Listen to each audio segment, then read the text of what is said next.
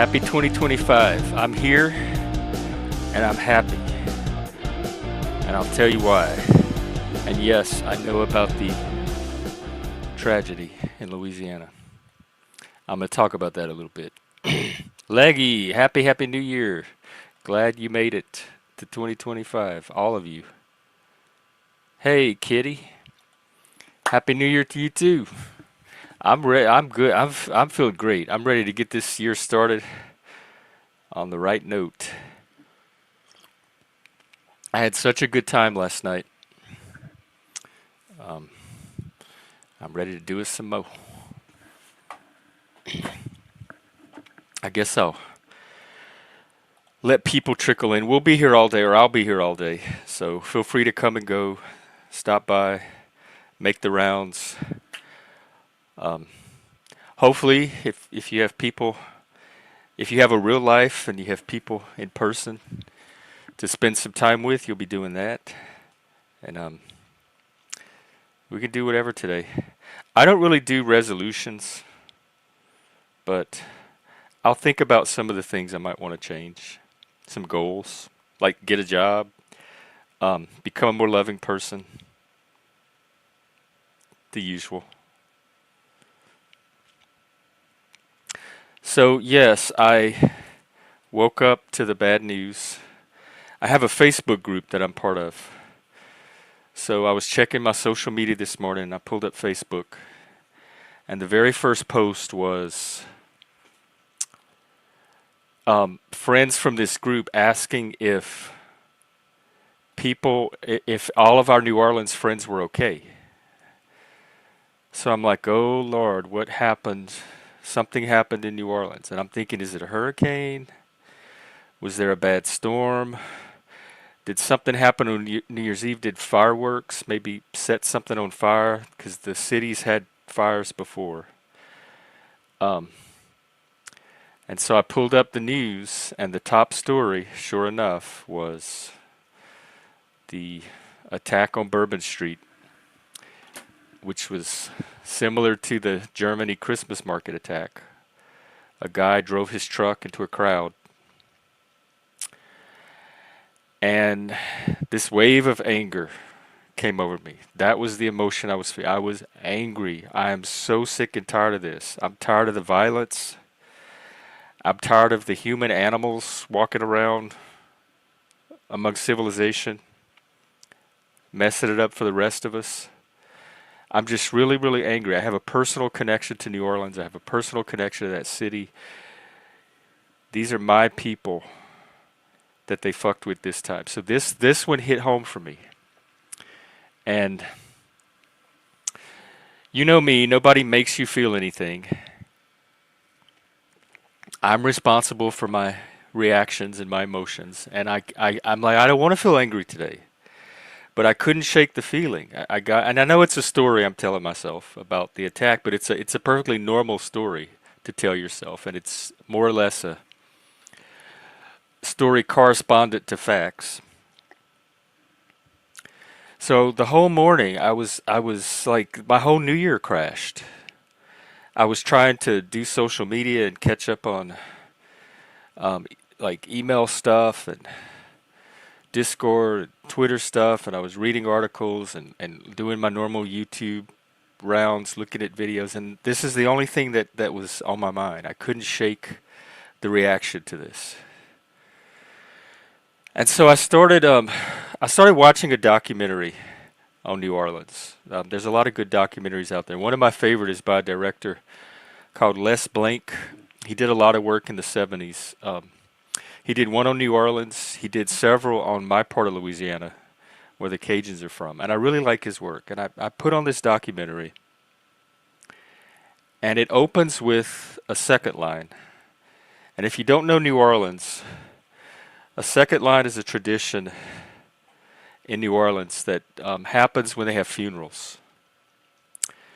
And all the jazz musicians, the black jazz musicians usually, will march the coffin to the cemetery. And they play these really slow, somber funeral marches. And then they put the person to rest, and then on the way back, they play jazz. They play this really lively jazz, marching music, dancing music, and they'll march throughout the street. They'll march back from the funeral through the streets of New Orleans, and random citizens and people and tourists and residents will get behind the band and join in. And you'll see people carrying their umbrellas. In fact, maybe we can find a video of a second line to watch later. Um, and it's a party atmosphere. And the idea is to celebrate the life of the person, and that death is not something that has to be depressing or miserable. And the whole city comes out and kind of has a party. I remember when we lost David Bowie. New Orleans did a second line in honor of David Bowie. Maybe that's the one we can look for. And it was really something to see. And I definitely want a second line when I go. And the second line is the line that forms behind the band, the line of random people that join in and participate in this celebration. And after I saw that, the joy immediately came back to my life. And I realized that they picked the wrong city to fuck with, because New Orleans comes alive in death. If there's any city that knows what to do with a tragedy like this, it's going to be New Orleans. There's going to be second lines, third lines, fourth lines for these people. This is not going to defeat them. If this was an act of terrorism, if this was meant to break spirits, it is not going to work. New Orleans is going to turn this into a party. They're going to turn this into something positive. They're going to turn this into joy, and they are going to turn this into a refusal to be defeated by this jerk, this total, complete, cretin, moron, asshole. And it gave me such spirit and such heart to see that in this documentary. And it reminded me what New Orleans is, what all of us can be if we choose. And after seeing that, I was reset. I'm like, I am choosing that. The anger was gone.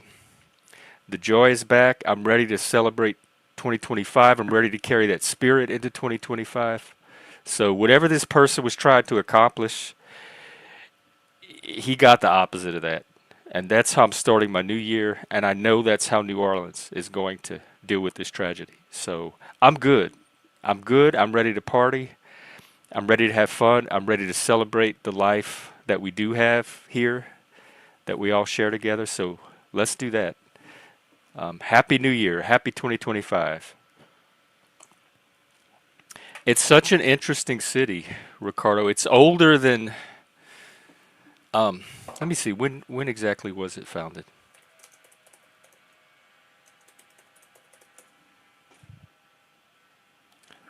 Hang on one sec.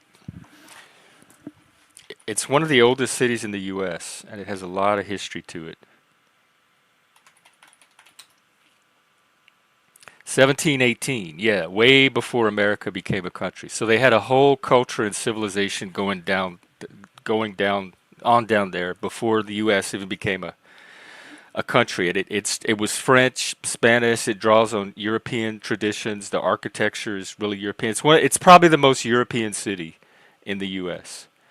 and the best food in the entire country. If you want to come to America to sample our cuisine, New Orleans is the city to hit. Hey, African. Right, and also Arabic, especially in the French Quarter. A lot of the balconies and the ironwork that the French Quarter is so famous for is actually Arabic influence. When I lived in the French Quarter, I dated an architect, and he designed some of the buildings. They were restoring some of the old buildings in the French Quarter. He helped design them, and we'd walk through the French Quarter, and he'd give me these architecture lectures on all the different individual influences of the buildings around us that we were seeing. So it's so rich in history and the people.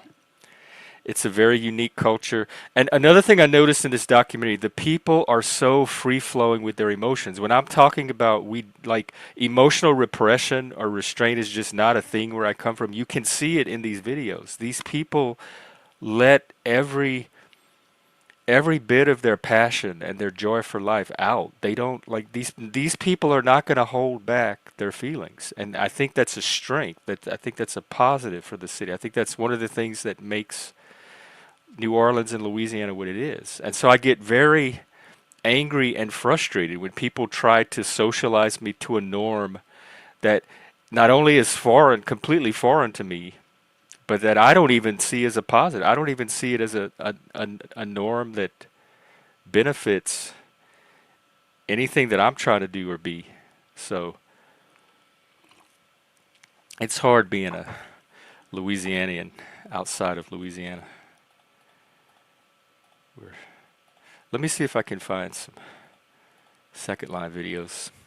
Hopefully I won't get a takedown notice. Y'all know what? I woke up this morning and I kind of figured I would to a YouTube notice that the ball drop video that I played is copyrighted and I had to go back and clip it out.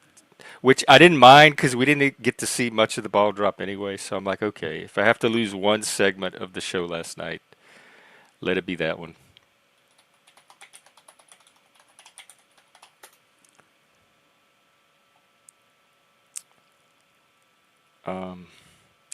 I'm going to try to find something not copyrighted. Wow. I remember seeing the second line when it happened, but it's so big. I didn't realize how huge it was. Let's hear from Smith. What's up? What's up, man? I didn't reach Brooklyn, but I did sleep. Oh, hang on. You're coming in kind of low. Let me check your sound. Oh yeah, you turned down really low. Okay, what's up? Happy New Year. Happy New Year. I was Did just you saying eat? I didn't reach Brooklyn, but I did sleep. You did sleep. Okay, but you Yes, did I not did. eat. I haven't eaten yet. No, I haven't. I'm okay. Okay. We'll get you some black eyed peas or cabbage or something. Man, What I'm do all you right. normally do for New Year? Normally my wife and child, they go spend time with all the other kids of the same gender, and it's just their weekend, so I just stay home. Okay, you just chill out and do your thing. Yeah, it's not because I hate my family. It's because that's what they're doing their thing. It's a girls' Yeah. weekend, and so Oh. yeah. Is it a family of mostly girls?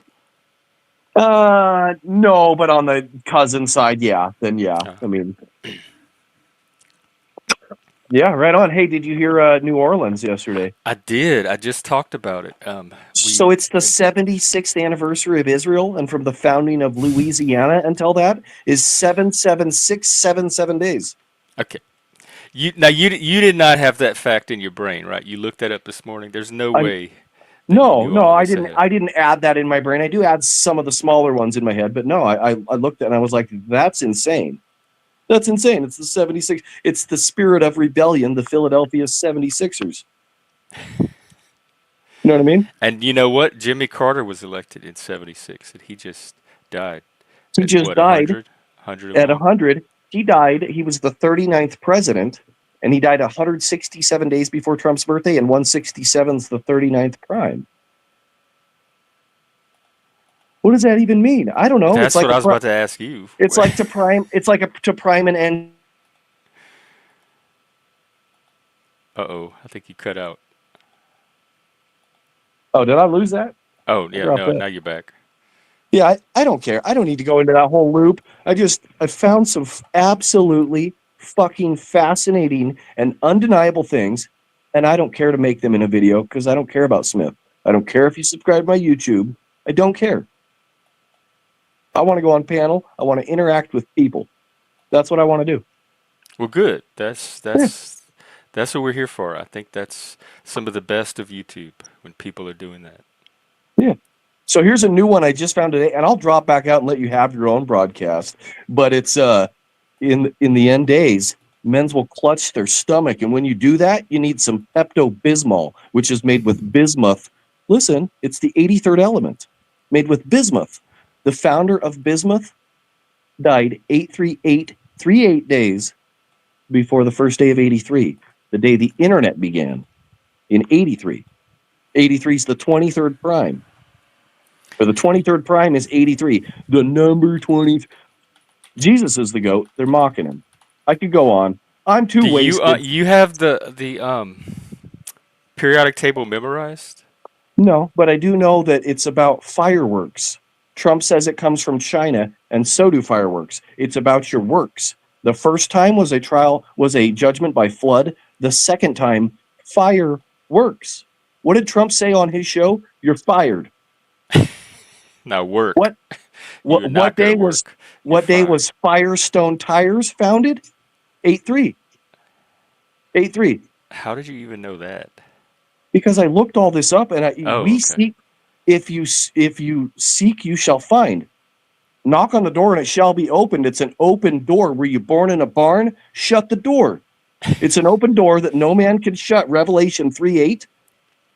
And Jesus was born in a barn, so he can shut that door. He was born in a manger. You know what I mean? Is that the same thing as a manger Is and a it? barn, It more or is. less? It is. Do Synonymous. you what did you do before the internet?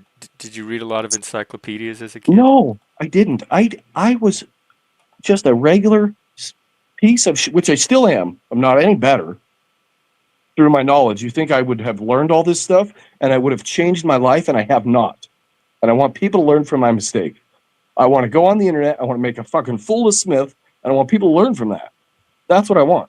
But I was a normal person. 2019 happened. I saw the programming pointed out from some other people about the Goodyear naming their new blimp the November 3 Alpha. And then the election took place on November 3rd. And Obama says his favorite superhero is the Man of Steel. The election, whatever. It was stolen. You know what I mean? It was stolen. The Man of What Steel. was? Oh, Who cares? 2019? Well, 2020. So it was this whole thing about they were going to have it. So Led Zeppelin, you play their song backward. It's the Stairway to Heaven. It's Jacob's Ladder. It's Kobe's Ladder. A Zeppelin is an airship. It'll float like a lead Zeppelin. Lead's extremely flammable. You know what I mean? They wanted to, Sunday Bloody Sunday is a movie. They wanted to crash a blimp into Seattle Stadium November 3rd, 2019. Everyone got on board with that. I called the police station. I called the FBI. I called all of them in 2019. I said, this is going to happen. And then it didn't. And then look what happened. It wasn't November 3rd. It wasn't 11/3. It was 3/11 Seattle Disney Princess Cruise Lines. I fucking failed people. I I didn't know failed it. about the blimp in Seattle. What, in 2013 they were planning to drive a 2019. blimp into Well, something? 2013, the power shut out when Seattle was in the Super Bowl. But 2019, they had the Goodyear blimp flying over the Skull and Bones Tampa Bay Buccaneers playing the Seattle Seahawks. Their stadium is shaped like a turtle. Seattle's sister city is Kobe, the Fabian long plan, the tortoise. Kobe translates to tortoise or deceiver. It's Seattle, like cattle, like Kobe is beef. We're drunken with the wine of her wrath, the whore of Babylon. It's X marks the spot. It's Chicago. It's Chica Go. Chica's a woman. Who's that woman? It's Babylon. She's going to go away. I'm insane. I don't know how you keep up with it. That's a lot to keep up with. I make it all up. Oh.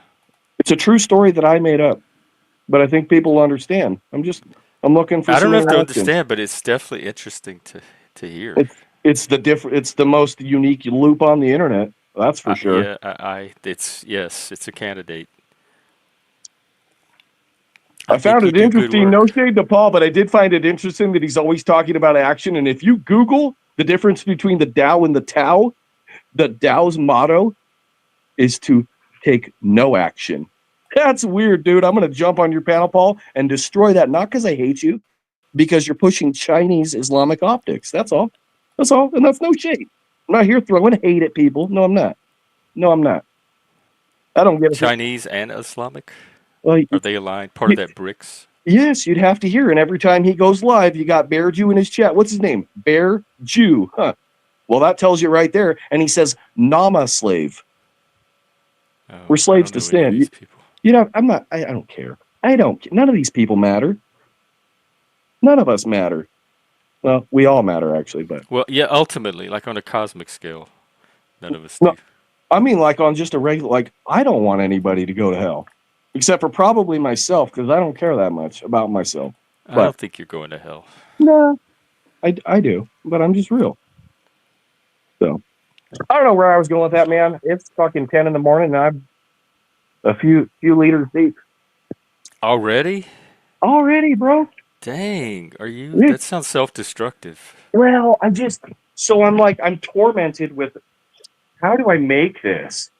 It's like, do I Edgar Allan Poe and cut off my right ear? I don't know how to do this. I don't know how to do this. I Do you have the have do you inspiration. have people around you you can talk to about it? About what? Like what you trying to do or not do? I'm talking right now. I I want know, people but to like dismiss people it. in real life that can Is maybe. this not real?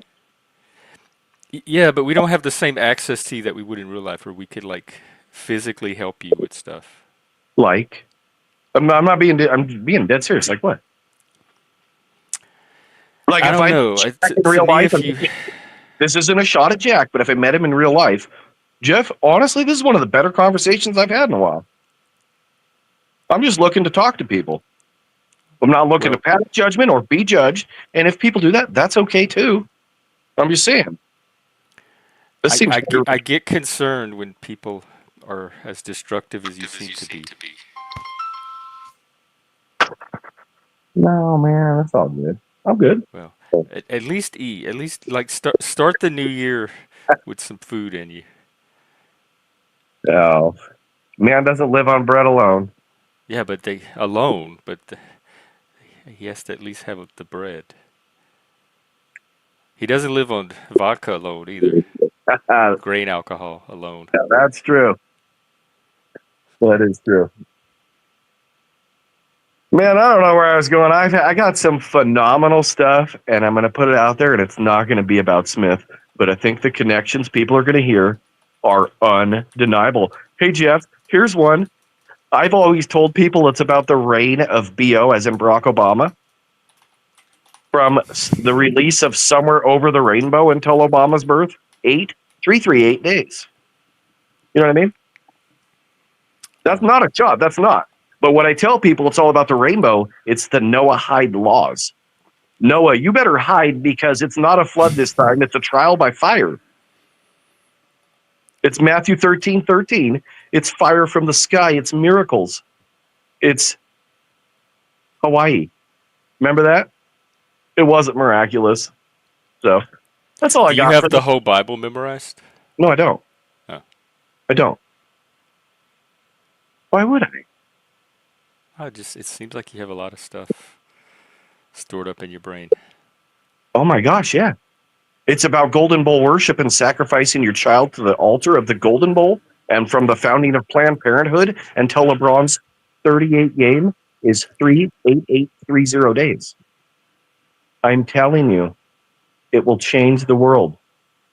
It will. People will hear it and they won't be able to deny it. Well, Because I get how people deny God. I get that. I totally do. I don't want people to, but I get it because the world fucking sucks. But how do people deny that there's not an evil presence in the world? That is beyond me. That is beyond me. Can you explain that? I think people are evil. I don't know if there's a presence, but there's definitely evil actions that people take and do. Things we call evil, like as humans. To the universe, they're just objective acts. But we evaluate them as evil because to us they appear that way. So Like I there's no. think what happened in New Orleans was evil, but it was one dude. I don't know if it was a presence. And the thing about a lot of people deny God, especially in a scientific age, because a lot of us don't have direct experience of him. He's just a story that we hear, like Santa Claus. So until we have some kind of experience ourselves, it's easy to deny something like that. I agree. And on that note, I'm going to respectfully bow out. I'm going to try my best to put this out because I have experienced what you're talking about. I have. I'm nobody. I'm shit. Okay? But you won't be able to deny it. Take care. Take care, Smith. Good seeing you. Hey, Panelverse, Happy New Year's. Um, I'm looking for some second lines, and there are surprisingly few of them out there. At least not any that seem like of good quality. So I found one. Oh, hey, here's Leggy. What's Yo, up, Leggy? Happy New yo, Year. what's poppin', mother hummer? What are you doing today? Oh, I'm heading to pick the wife up, and then I gotta go pick up my kid from her aunt's house. Oh, okay. So they stayed out last night. Well, they're downstate, so I gotta travel. I gotta travel downstate. What's I thought you were as down as it goes. What does downstate No, mean? no, I gotta go downstate. I gotta go downstate. I live in down east Maine. That's kind of south by the coast. No, that's not south. It's northeast. Oh, well, you're in a totally different part than I realized. I understand it. Once I again, thought you were at the you're bottom not of from Maine. Maine, so you don't understand the Oh you no, don't no, I don't. understand it. Up north, when we say up north, we mean the county. We mean Aroostook County. That's up Is north. that like the top of the mitten where the fingers would be, Sure. or the bottom at the wrist? The tall? Oh, okay. Yeah, no, I thought you were at the bottom No, part, like along the coast. no. I mean, I am along the coast, but I'm east. I'm as far east as you could possibly go Like until you hit Canada? until yeah, well, yeah, like I'm as far east, like the state of Maine. Oh, okay. Yeah, I didn't Yeah, know you were that far out. yeah. Yeah. I see this video the other day. It actually says the distance from Maine to Africa is shorter than from somewheres in Florida to Africa because of the way it sits in the ocean and shit, and how far out we sit. It's like 1,000 miles less That's a than lot, a Florida. thousand miles. Yeah, it's like 1,000 miles less than Florida. Plus the globe, like the map we look at is a distorted Well, yes, projection yes, anyway. yeah, it is, but no, I thought that was cool. I go, Maine's closer to Africa than Florida is. I go, that's Yeah. fucking nuts. Anyways, what are you doing? Well, it's I'm morning time for you. I'm here all day. I'm I'm I'm sitting in a chair today. Yeah, yeah. You should, I say, buddy, you should spend only 4 days a week on YouTube, and the other three I would job hunt. That's just me. That's just me. Four seems a little because I get the job hunting done in between the streams, but I started taking Sundays off, and that's kind of working a little bit. But four seems like too much, too many days off. Well, no, no, I'm not saying 4 days off. I'm talking about 4 days a week. Yeah, Just no, like 3 days off seems like too many. Well, I mean, stagger them. Just like stream a day, take a day off. Stream a day, take a day off. I think I would lose my flow that way. There'd be No, too no, much not if time in you. between streams. No, no, no. Just a Besides, where routine. would you go? Where would you do on 3 days out of the week when you're driving around and don't have a stream to go on Well, well, or listen to? there's I plenty of know there's shit to other listen streams out to. there, but none of them are as good as this one. Come on, you know. Well, I don't know. I don't know. I mean, some of these streams I'm looking at Well, lately, let me know they've who they gone are from so I can like go when get I them came shut down. around. When I came around, some of these streams had like maybe like seven, eight, maybe 10 people watching. Now they're up to like 100, 140. It's like Jesus Christ. Damn, what are they? What's their secret? Is it drama? Or are they It's drama. It's exploiting the drama. drama? They went over to the dark side, the It's drama like side. everybody is consolidated into one. I like the drama community was like made up of a bunch of little communities. Hey, Hank McCoy, what's up, And Mr. McCoy? I'm just wondering why you're giving Jeff advice when you haven't hosted your own stream yet. It doesn't make any sense to me. What are you talking about? I've had all kinds. My other channel before this one, before I had to start this one up, I had like 1.5K subscribers. I have one short with like over 500,000 views. Uh, I did all kinds of lives. What are you talking about? Damn. I Like, didn't know I that. have some numbers on my other channel that makes some motherfuckers jealous in reality. Do you still do anything with that channel? No, I can't. I can't do anything with it. Oh, that's the one you got locked out of? That's the one I got locked out of, yeah. And this one here, I just don't. It's like I stopped streaming for that month that I pretty much lost the little bit of traction I had. I lost it. And then, as I said, having to start a new channel, it's just fucked it even more. So. Yeah, I can't imagine having to start over. I'd probably So, just give up YouTube. excuse me, Mr. McCoy, but before you can talk about something, you should at least have a slight clue what you're talking about. Oh. Ha ha ha! Shaft. Ha Oh, ha. you're mute. Hey, you're muted or something. Who? You're not you're not on mute, but we can't hear you. You can't hear me. No, Hank. Oh, Hank. You'll have to come back. Yeah, I saw he was passionate. He was giving a passionate response, but I could hear any of it. I hope he knows I was only joking. Okay, does it work now? Yeah. Yeah, yeah. Yeah, I can't verify the fact because I can't go to your channel and you never promote it. I never see you stream. Heard or anyone else talk about your streams. So how can I know that? Jeff didn't even know Okay, that. fair enough, fair enough. Now, Yeah, Jeff. this channel, I haven't done many, and the ones I have done just been me on the boat. Really, I haven't. I mean, I only got what 22 subscribers on this channel. I got a long way to go to 25 get now. that. Oh, 25. So see, I got a long ways to go to get up to over 1,000 subs again.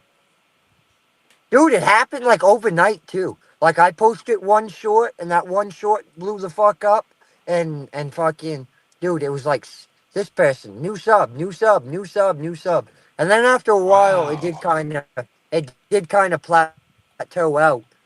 What was the But for short? Was it about a 2 weeks lobster straight, I had on the steady boat? growth. No, it was a short about my fucking crazy ass neighbor Oh yeah. Oh recording. yeah, I can see why So that it one went kind of viral. fell. So it fell into the. I'd imagine it fell into the 1A community type shit in the Was algorithm it was a because it short? was So it was talking. vertical. Yeah, it was a short. Yeah. Which, by the way, you should. You when you come on StreamYard, you can still do the same thing, but you should do it in portrait mode. That way, there people can find you that way as they're scrolling through reels. Yeah, I do. My evening streams I do vertical, and I get a little bump in viewers at the beginning before they all scroll away. So But none of I it's think it does translating work. into subs.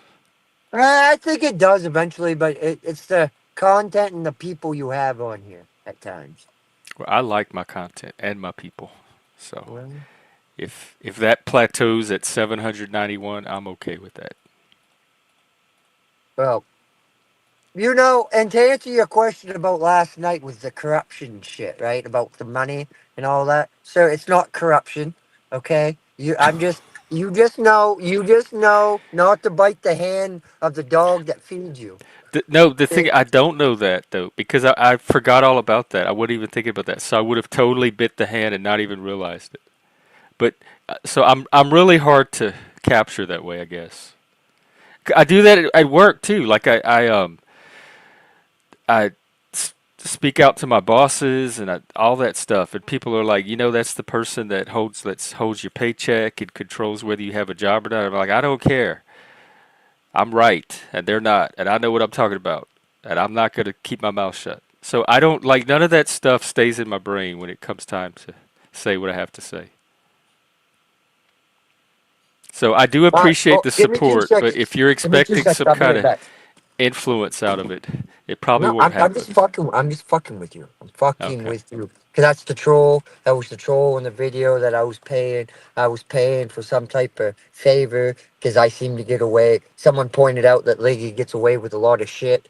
So and I some don't then think you someone do. pointed. Then Not more somebody was than like, any other "Well, person. Leggy pays you." So I'm just making a troll of that troll. You Oh, see what I'm okay. So saying? that's what they were saying. Yeah, I don't think that you don't really do a lot of shit. When you try your one little troll, I call I you on mean, it every no, the time and only we fight person about it. The only person I really troll, let's be honest, it is Mike Cerrone. Right. And now, now the pink weird birdo. Yeah, you can troll him. I don't care about that. Troll away. But Mike specifically, we had made an agreement not to troll, and so every time you push it, you and I push back. But that's the only time that you ever really do anything out of bounds on my channel. And I don't think any amount of money is going to change that. So whatever that person in the chat was saying, they're just seeing what they want to see. Oh, Hank, if you're talking, you're on mute. You're not coming in again. Nope. We see your mouth moving, but we can't hear anything.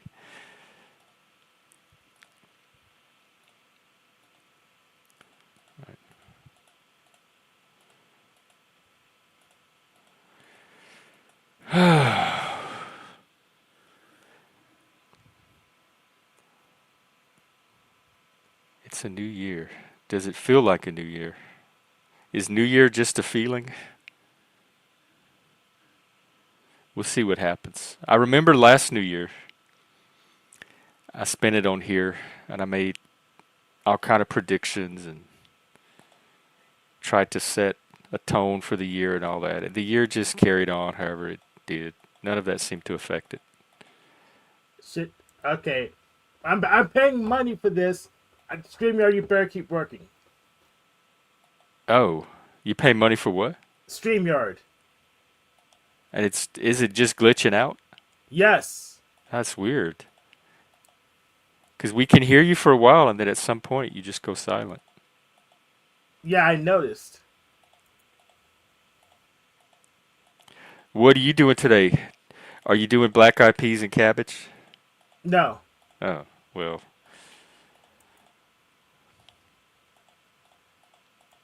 Don't complain when you end up poor and unlucky. Is Hank going I to will. perform an exorcism on Snafu? Somebody needs to. Yeah, I already did one, but it takes more than one to apply. In fact, I read on his show on the 30th, he ended up taking it down because it didn't go the way he wanted it to. Luckily, a few people saw it, and we could just loop and do it again. It's not really much different than all my other conversations with them because he makes a bunch of spurious claims he doesn't have the receipts for, and asks them for receipts. Then he gets angry, and then he quits. Oh, So different from all the other times when he gets angry and stays on the panel. yeah, Did you yeah. and Talcott work out your debate? I didn't schedule it yet, Oh, okay. but I want him to train a bit more for it because I feel like I have a very I don't want to completely destroy him as easily as I know I could. So I need him to actually Oh, train. you're very merciful. I wouldn't say that. I just there's a lot of moving parts, and I need him to not to be completely smoked. Oh, well, Luna says you're a better life coach than Jack is. Yeah, I'm a corporate trainer, so I'm not surprised if I am. Jack's pretty good, I have to say, at least his content wise. From what I hear about what the like his little monologues and the insight he presents, it's pretty sound life coaching material. But yet, I've noticed with him though, he gets hot headed very fast, very hot headed, very fast. Yeah, but like how think I don't know why me and Jack get all the flack for spurging out because if you think about the panelverse, there's plenty of people Because it's that the message you guys preach. You get my point? It's I more don't so Jack is preach. my point in this one. Jack's talking about loving, understanding, acceptance, Oh forgiveness. yeah, you don't hear Yeah, me preaching that. but yet Jack flies off the fucking deep end. No, you like I was trying to get to yesterday. You say no trolling when it comes to certain individuals, but other individuals it's fair game. It's like, well, no, it should be either no trolling at all, Mhm. or all trolling's allowed. Just because a certain person or certain people get butt hurt about shit doesn't mean that everybody should fall into the Yeah, same. everything's on a case by case, individual basis here. There's some people I have reasons for um going a little harder on the trolling with. So I know my audience, I know my panelists, and I adjust to each Yeah, but individual person. So a blanket rule like that's not really going to work in an environment like this. Beak, wow, thank you very, very, very much. That really started the new year right. Thank you, and I hope yours is just as happy. Wow, what are the Let me see the little symbols. Their hearts. Oh, fries! Thank you. He sent me some fries. Thank you so much. who Wow. was that? Bink? Is it Bink the Beak. chick? Oh, Beak. Yeah. Thank you, Beak. I don't. And Hold y'all are on, just I think judging Hank's like fucked one up. guy Hold on a on, YouTube Hank. show. Y'all don't know how Hank, he is in is his your audio life, fucked up again? huh? I think Hank's audio's fucked up because yeah. Oh, Hank, it sure is. Hey, Plasma. I Happy wonder New if you Year. got like a loose cord or something because you're talking 1 minute and then 1 minute it bounces out. Yeah, he said it might be StreamYard.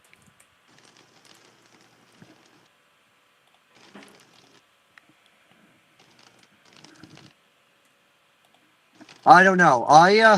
Although Hank, I might start recording some new videos here this spring, and my kids each got very nice laptops, and they each know how to edit videos.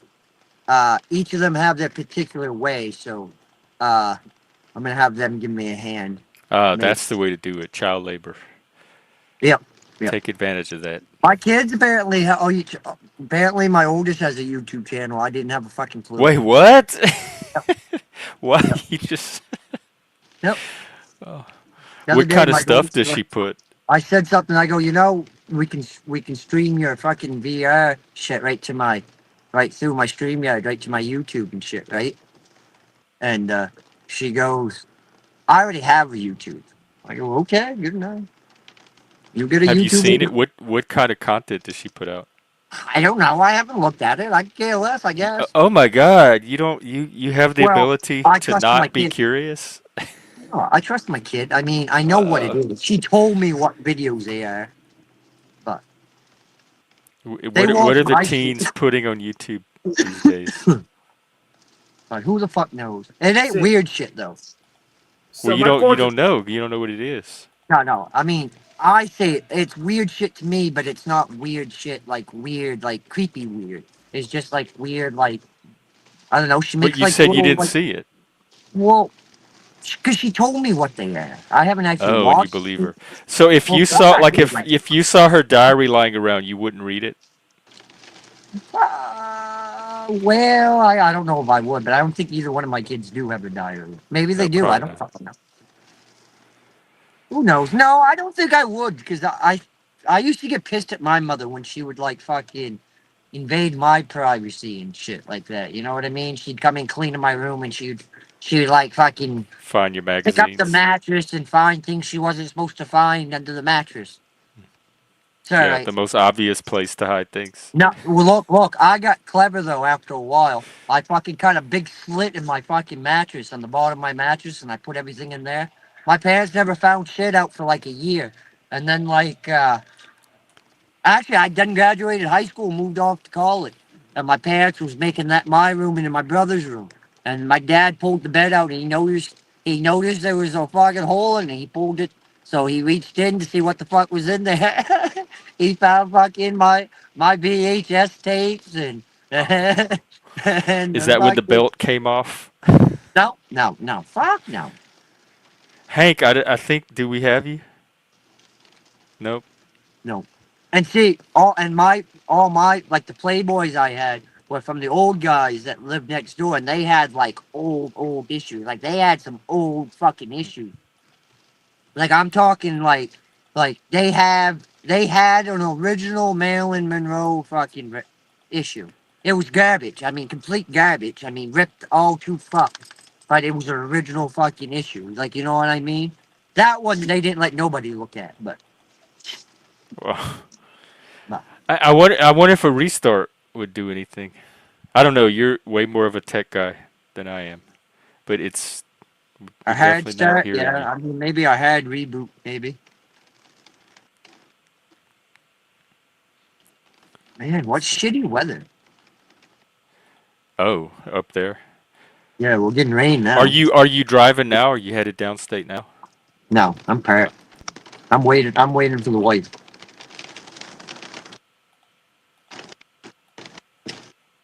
The youngest was she was to that stage where she was ready to fall asleep, but I had to get ready to go get her mother, so I just said, "Fuck it." I put her in the car now, and we'll leave a little bit early, and she can fall asleep in the car. Oh yeah, that's a good strategy. Yeah, yeah.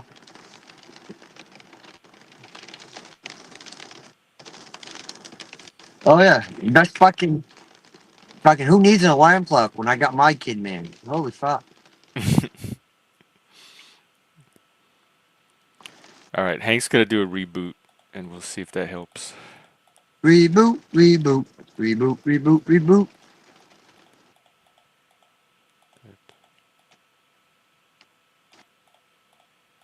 So did you make it to midnight where you were yesterday? Oh man, no, Yeah. fuck, no, I wouldn't. Oh fuck After no. I saw a Okay. panel, I went inside and went to fucking bed. Oh. My phone died, and I said, "Fuck it, I'm going to bed." Ah, okay.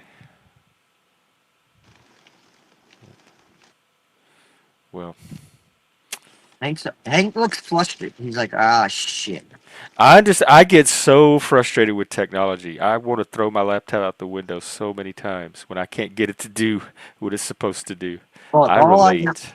all I know though is with technology, if you keep pushing the same button over and over and over, it doesn't make anything any better. I know. It's Twice, great I'll when do it it works twice, like it's maybe three supposed times. to. After that, fuck that shit. Because when I get to a point where I don't know how to fix the problem, there could be infinite solutions from that point, and I have to Google and research and try 100 different, and that's where my frustration ramps up very quickly.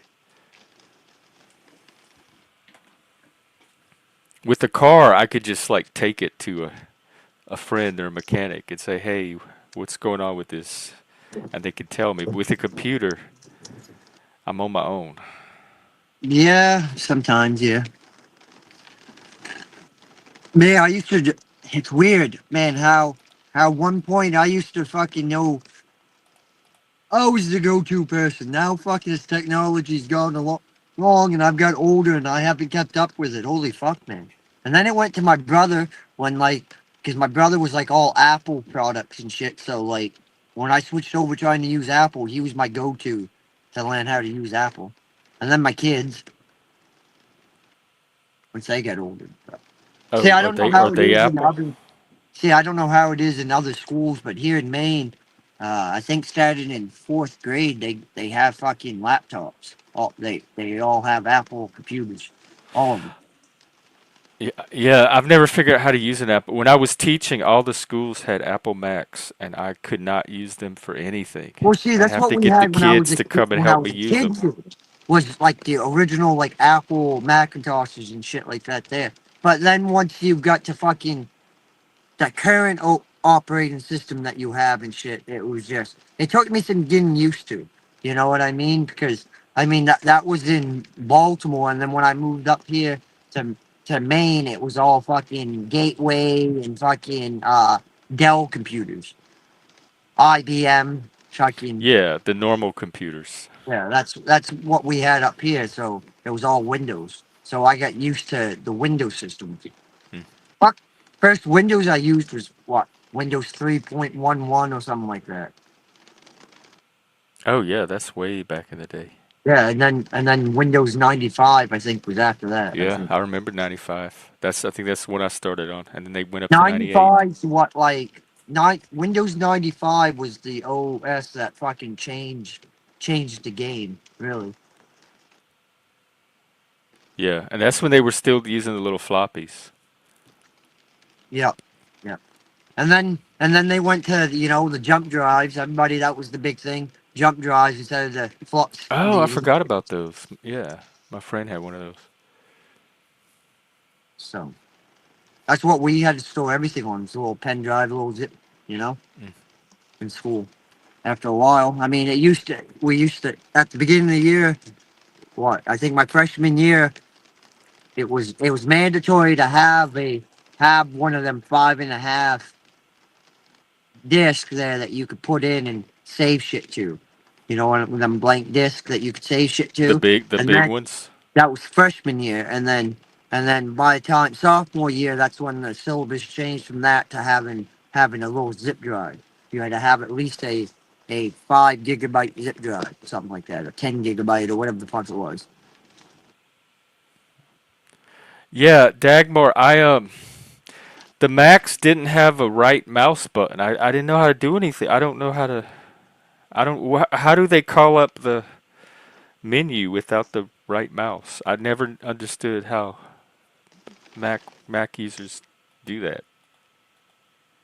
It was just a one click button. No, because it was one button, but it was how many, depending on how many times you clicked it while it's there. What? No Like, way. Oh my yeah, god. My I that's think one torture click. just It was thinking like my one brain click for would not be able something, to. double click for another action. I think that's what it was. Oh my god. What a horrible interface.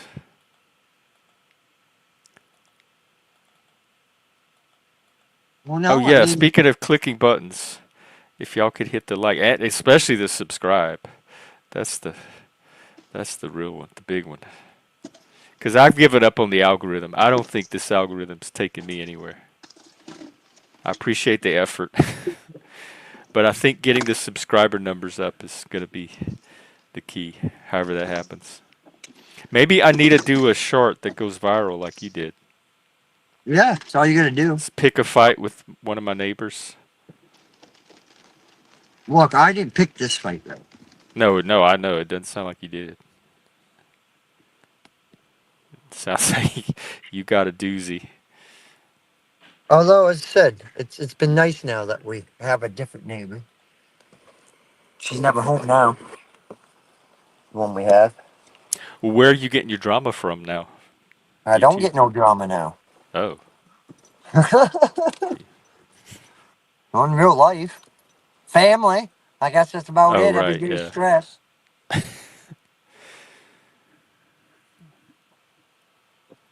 Fact that I gotta drive fucking to Bangor in a fucking rainstorm today. That's fucking Oh lovely. Lord, how long is the drive? Yeah. Hour and a half, 2 hour. Oh yeah. Well, at least it's rain and not snow. Yeah, but it's not very warm out.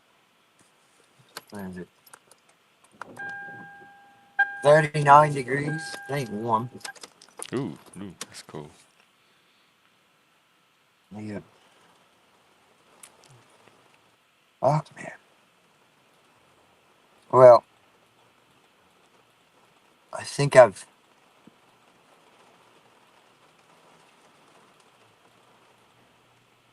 I don't know what to do nowadays. Fucking What do you mean? bored. It's boring. I hate fucking wintertime, man. Oh, Shitty weather's. do y'all have I long hate winters having there? I hate having days off. Fucking absolutely having. Well, long periods of time Do off. you I have hate it. hobbies? Yeah, but it's all like summertime hobbies. Oh, okay. So nothing in the winter. No, no. I don't like ice fishing. I mean, I will ice fish, but I don't like ice fishing. Yeah, that doesn't sound like something I would like either.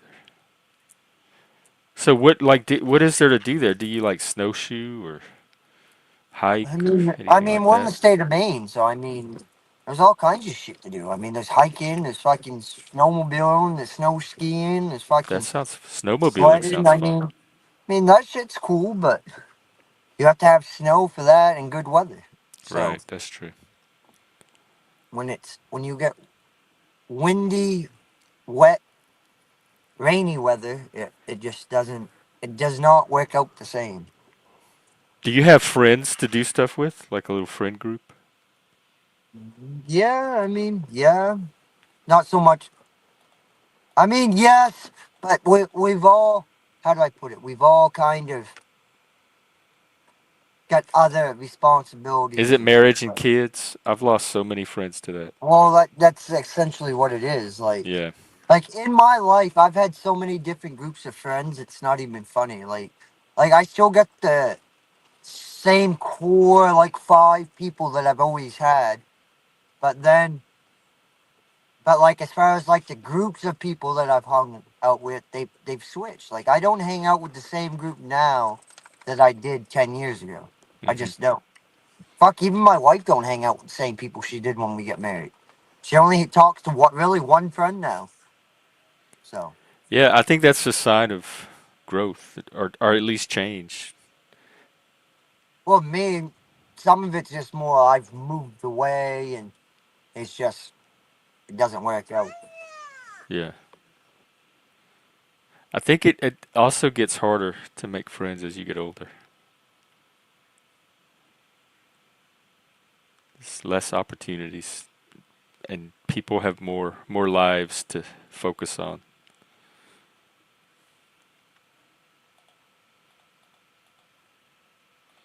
My God, my roommate is cooking something in that kitchen that smells delicious. So, like, how does that work with you? You got is it like? See, I couldn't do the roommate thing. I don't think anymore. I did it once upon a time, but then I still never The really key liked is it. getting the right roommate, and we pretty much do our own thing. We hardly ever see each other or talk. So it's we like share a space together, but we don't really interact or see each other. So it's kind of like I'm here by myself, but I have someone to help pay the bills. And See, I couldn't do that either. See, if they were living in the house, I'd have to interact with them. it's. I mean, we could interact. We're both we both sit in front of the computer all day. He's a video gamer. He has his little video game group he plays online with. So he's in front of his computer all day with his headphones on. I'm in front of the YouTube with my headphones on. It just works out. And I So had just another roommate before him. So we had two of us for a while, and we were all the same way. We all stayed in our rooms in front of our computer, and it worked out perfectly. yes, yeah, yeah. No, I couldn't do that. Fuck that shit. Nope, But nope. then my See, that's roommate in one thing I can say. Seattle was different, and we spent a lot of time together, and we became really good friends. We'd watch movies and TV shows, and we'd eat dinner meals together, and it was really nice hanging out. Well, So it like just me, depends on the person and like when the I had combination. roommates, so it was like how I was in the Air Force, but I was going to college at the same time. And there was a bunch of guys I met. They were like, they were living on campus and they wanted to get an apartment. Well, one of them, something happened. They had to leave school. So they're like, hey, do you want to take over the lease? I was like, yeah, I'll fucking take over the lease. So I took it over, that part, thinking that. And then next I know, like fucking everybody but one guy fucking moves the fuck out. So it's me and this one guy fucking left to pay. We're just kind of like, what the fuck? Oh my God. So then this motherfucker, like me and him were good friends, and even to this day, we're still good friends when we see each other and talk. But this motherfucker, so he borrowed money from his mother, right? His mother brought him the $750 he needed for his part of the rent, right? This cocksucker went out and bought a fucking Nintendo Wii with it. Oh, not was it a Wii or what was before the Wii? No, it was the Wii because it was yeah, it was the Nintendo Wii. Yeah. I was like, are you fucking kidding me? I go, you just spent your fucking rent money on that, so now I gotta cover it or we're gonna get kicked the fuck out. Guess what? I paid my part of it, so whatever, and then the guy never fucking paid. And so once the half month was up, I packed my shit up and moved the fuck out. And I That's left him with the fucking bag on that one. I go, fuck that shit. That pissed me off. Yeah, no, I pissed me off too. I've had that happen to me in a few But I situations. mean, me and Joey were fucking good friends afterwards. So I mean, I can't say much about it.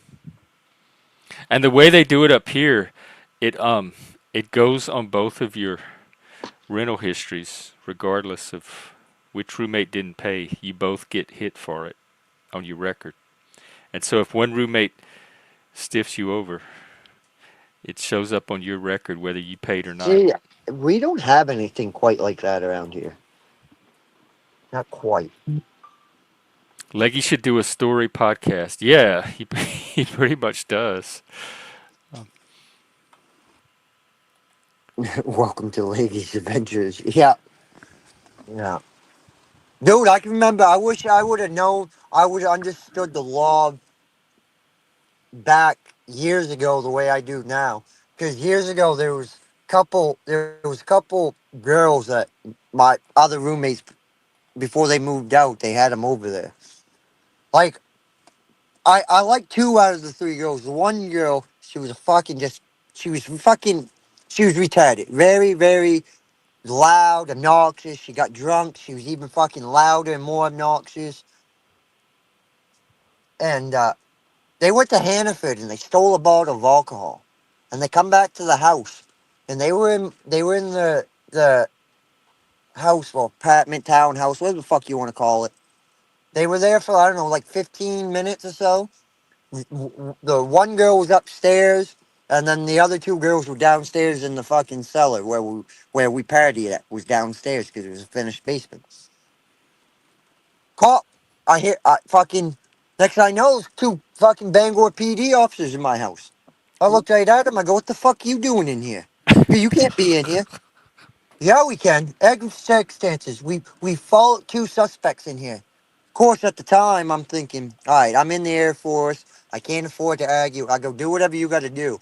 Retrospect, now that I think about it, they, without a warrant, they couldn't have just walked in because the person from the store followed them to my house and told the officer what house they fled into. So the cops themselves didn't actually witness it. So the cops didn't actually have a legit right to come in, just walk in like they did. Did they get the girls? Oh yeah, they arrested the one girl, which I said was the Wow, obnoxious one that I didn't that's like anyways. She beat it. She beat it in court because they didn't have probable cause to come into the house. effigy. Yeah, I was thinking about you this morning too when I saw it. I was really angry most of the morning. Like I was furious. I'm so sick and tired of this shit. And then I started watching New Orleans videos, and they had the second lines, and I realized that New Orleans is going to bounce back from this in a way that no other city can, I think, because they really know how to. They're very resilient, and they know how to transmute death into life. And so I think whatever this guy's goals were, it's not going to work. And it made me like appreciate New Orleans even more after seeing those. Yes, you cannot stop the beat. What I So don't understand is why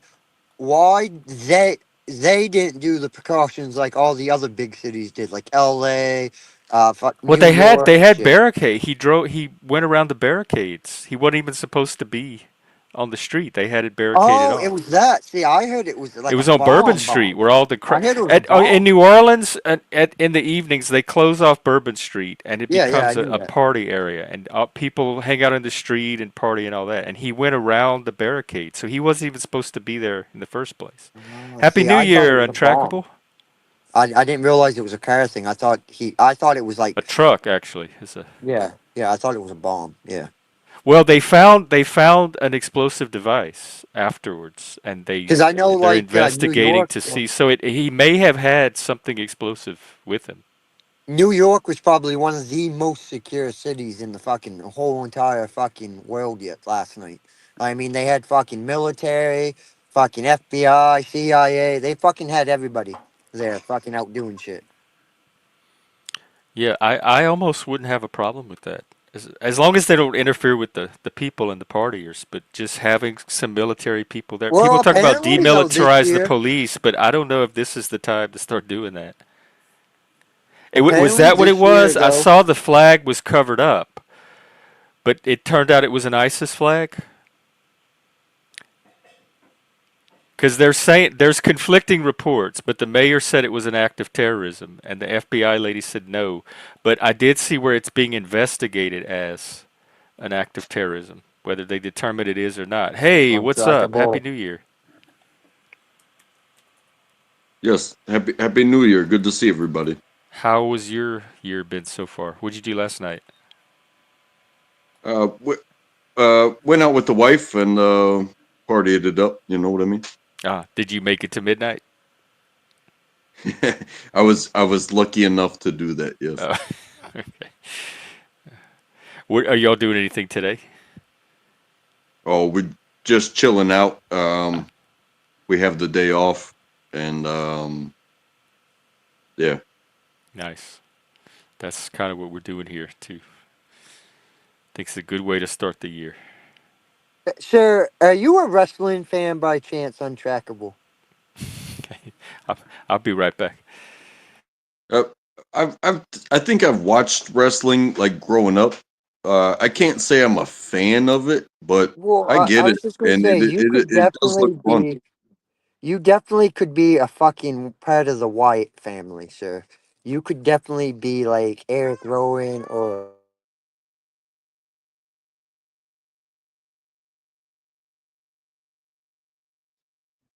Yeah, but wrestling requires like actual wrestling. It's sometimes it's so much more than what you look like.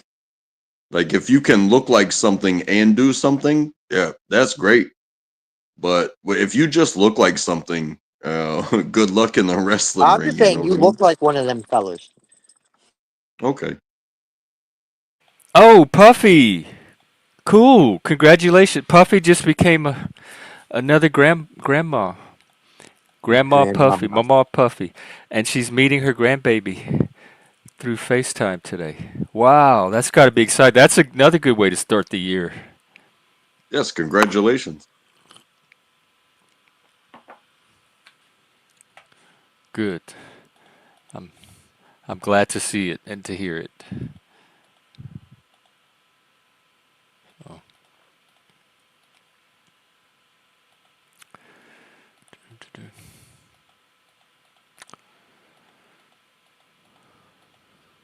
Well,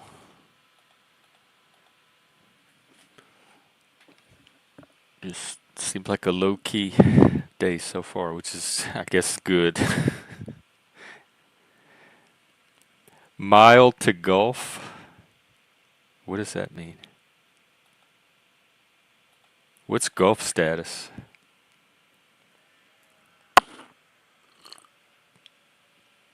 I'm not sure on that one. Oh, man. I, yeah. Definitely autocorrect, sir. Autocorrect. Okay, I should have known.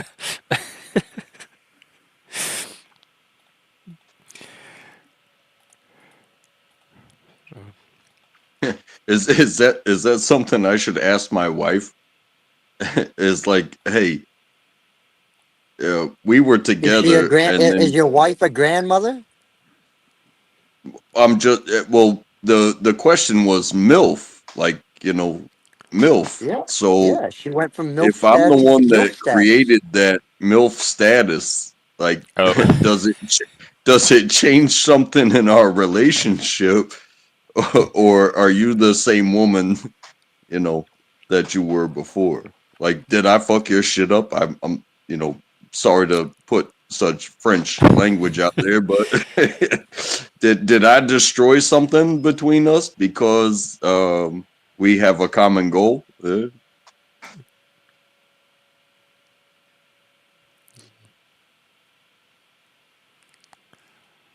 don't know. Well, there ain't too many people though that can hold that title proudly though and actually get away with it. Is that just a nice way of saying a cougar? I mean, is a cougar just a nice way of saying a MILF? Well, no, I don't think she's to that age category yet. That she has to be in her 50s for that category. Oh, okay. So they're, oh, okay. Good. Well, that's good to know. They're pushing that line back further and further. What is there? What is a male cougar called? That I don't know if there is one. I feel like that's more of a puma, and Oh, a puma. Yeah, I'd be a puma. I'll take that. A mather. They're calling it a mather. I like puma better. Oh no, a mather is an older man who goes after younger women. Yeah, I think puma works.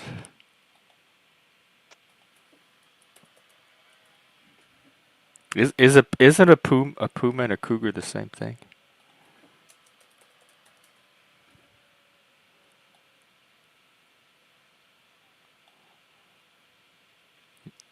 maybe I don't know. Yeah, I think so. Maybe The similar. the Maybe. genus is Felidae and the only extant species is the cougar, also known as the puma, mountain lion, and panther. They're all the same animal. Okay, but we'll just say, well, but I mean, a warlock and a witch is the same thing, just Right, different yeah, names. it still works. I like puma. Is it puma or puma? But Let me it see. also kind of comes into funny when these terms are all related to cats, except except for the MILF. The MILF is not a cat; it's an acronym. That you're right, yeah. It's And actually and puma or it puma, either one is. insinuates that you put in work. You know what I mean? That's true, and that you know what you're doing because you've at least done it once. Puppies. Oh my God, her kids are watching this and laughing. Well, I apologize then. I What is the sincerely. name? What we used to call? Wait, what is an old cat? I don't know. We used to have tomcats and alley cats, but they weren't necessarily old. They were just the cats that were always looking for the other cats that were in heat. And we have a phrase, catting around. So like when a woman, usually a woman, is out there kind of cruising for men, we say, "Oh, look at her, she's out there catting around." Or saying that somebody's being like catty. You know what I mean? Oh yeah, that's another. So I guess women get associated with cats a lot, but then they also get associated with female dogs. So it's like they can't win either way. But even with men, it's like, oh, I'm a lion. Well, it's still a cat. You know what I mean? That's true.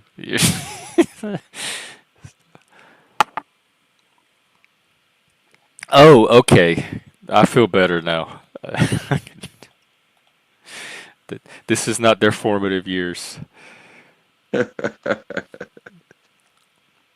I still apologize to your children.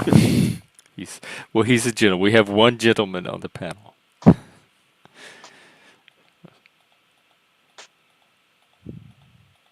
Because even if your children are grown, like I have a young child, but I have gone through conversations, adult conversations, where I'm the child in my mid 20s, and my mother or father is having a conversation with someone of their age and stature, and I just sit back and listen. And hey, this is my boy, this is my son, or this is my child, or however they put it. But I just say, yes, nice to meet you. You guys continue on, because it's the what am I going to tell them that they've never heard before? Whereas everything they say is probably something I've never heard before. Oh yeah, right. Do you think like do parents ever start seeing their children as adults, or do they always see them as that young baby, that child that they raised? I don't feel like like my parents ever. They always see me as the same child I was that they were like when I grew up,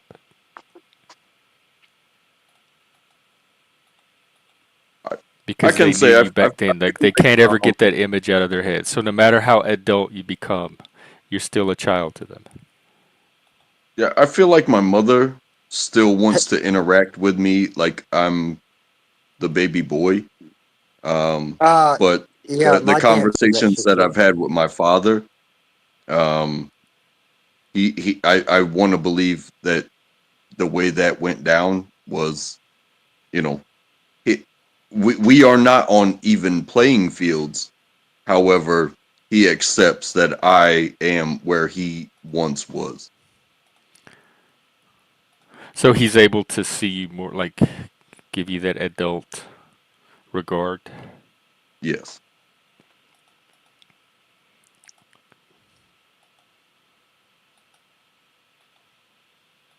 Yeah, I kind of suspect that. Even with my friends, I noticed that they.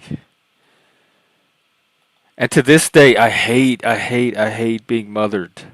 Like when random women or coworkers or just women anywhere like mother me because I feel like even they see me as a kid or like their kid.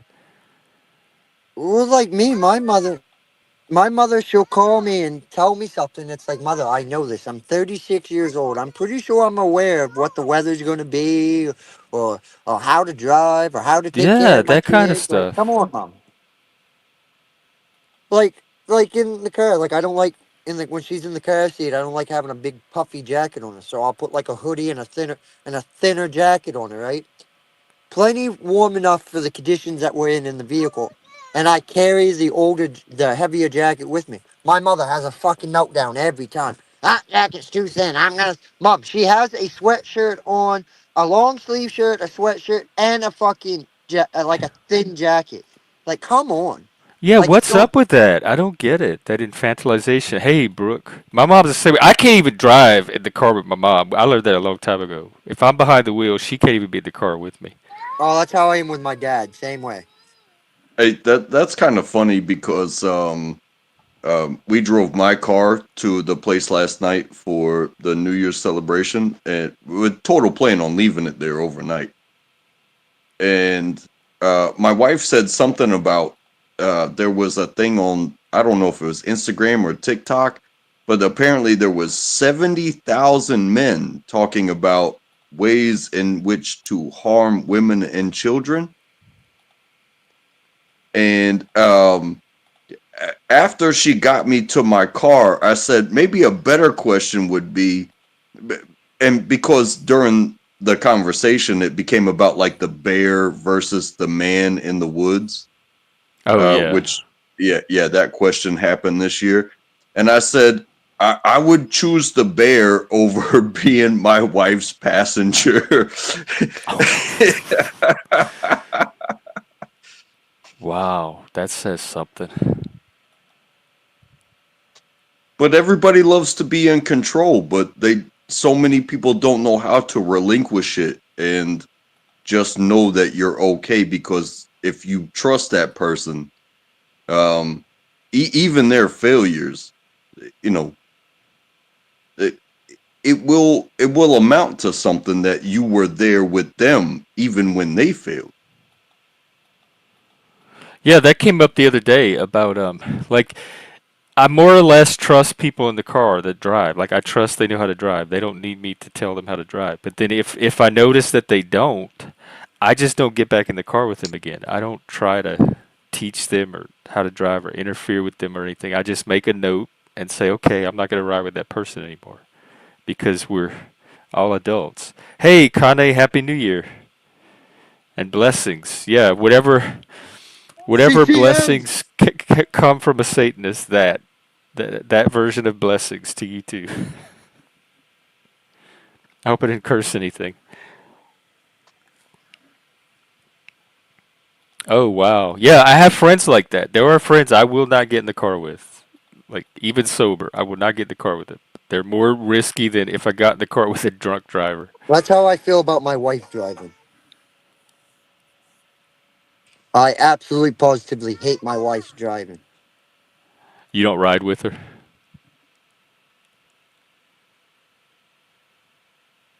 I mean, I definitely ride with my wife. She makes good time. um I have a problem with proximity of other vehicles like that, but that's a me thing. But the way she handles herself, she does good things. as Whoa. but I also look at it as it may not be the safest. It is, however, efficient as She far drives as too time is close. concerned. I As don't know far if as it's time is efficient, but concerned. it's efficient if you want to shit yourself the whole fucking way and fucking have a death grip or something. Fuck that shit, man. That's how my wife is. She gets there in fucking time efficient. You see, but as far as safety wise, there's a lot to be desired, in my opinion. Fuck that shit. She goes, "Well, You you know, do." No, no. There was a big Uh, difference. Oh, what? I was gonna say, um, just because someone has a driver's license doesn't mean they know how to drive. And let me preface that.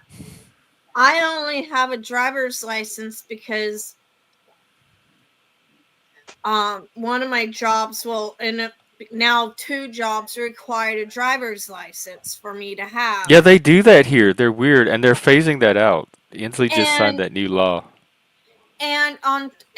on top of that, um the last time I actually drove a car legally was when I was when I took my driver's test to pass it to get my driver's license.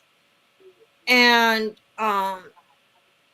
so I'm not saying I wouldn't be a safe driver. I'm just saying that I don't know if I would want to get into a car with somebody like me who's not a big fan of driving, if that makes sense. So I I know I wouldn't want to have, to tote around my grandpa or a 6-year-old kid, because I have to worry about how I'm driving, plus the life of whoever's in the car and everybody else. And I would just be too hyper focused on, am I doing everything right, and probably end up fucking up. But again, I wouldn't trust me driving. But I'm not saying I'm a bad driver. I'm just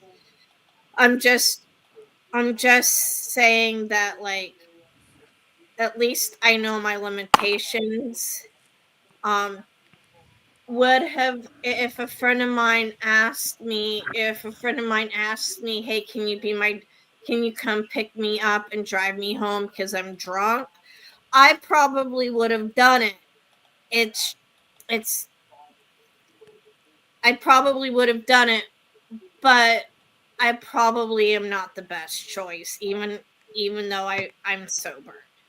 Um, but at least I know about myself. But like, I think also Seattle drivers just suck shit.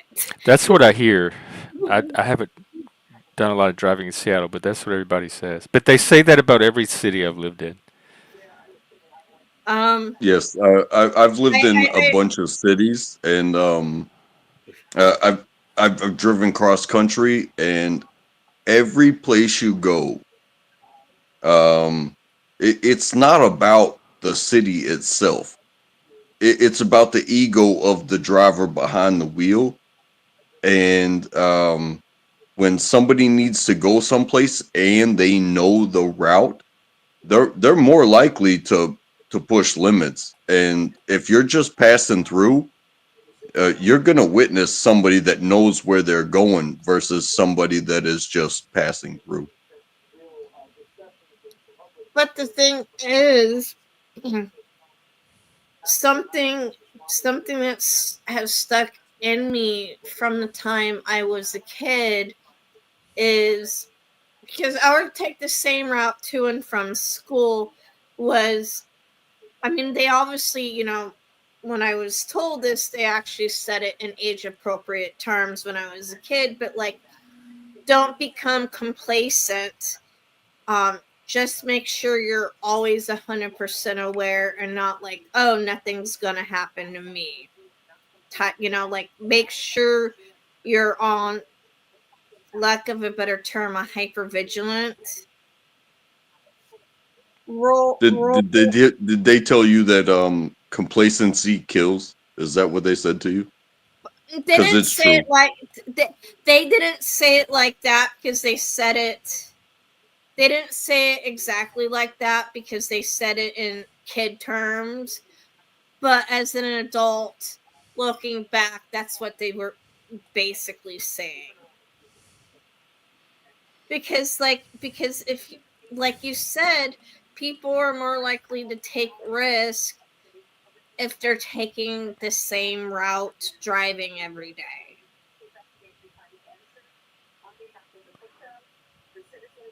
And Yes, sadly I see that in my neighborhood because I walk and take public transportation. It's not the people that don't drive around this area very often that I'm worried about. It's the people who live in the neighborhood that I worry about. I can say something as being a car fan and a racing fan, and even the video games I play are, it's racing.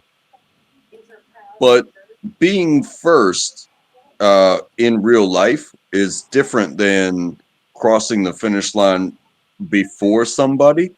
And it's like, hey, if I get where I'm going, then I win the race. So if you wanna get in front of me, if you want to change lanes, if if you want to break down right now, I need to have given some space for other people to do their thing because traffic is not a race. Yeah. Um, everybody's going to their own place, and and I have found so much peace in the fact that I love driving. Um, but just letting everybody else do their thing. Uh, that's what has brought me peace on the road. Hey, did you hear about New Orleans, Jeff? I did. Yeah, I talked about it earlier. What do I you know woke what up to it. exactly do you know what exactly is going on? No more than the details that the news has released. Okay. I don't have any first-hand knowledge yet. If I do get any, I'll pass it on. But they're investigating as a terrorist attack. Um, I just heard this within the last 10 minutes that the person is a US citizen. Oh, okay. Let me look. I haven't checked on it since this morning. Yes, Oh, they're I heard about postponing the that. Sugar Bowl. He had an Islamic State flag. I'm not saying it isn't a terrorist attack. I'm just saying before people assume it's an immigrant, that's one thing they've debunked that he is a U.S. citizen. Well, let's see. There's we're in the misinformation age, so it's really hard Yeah. to get factual reporting. So let me see if I can find something.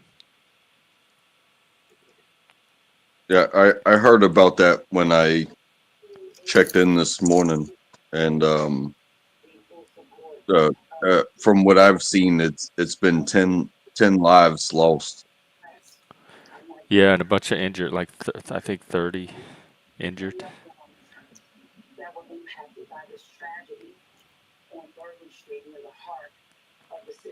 And So they as far did. as I was at a New Year's Eve party, and to think that something like that could happen there, it really does touch me because I was doing my thing while these people were doing their thing, and somebody drove a truck through them. It's disgusting. I will say that. His name is Shamshu Din Jabbar. So let's see. We at least have a name. 42. Oh, somebody has some sound on in the back. Oh, is that me? Yeah. Okay. Because sometimes, like, if it plays music or something, I could get a copyright hit. Is that better? Um, yeah, I think so. Okay. So It I does had say, it the says U.S. citizen from Texas. I had the news up because they're giving an update, so that's my fault. I apologize. So yeah, I guess at least the Independent, which is, I think it's more or less credible, says he's a U.S. citizen from Texas. And it does kind of raise a question, and whether somebody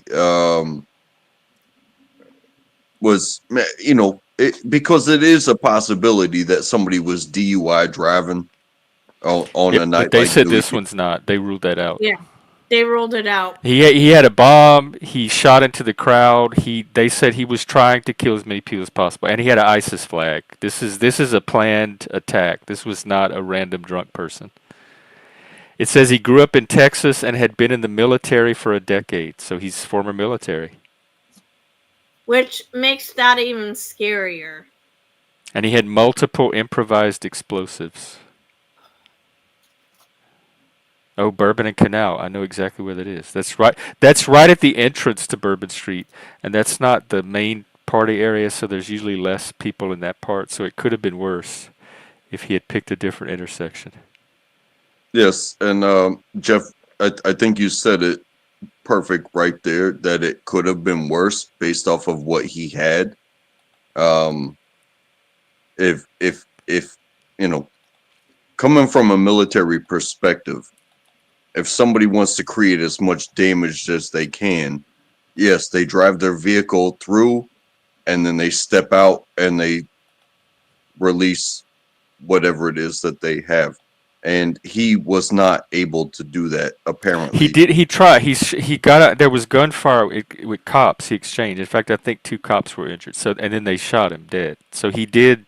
He did jump out and with the weapon and attempt to fire. I mean, they were. I'm not saying that Newark wasn't rightfully worried about their own attacks, because they definitely are. But it seemed like a lot of what I heard, even on the local news, of like how New York is, and I mean Seattle local news, how New York's preparing for all this stuff.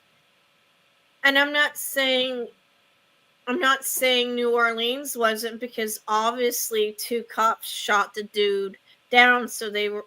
But it's just sad that this dude ruined a lot of people's lives. But that's the goal of terrorism. That's what he was trying to do, is ruin lives. Yeah, I think that's what terrorism is like if you want to destroy one person, then that can be easy enough.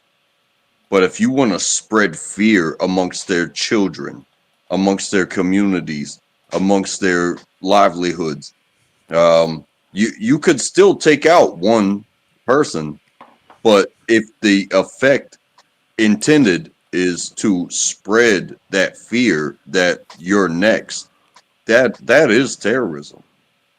Yeah. Well, it's not going to work. Not on the people of New Orleans. I can tell you that. You know, okay. I've Well, never. I, I've Go ahead. I would say that in my view, um, terrorism doesn't work. In fact, it works against you and your purpose. If you are willing to conduct something like that, um, if you punch somebody in the face and think you're going to scare their kids will beat you to death as an old man.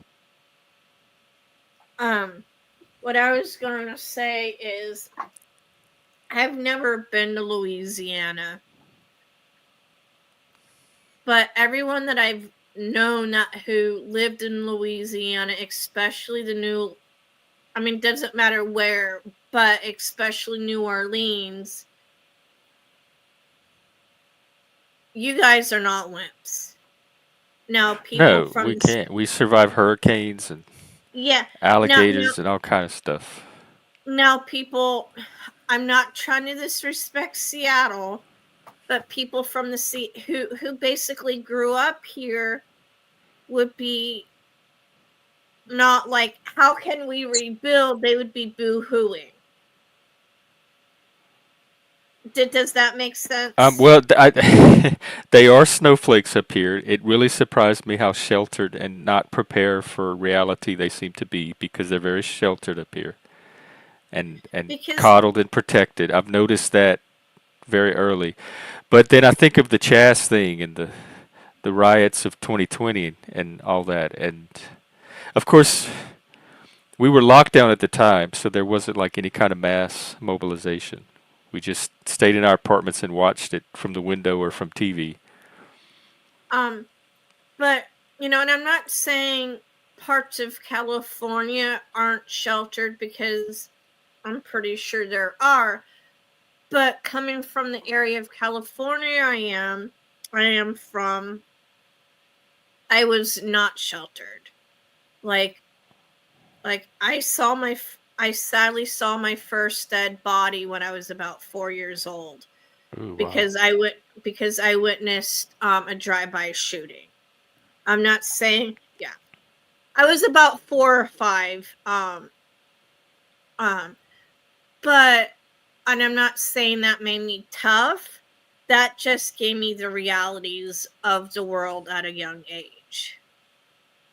And like I said, I'm not saying that other places aren't sheltered. I'm just saying that a lot of people that I've encountered that grew up in this area, like you said, Jeff, are very sheltered. Oh, they really are. I've noticed that too.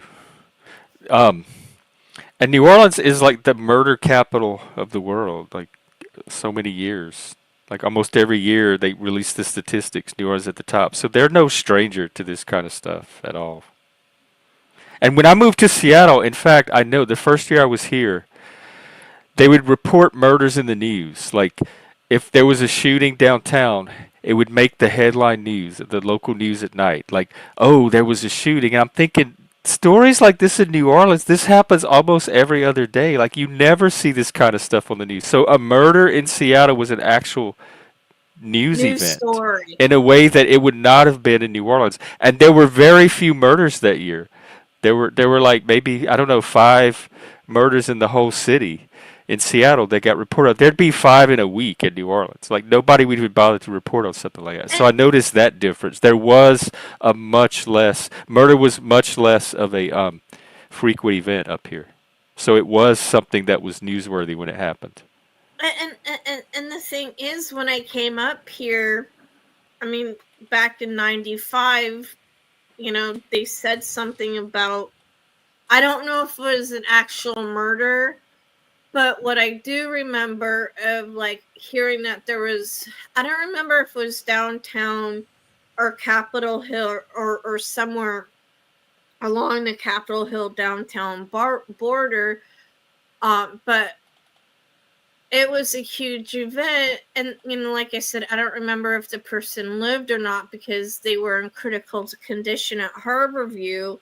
But I look at my grandparents and say, I'm not, say, I said something along the lines of like, I'm not trying to sound heartless, but why is this?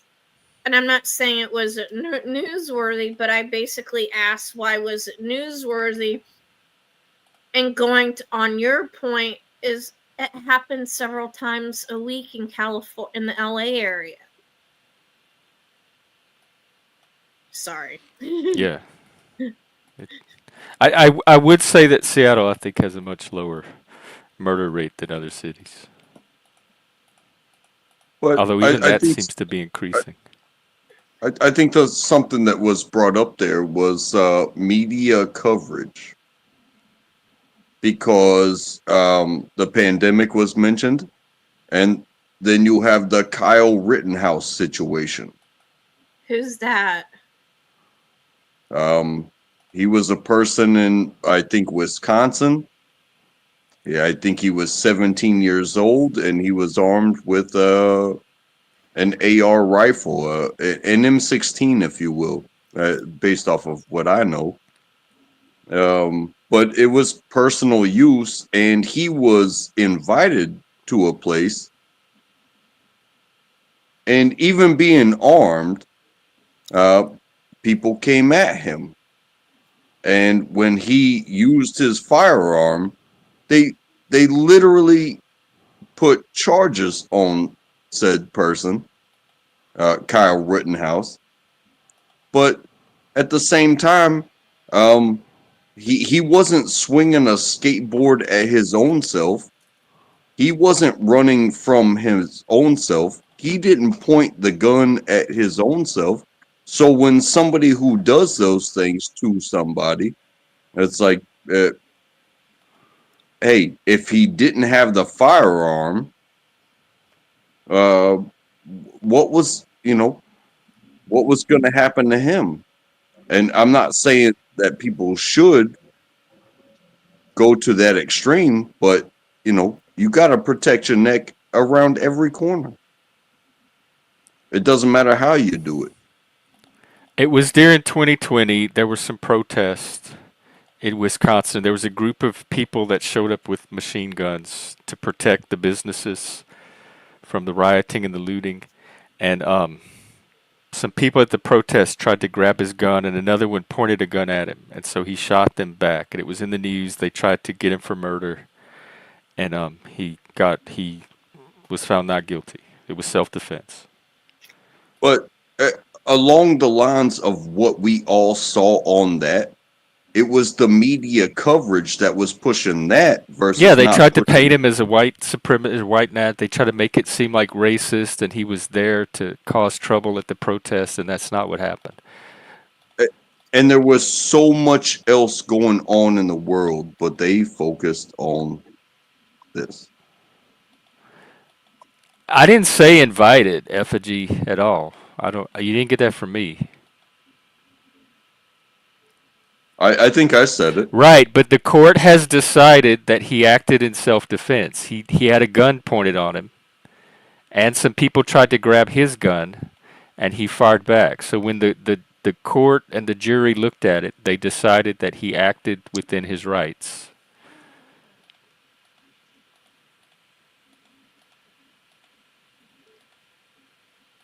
I So mean, honestly, I think the life of the loss of life, I think it's horrible. Even when it happens naturally, it is such a horrible thing to see. well, this is We even more reason then to not weave spurious narratives about it. I'm sure they had some kind of something that the court ruling was based on, eyewitnesses or something. You know, But just as much as what happened, I'm pointing as much focus on what the media covered. I don't even Because pay attention to the media. I know the media spins narratives. I've been knowing that for like 30 years. I like when people complain about the media, I'm wondering who these idiots are that are even still watching the media. Like just I haven't watched the media in decades. You never hear me complain about the media cuz I don't even fucking look at it. I, I'm gonna be the first one to say I do watch the local news. I can get the news on the internet as well. I watch it just so I know how how it's being spent. So when I hear people say, "Oh, I'm going to use my cat as an example because we all know, cats can't shoot people." But like, say they say, "Oh, Billy the cat, you know, you know, shot, his owner." They're gonna, mix it. They're. I'm just using that as an example. The media is gonna put its own twist on it, and if someone says, oh, this is why cats are dangerous. Like just like people say, and I'm gonna cause some ruffles here, and I'm not trying to. Like people say, certain dog breeds, The pit bulls. yeah, and other dog and other breeds as well, um, are like mean dogs. Um, yes, they have their hereditary to be mean, but it's also how they are raised by the human. So I like to watch the local, like the local news and stuff. Just and it doesn't matter what station. I just want to hear how the media is spinning on it, I mean, and that's to me that's like reading the National Enquirer. I don't go out of my way to see what the National Enquirer is saying about things any more than I do what the media is saying because it's all junk journalism to me. And not lies. Do you have what right wing militia did he join? Because I can't find any kind of source on this. So I want to fact check your gossip. okay, is not laws talking about the dude that Untrackable said? Yes, Okay, Kyle Rittenhouse joined a right wing militia afterwards. He's so that's something. Until I get a source for that, that's something that he's just making up. Well, He's I can spreading say this. misinformation right now. I watched off mainstream media after that, and yes, the boy made tours around like the NRA and many of the 2A community podcasts. Hey, I'm glad that somebody's alive today, because it would have been a completely different story if he had been unalived. Uh, we can't even comprehend or speculate as to what the story would have been on the other side. However, this is the story that we have to deal with, and this person has put themselves through the ringer. I don't know if it's for money. I don't know what it's for. But honestly, if I had gone through that, maybe I would want to think that I would want to like step aside and not be a poster boy, because I've been that before, and it's not a good feeling to be a poster boy, because you're not going to be a boy for the rest of your life.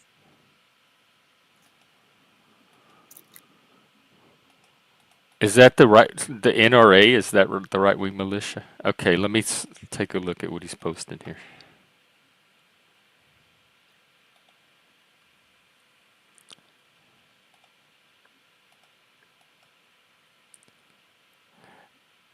Okay, this is the headline of what he's posted. Kyle Rittenhouse described as militia Etheridge. It's a play on Melissa. That's your source that somebody on social media called him militia Etheridge? And that's your okay. source that he joined the right wing militia? You are retarded, dude. I don't know a nicer way to put it. And okay, I'm normally on I can't pronounce their not So you lot driving away your side, own people.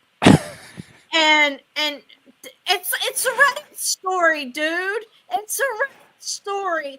Reddit is full of fucking drama. Okay, what's the right wing militia? He can be in training. Lots of people are in training. What is the militia? That's what I want to know. What militia he joined? Take care, Dagmar. I hope you have a great new year. I hope it brings you everything you want. Or do any of you do resolutions? Or y'all planning any changes for the new year? I I do goals, New Year's goals, but I also like do quarterly. I like New Year's is when I look back on what I've accomplished over the year, over the past year. And I do New Year's goals. And you know what SMART goals are, Jeff? Mm-hmm. So I do like that, but it's also something like when I say New Year's goals, it's something that I also evaluate every after so many weeks or days or whatever. So it's just not New Year's goals. It's like, okay, did I accomplish today's goals? So like like for instance, one of my goals this year is to continue the process of becoming a volunteer at the Seattle Aquarium. Wait, what? Oh my God! Fucking What? process. Me? Not to become a volunteer, but to continue the process of becoming the volunteer. Yeah. Because everything's process here. It's just hoop after hoop after hoop. I'm telling you, this is the technocracy that we're I in mean, up here. because I Nothing's have simple.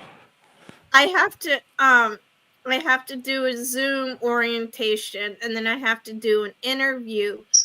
But I also have to do a background check because the Seattle Aquarium has a lot of kids going to it and a lot of vulnerable adults. So like I totally get the process. But Wait, what it's the fuck's a kid? It's a fucking aquarium. What kids go there all the time? We went to aquariums growing up. What's a vulnerable adult? Like, oh my God, you need layers and layers and layers of bureaucratic training to work at an aquarium because there's vulnerable adults? What the hell does that and mean? kids and the kids, vulnerable adults, like people who have Down syndrome. I'm just using that as an Like, example. how? Why does that need layers and layers of hoops to jump through to be a volunteer just because some people with Down syndromes might show up at the aquarium? I mean, I'm just using that as an example. I don't know. Oh, okay. Not laws. What is this the militia? Let's see. Is FAS the militia, or is doing the right thing? What? Who's the militia? Okay. There's no answer. I don't see an answer to what right wing militia he joined. So my Not charge that you're spreading misinformation and making up shit and gossiping stands. Hey, not lost. When you say FAS, do you mean fetal alcohol syndrome? Because I'm More gonna gossip. I'm gonna get a little pissed because my brother's got FAS. So I want to clarify what you mean by FAS kid. He says yes. So okay. So he's. You Did I know what? mention Notlaws is Canadian? Everything he knows about the U.S. he gets from Reddit, social media. You know what? Not lost. Not every kid gets away with disabilities gets away with shit. My brother is one of them. My brother has FAS and has not gotten away with the majority of the crimes he's done. No, hell no. But the thing is, demeaning somebody with FAS, does that mean everybody with FAS deserves to not have a gun? Hell no. I hate guns, to tell you the truth, but don't single out a particular disability. And I don't even have a source that he has fetal alcohol syndrome. So you're making that up too.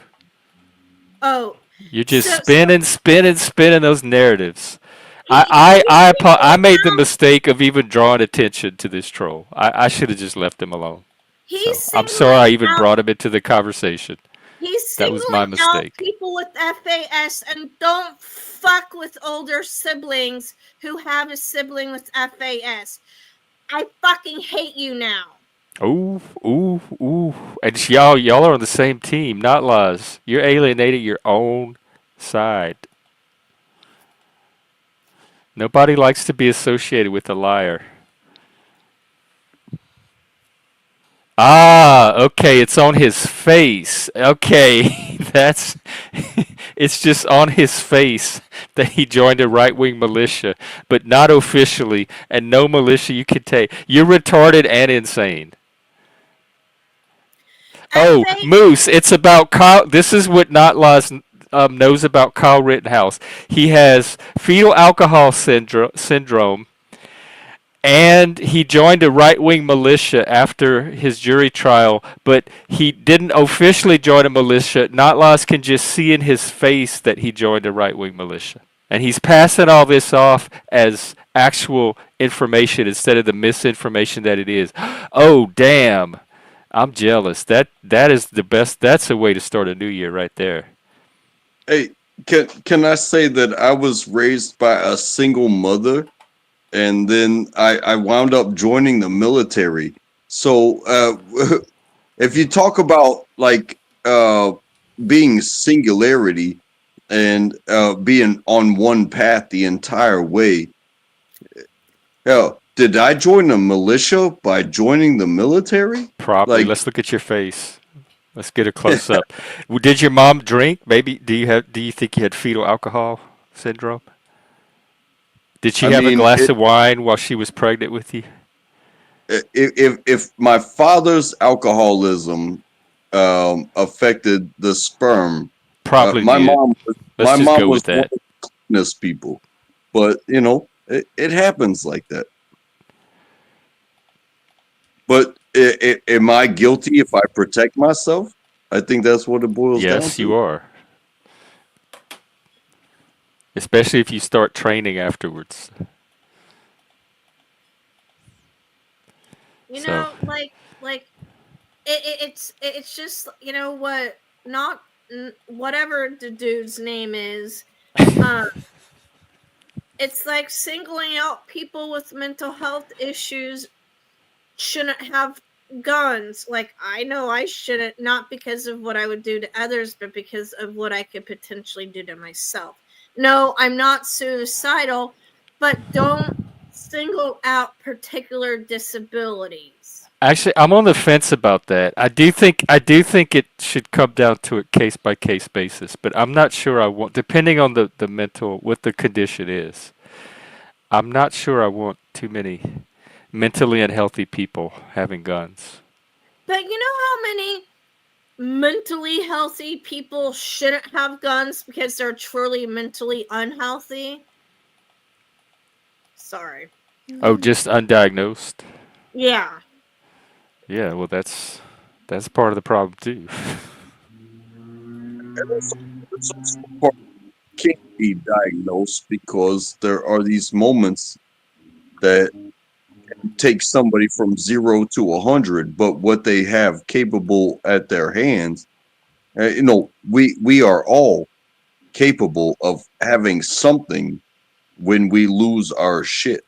So if you know, it cannot be measured what you would use to do horrible things, either in self-defense or in losing your mind and doing something to somebody.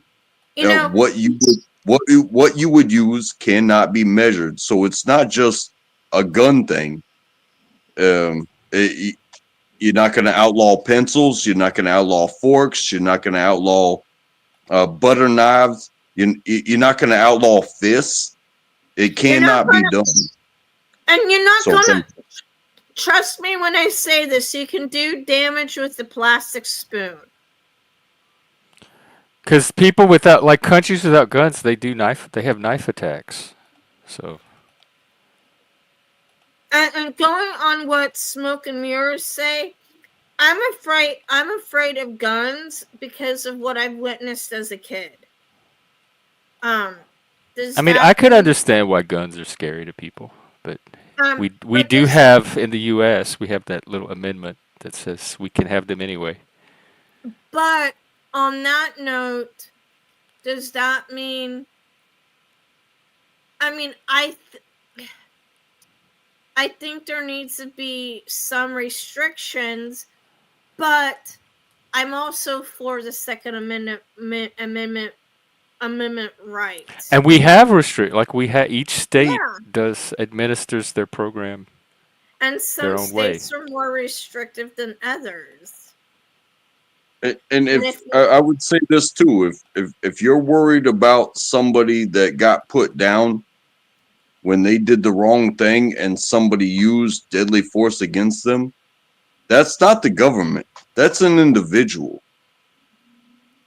And at the same time, but at the same time, you're not going to sit here and argue that you should be put down because you're not doing enough. I'm not smoke and mirrors. I'm not saying that. And I agree. Taxes should be churches should be taxed. And waxed. We could get him a Brazilian wax from Barney's new lady. Wax the priest. Sorry, I'm just laughing. Is that from the conversation last What night? what what's the theory for not taxing church? Are they nonprofits? Do they work Yes, as they are. nonprofits? Well, Yeah. so then I thought that was part of the benefit of having a nonprofit is the tax break. Well, I think something to do with the nonprofit and the tax relief has to do with what they think that they are telling you that they're doing for the people. But really, they're spending more on those robes than they are on the people.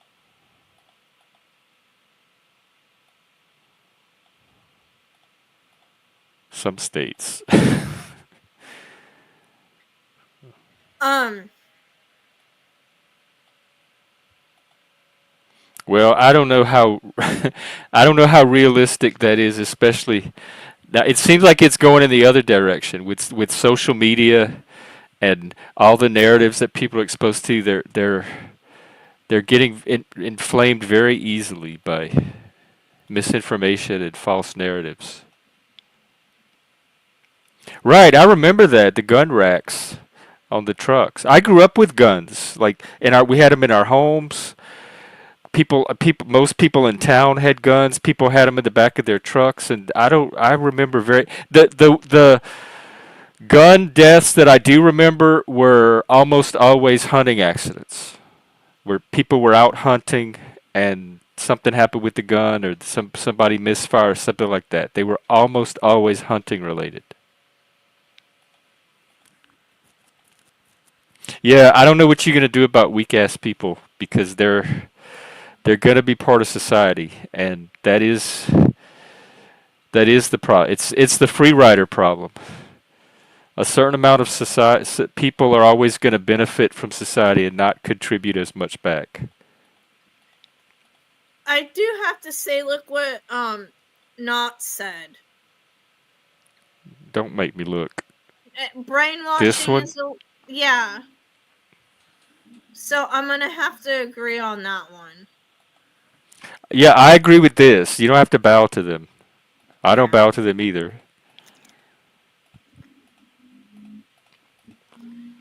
Canada's capitalism too, dude.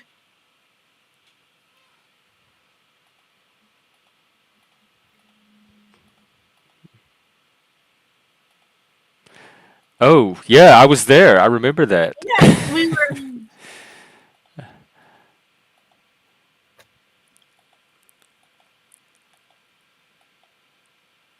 Yeah, that's what I recommend as well. That's what I do.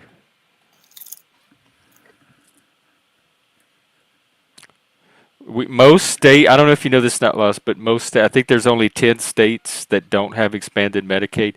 Most states in the U.S. have expanded their Medicaid.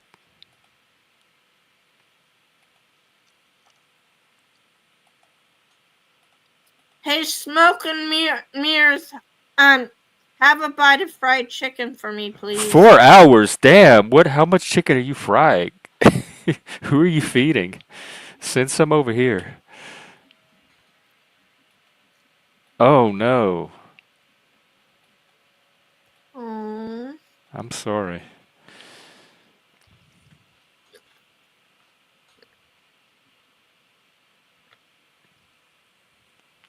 That sounds good, actually. KFC. I know. That might be my next stop after I did fries yesterday. Next time I'm out and about, the KFC is right across the street from the McDonald's.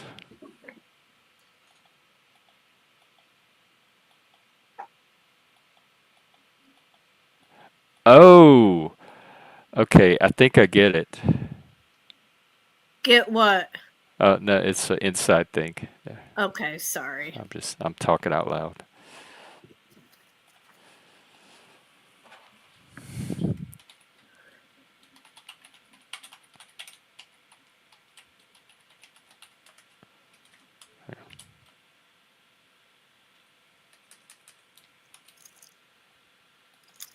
Now I'm getting hungry. I'm gonna have to go start something myself.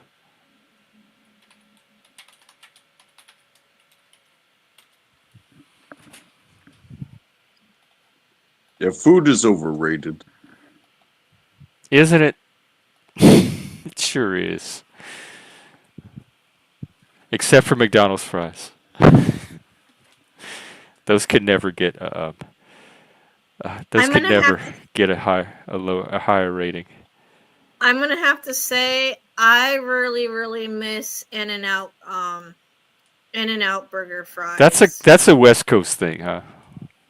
It's a California thing. They Yeah, started 'cause I've had them before and I didn't see what all the rage was. I think it's something you and had to have grown up with. then there's Dick's, Oh, which don't like even get me started. Do not even get me started on those nasty little hamburgers with their Nazi fascist service.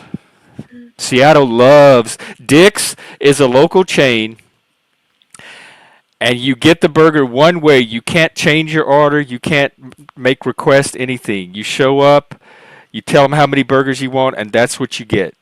And people not from here that show up and say, "Oh, can I get that without pickles or can you hold the ketchup?" They're really nasty and ugly. No.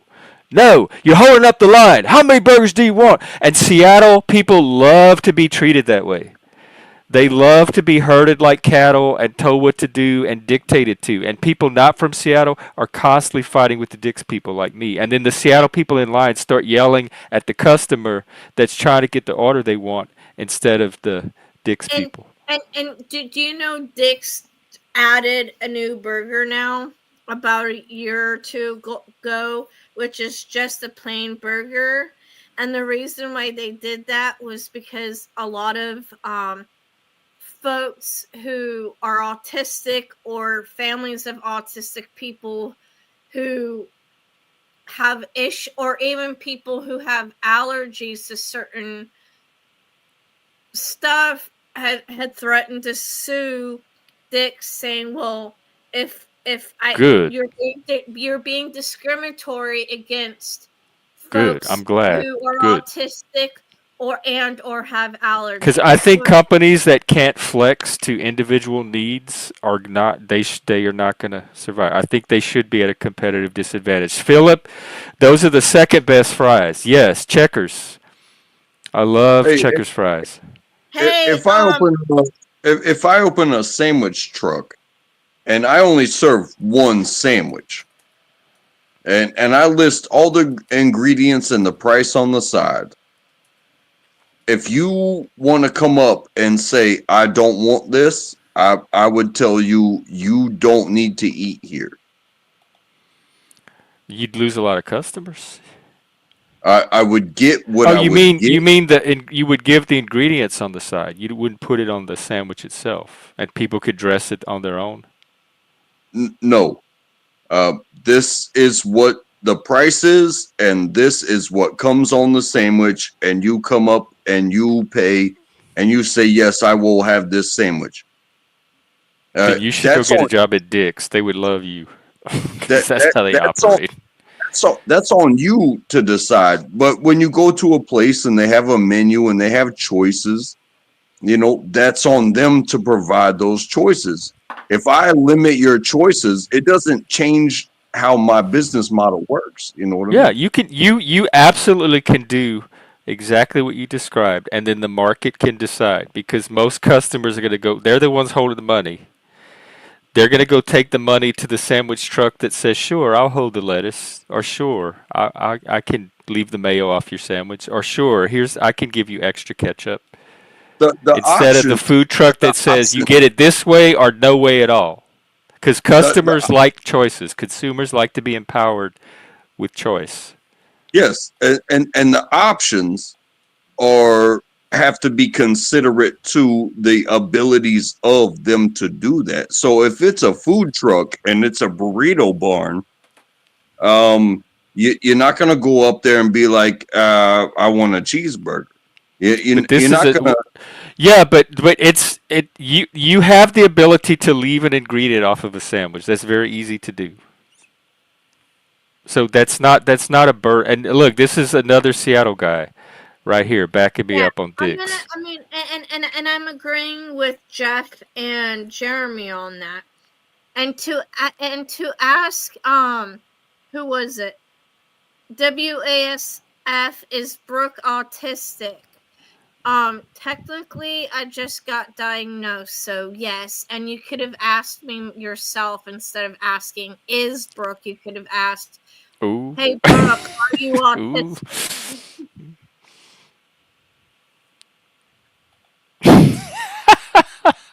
They might, especially the one on Capitol Hill.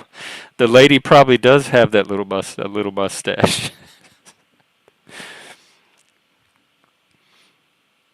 But people love their dicks because it's good. They stay open late, and all the people coming home from the bars stop home from dicks and get their drunk And, food. and their fries are so freaking soggy. Oh yeah, it's the greasy. It's like real potatoes, Yeah, I mean, I mean, and they're I mean, soaked in grease. I don't I know if don't. I it's the stay away same from dicks. dicks. I will not.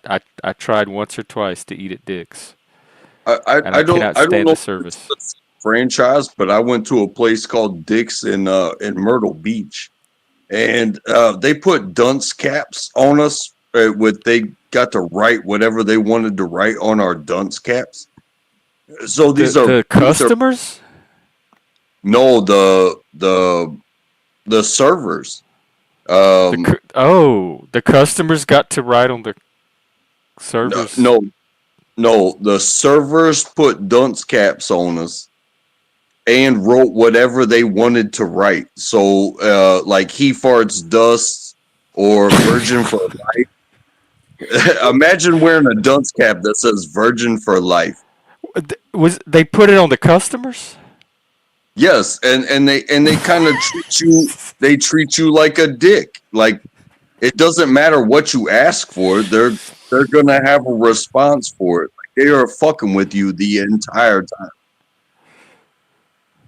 I guess, yeah, maybe there's a market for that. I know there was a restaurant in L.A.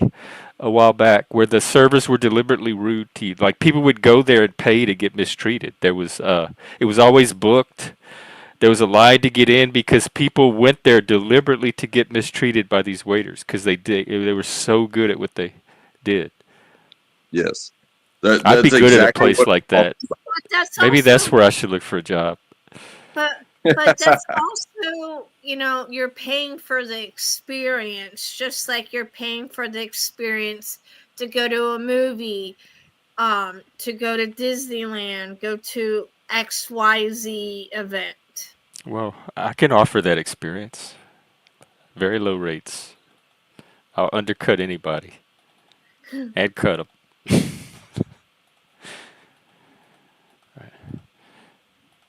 Speaking of, I'm gonna go get some more coffee. I'll be right back. Hey, Untrackable, where do you live, or what state do you live in? Yes, I'm okay with that. I'm in North Carolina. I'm in Central North Carolina. Okay. I know, I mean, I know a couple of people from Raleigh, specifically Raleigh.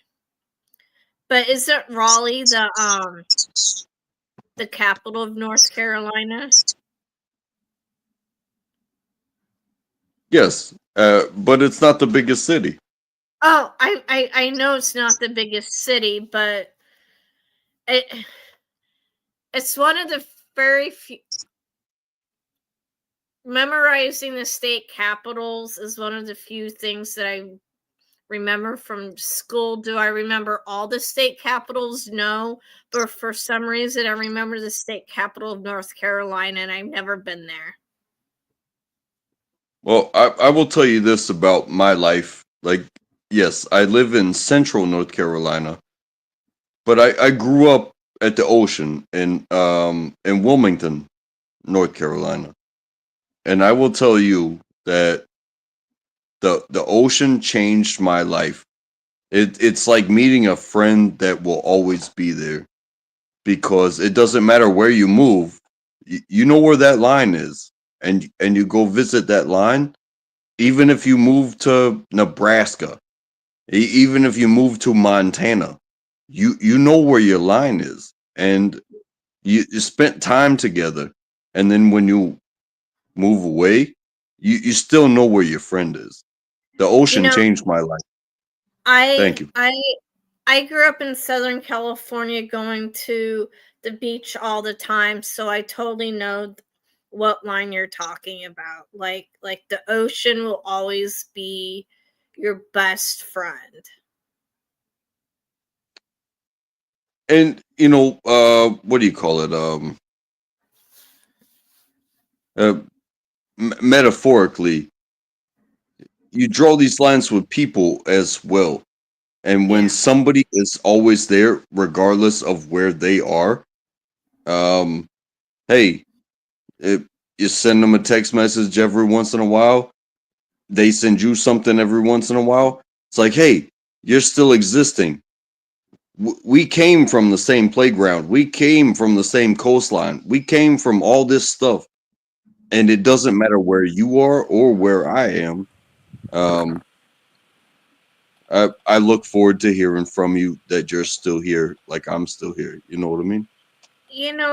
And like, and Jeff, even though we're not from the same place, I feel like he's one of those people, if we somehow lose touch and we see each other again, we'll catch up where we left off. Oh yeah, that's how all my friends are back Yeah. home. That's what I'm used to. We could go 10 years without seeing each other. It's just right back where we left. Like it picked up right back where we started. Hey, Vinny, Happy New Year.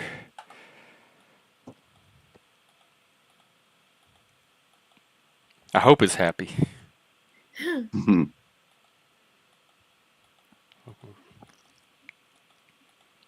It's definitely another day on the calendar. I'll tell you that much. It is the first one. You know, hey, the difference between last year and this year is this year it's one day less than last year. Was last year a leap year? Yeah. Oh. What are you doing anything today for New Year? Me or Vinny? You No. just hanging out. Yeah, I'm staying home. I mean, I'll probably do a couple of things like I planned, but it's not like they have to be done like yesterday. Yeah. Oh, I'm, want to hear something? So, Christmas Day of 2023, I started, I've known about the Calm app for years and have had it for years and have done the occasional mindfulness on it.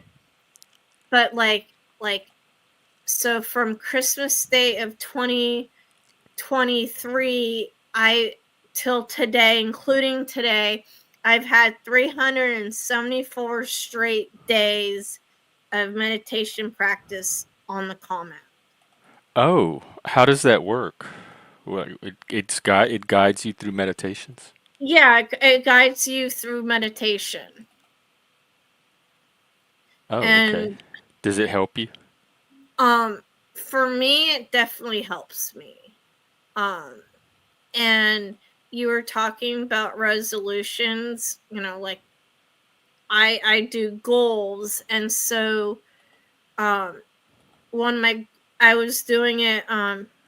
Hey Vinny, Billy's doing great. He decided to go into the bedroom. Um, um, so so I was doing it every morning, and one of the things that I was hoping to end the year with, like around September, I'm hoping to do it twice a day. I never ended up doing it twice a day, but I do have to say, probably since early December, I've been doing it twice a day, and I want to continue to do it twice a day. And I hope that I can increase it to 3 times a day, like scheduled. So then that way I can just take the 10 minutes, breathe, and calm my mind the fuck down. It just helps you stay more calm. Yeah, yeah. Oh, I didn't think it was rude. I just thought you didn't directly ask me, if that makes sense. You could have said, "Hey, Brooke, are you autistic?" instead of asking, "Is Brooke autistic?" And I think I'm more hurt that you misspelled my name without an E than I was. Oh, damn! Not and y'all are all on the same team too. Dang! I I, I I, love seeing it. I think it's very important to center oneself. So the meditation, it's hard with me. I took a college course one time in my PE. Um, uh, Soccer was full, so I took yoga, and just you know centering oneself with these motions that you do with your body. It's very soothing. However, that's yoga, whereas meditation is still considered a centering of yourself, and it doesn't matter if you how you vibe out. You find you in what you do, and you have complete control, and that's a good feeling. So yes, meditation, 100%. That sounds I beneficial. I'm just not sure how to do it. How um to center um it oh my god, it our I don't ground. I don't think you ever 100% find being able to be fully centered. Um Oh, good. um but also on that note, I've had people of certain faiths tell me that I've had people tell me this for several reasons, but I've had people say that they can see the demonic oppression um a lot more since I started meditating. More? It brings more demonic oppression. I need to learn this. I'm like, I'm You like, don't seem demonically oppressed to me. I'm like, but wait a minute. You said X, Y, and Z 3 days ago, saying that I seem more calm. So they lied. They sound like the demons. So, Hey, so, so, so, and what do you? honestly, when you center yourself, the only person, the only being, if it will, that can oppress you is your own self. So Exactly. their denial of how good you're doing for yourself, even if you talk to yourself, if that's your meditation, go ahead and do it. Talk to yourself. But when they say, "Oh, this person's crazy," this is like, "Hey, I done a lot of talking to myself, and I'm still here. Y'all are the ones hating on me. Look at your own self." You know what I mean? I I had someone this I had somebody tell me, not just somebody. I've had multiple people. Who are you So hanging around? me Maybe they thought you meant center. Center yourself. um I had I had when I was in my teens and 20s, I considered myself a Christian. And I had many people say, um, you have you either have, you know, demons living in you, or Satan living in you, or the devil living in you, because you have a mental illness. And I'm like, don't, and then they said you don't have enough faith. If I could have prayed it away, I think it would have, my depression and PTSD and all my other diagnoses would have been fucking gone by now. If it was demons. If it was demons or not, like they told me I didn't have enough faith, or else it would have been gone. Like like like like this is why so many people stop attending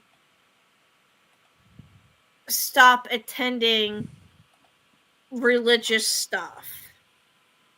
Uh, I do my best in most arguments and conversations to like be part of things, but I would say in a situation like this, uh, if somebody else is trying to tell you what to believe and how to act, you have to look deep and dive inside yourself and be you, Yeah, because there is no other, there is no us, there is no we, it's just you, and I mean, you have to deal with everything that comes in front of you.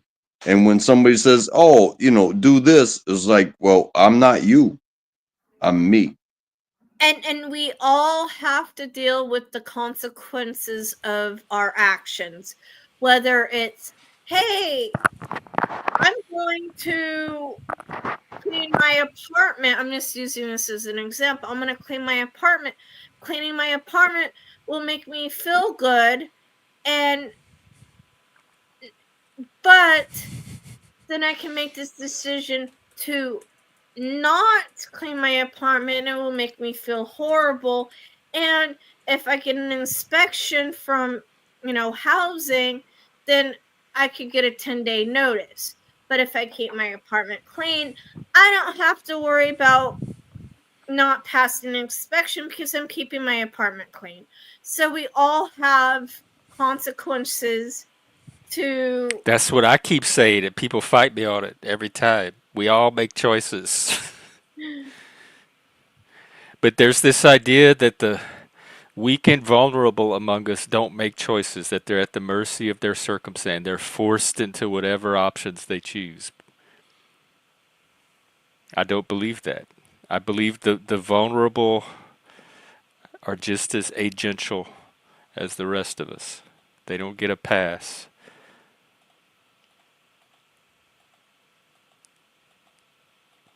You know, Eh, Not Laws, I, I'm about to eat. I just went and got my dinner. So I would say this, that the leaves on the tree are just as important as the dirt on the ground. that's deep. So so when you talk about, hey, uh, you know, oh, I want to cure homelessness. Well, if everything was cookie cutter, we'd have a problem, because people don't exist equally. Even though you are equally existent, what you do matters, and there would be no cry for suffering if people didn't suffer differently than others. And so you have to have the dirt on the ground to have the leaves in the tree. And that's a hard pill to swallow, because then you need to find out where you are. Are you a root? Are you a piece of bark? Or are you a leaf? Piece Or of are dirt. you Are the uh, are the homeless people the dirt? Is that what you're saying? yeah, maybe, but I'm not disregarding that as part of the system. You see what I'm saying? Yeah, they're definitely part of the system. And I don't know, Brooke, you've worked with the homeless too. Yeah. Do you know of any homeless people that just woke up homeless one day? Like, oh, I was sitting in my living room and I woke up and I was homeless. Or because everyone has a story of how they ended up homeless and the decisions and choices that they made that led to this where Nope. they are now. Nope. Because I've worked at a mental health agency that originally started as a shelter. I've worked at a young adult shelter and drop-in center. I volunteered at another young adult shelter, and every person that I've worked with who is or was homeless didn't wake up homeless.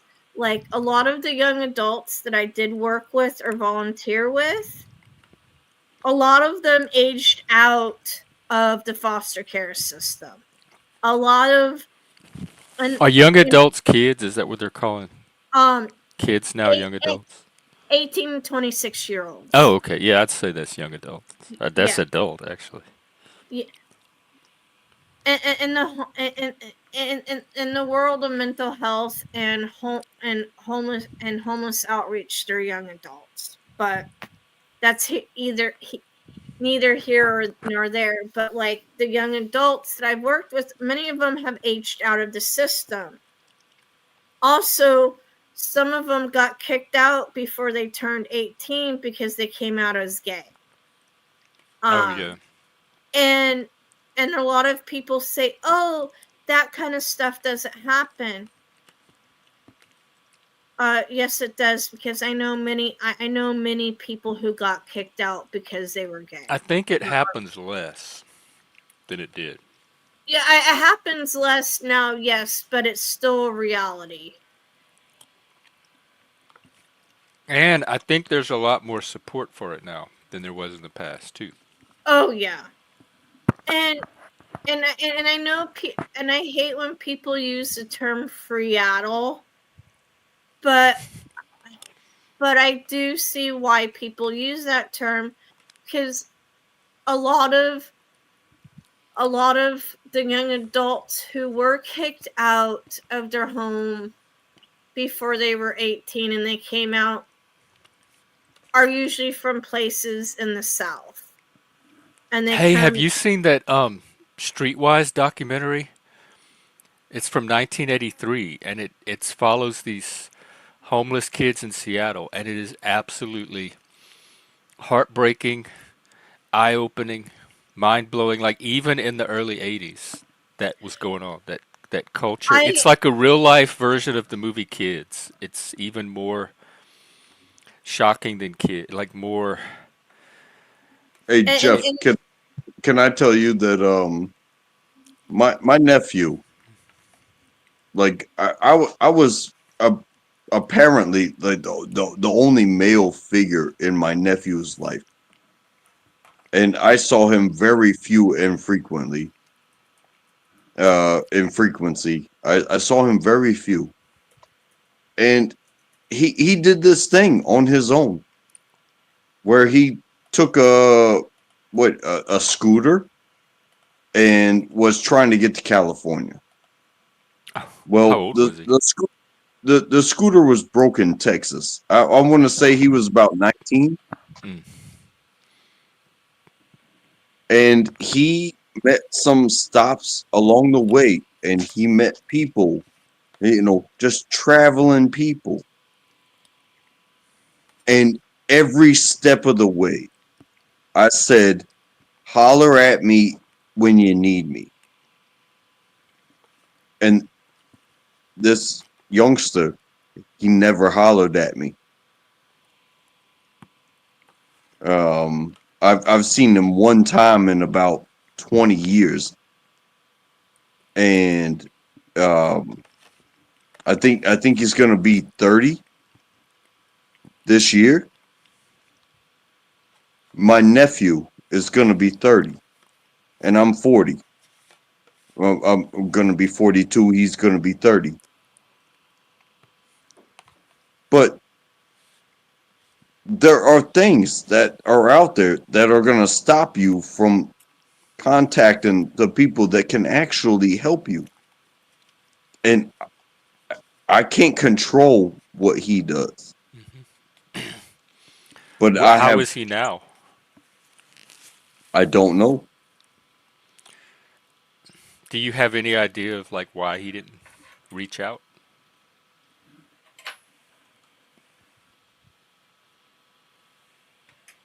The only idea was clean and do work. I don't know what to tell anybody after that. Oh, so there might have been.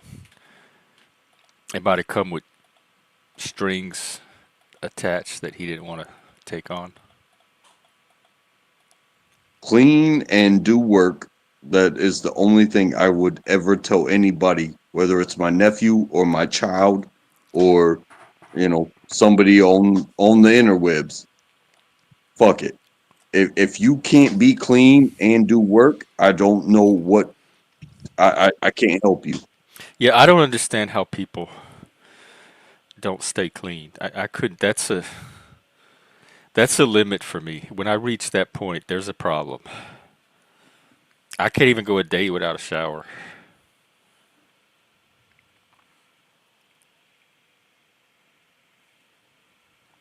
unless I'm camping. That, I was that's not even that's not even the type of clean I'm talking about, but Oh, it will help you get different types of jobs if you take care of yourself, you know what I mean? But oh, absolutely. Yeah, that's one thing that they do here when they're working with the homeless is try to get them presentable enough to go and apply for a job. They get them cleaned up. They get them clothes. yeah, Because I definitely would not hire somebody that looked homeless if I had a business. I mean, I have my customers to think about too.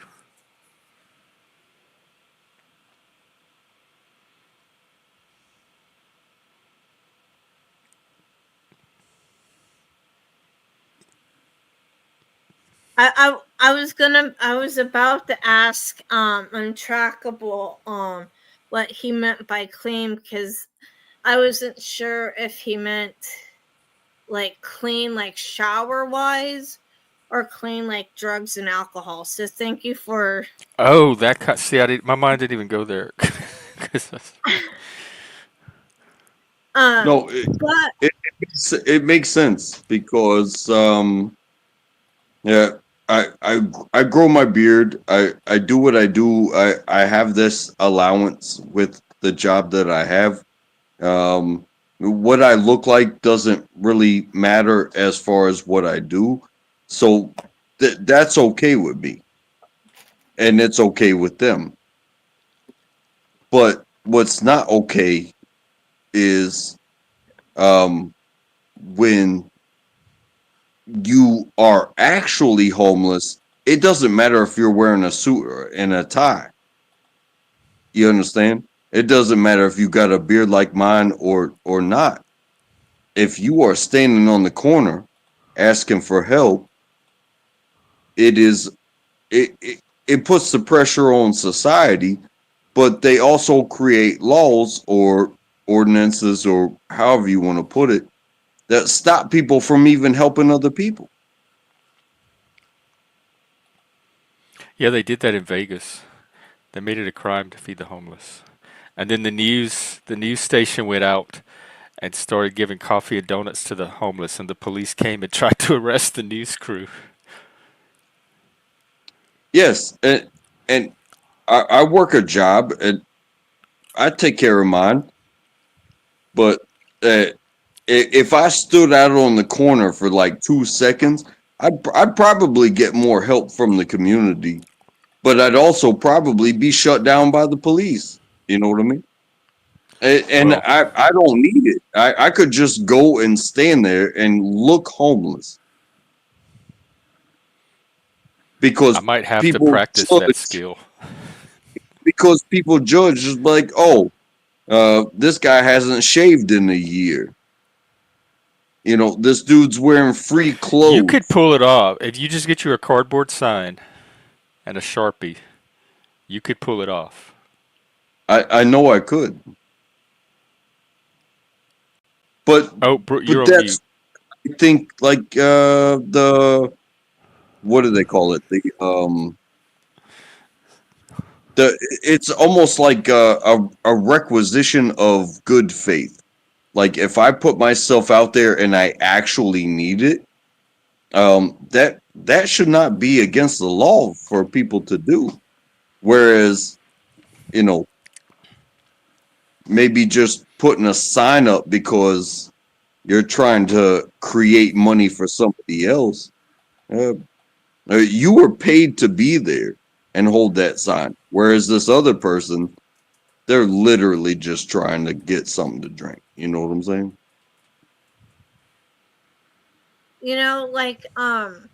Like I was homeless at one point in time for various reasons, and I know not everyone is able to, get back up on the horse, because some people do need extra help. But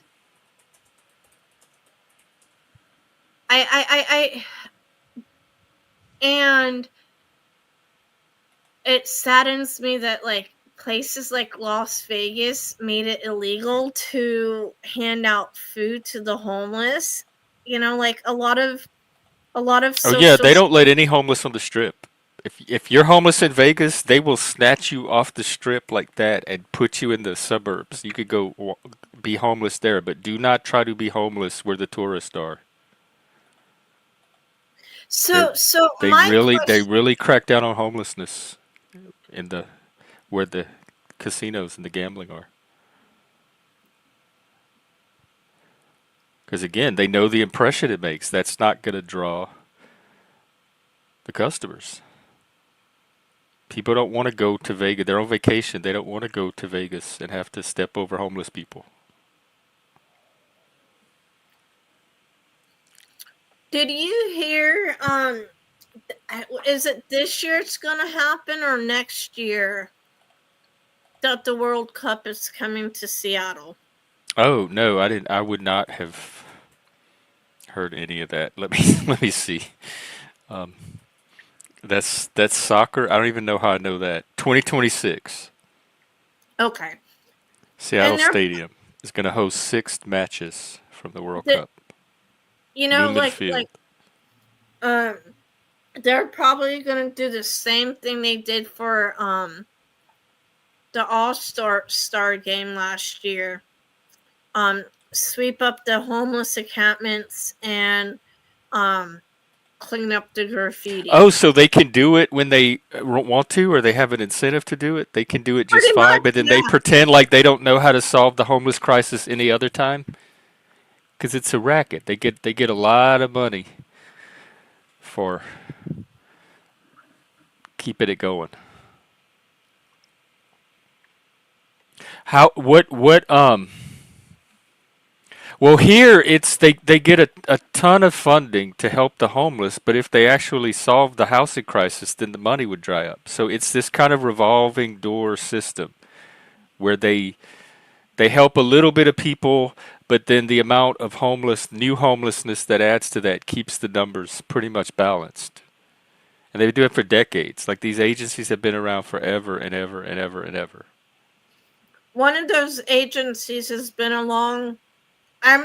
I'm older than one agency by like 8 months or something, but the same year I was born.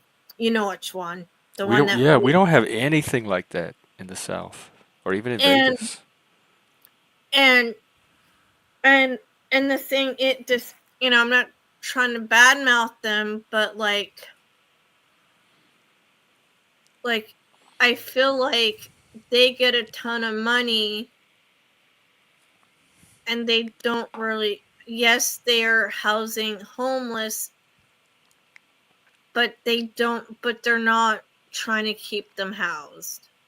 Right. That was you and I worked at the same place, Yeah. and they would come in and you're supposed to stabilize, and if it's the ones that are having a mental health crisis or a drug crisis. So instead of going to the ER or jail, they have the option to bring them to this facility.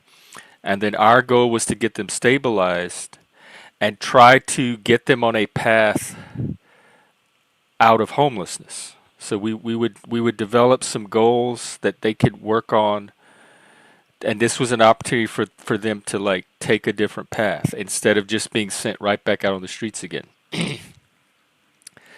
I was one of the few people in the agency actually doing that. Like the actual peer counselors that they hired were doing that. All the rest of the staff were just putting band-aids on them and sending them right back out in the same condition they came in, and just stabilized, like medically stabilized. And then we'd see the same patient a week later. It was a revolving door of these same people over and over and over. Not one bit of progress was being made on helping them get on a different path, other than what the peers were doing, the peer counselors. And And we were just there were just two or three of us on the whole staff. and the thing is, I worked in housing for a little bit as well as clinical, and I worked on 2 different clinical teams, and it's just like the housing part, like, had their favorites and would work with people with their favorites who are out of control, yet if the person was not their favorite, they would kick them out of housing. And I, as a peer, saw that a lot, especially when I was on the PACS team, because PAC clients are more challenging, which is why I wanted to work with them. And it just seemed like, oh, we can't do we can't do nothing. Because they don't know what they don't have the skill set. They're Yeah. hiring people and paying them way more money than they pay people like me and Brooke, and they don't even have the skill set to do the job, to get the results that people like me and Brooke can get. But they don't put us in those roles, and they don't pay us the amount they're paying these other people. And they're like, oh, you don't have the education. I'm like, but you hired me because of my lived experience. And Right. Well, they obviously don't have the education either, because they're not getting the outcome and the results either. So what is your education doing for you? besides putting you in debt. Sorry. It's ridiculous, and that's one of the jobs I got fired from, because me and a few other peers were going to go to the director and tell him what we were noticing and ways that they could actually help the people. We're like, look, this is what's currently happening, and this is what should be happening, and this is how we know to help it happen. And it was like a race to see if I could get to the director before they got to me, and they got me first. So I never did have my meeting with the director. So that's what it is. Like, people that try to go and bring light to this situation, we get taken out of those jobs.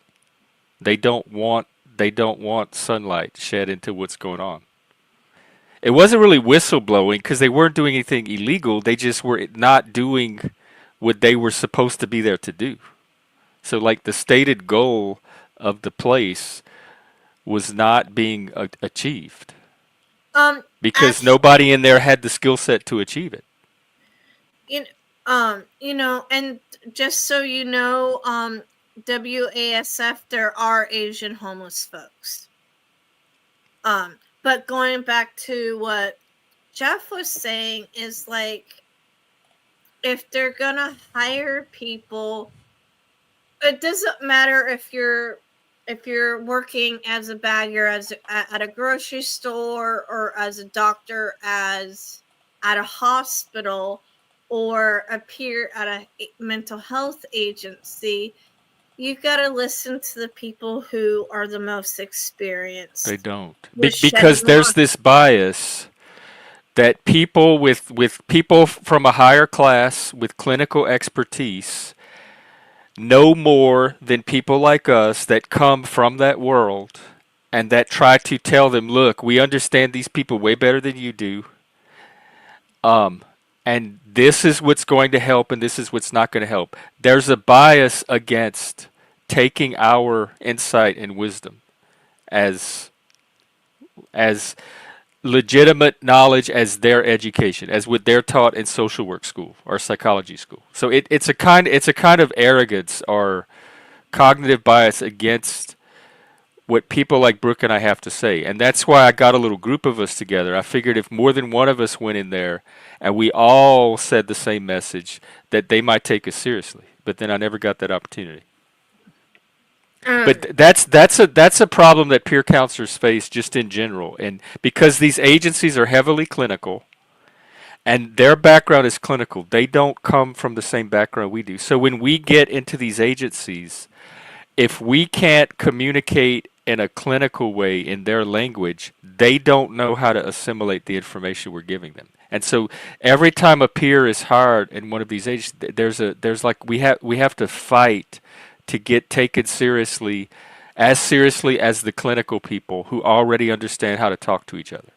I do have to say, I when I worked at Seattle Counseling Service, I felt like my voice as a peer was heard and taken seriously. Yeah, well, that could be true, but that was more of a individual counseling Yeah, but agency than vers- working with the but kind of versus the other agency I worked for, which was the same one you did, I wasn't, no, they didn't like, listen to any of us. yeah, they didn't listen to And we, any of we would those. go into the team meetings. They had treatment teams. So we were on the treatment teams for the clients. And we'd all get there. The doctor would give their opinion, and the nurse would give her take, and the psychologist, and the social workers, and all that. And then we'd give our take, and they would just ignore it. They would all listen to each other, and they would completely ignore what the peers were saying about these patients.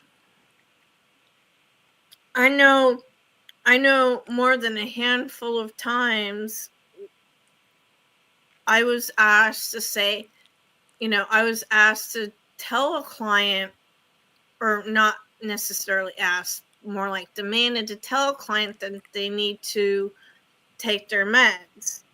And I'm like, I as a peer can't tell a client to take their meds for various reasons. One, it's beyond my scope of practice because that's the only thing they're able to hear because it's clinical terms. And I'm like, and two, I'm a peer. I can encourage them to take their meds, but um but I'm not going to say you have to take your meds or you're not going to get your money. Like, I'm going to encourage them, but I'm not going to deny them getting their money from their social security check, because a lot of clients are, have payee services. So like like like like I've had, I say, hey, the treatment team would like you to take your meds. Will you be willing to take your meds? If they say no, I'm going to respect that. If they say, I don't know, I don't like the side effects, and then I encourage them to talk with the psychiatrist. And I've had some ask me of do you take meds? And I say yes.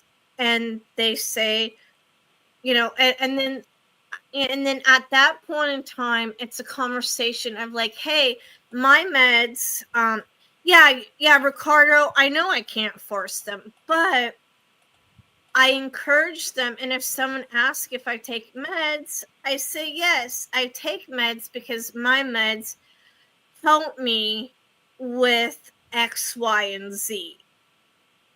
And sometimes they're like, okay, I'll take my meds. And sometimes like, I don't like the, you know, I don't like the meds. I don't like the side effects. And, I'm not going to force them. I'm going to encourage them, like,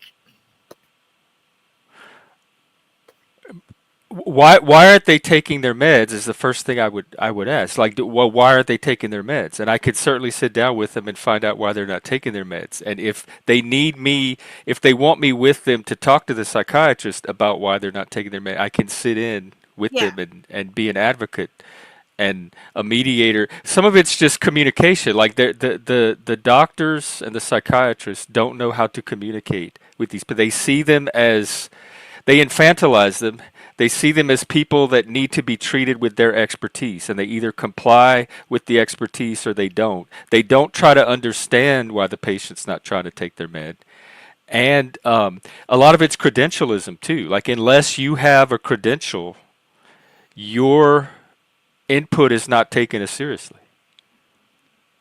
And so it's Um. it's overcoming that is like one of the biggest barriers is overcoming it from their end. So if someone's not taking their meds, they're doing it for a reason. And if you think they should be taking their meds, and they're not, you can't force them to take the meds. So you need to find out why they're not taking their meds, and then figure out adjust your plan from there. And find a compromise. And a lot of the folks that I've worked with didn't want to take their meds because of the severity of the negative side effects. I don't take meds either because of the side effect. I just they don't do anything for me relative to the negative effects I get from 'em. It's a complete waste of time for me to take my meds. I didn't even start getting better until I stopped taking all of that. I do have to say, for me, my antidepressants honestly really do help.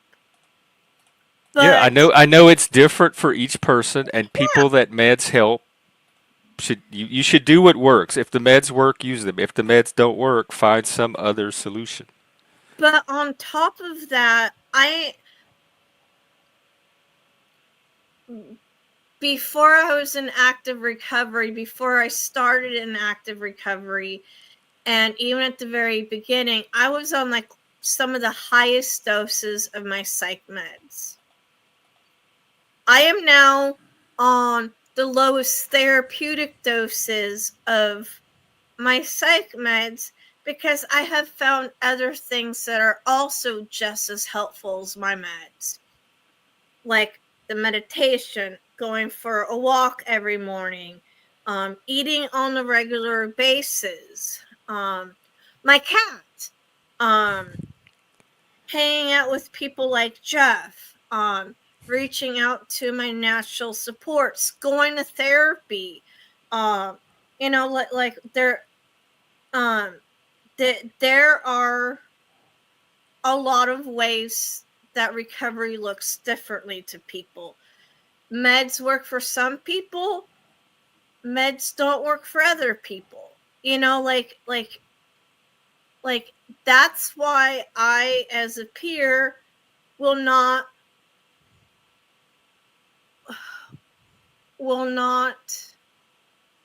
tell a psychiatrist and say, okay, I'll make them take meds, because not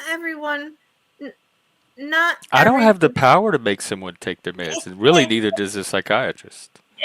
well, technically the psychiatrist does, if they have the power to They take can the. they can incentivize and Yeah. coerce. They can't physically make that. Like there are some inpatient settings where they could strap you down and inject you, but those cases are very rare. Community mental health on an outpatient They basis, can't. They can't. they cannot force medication into your body without your consent. I I I and the thing for me is, like, it is my job as a peer to guide um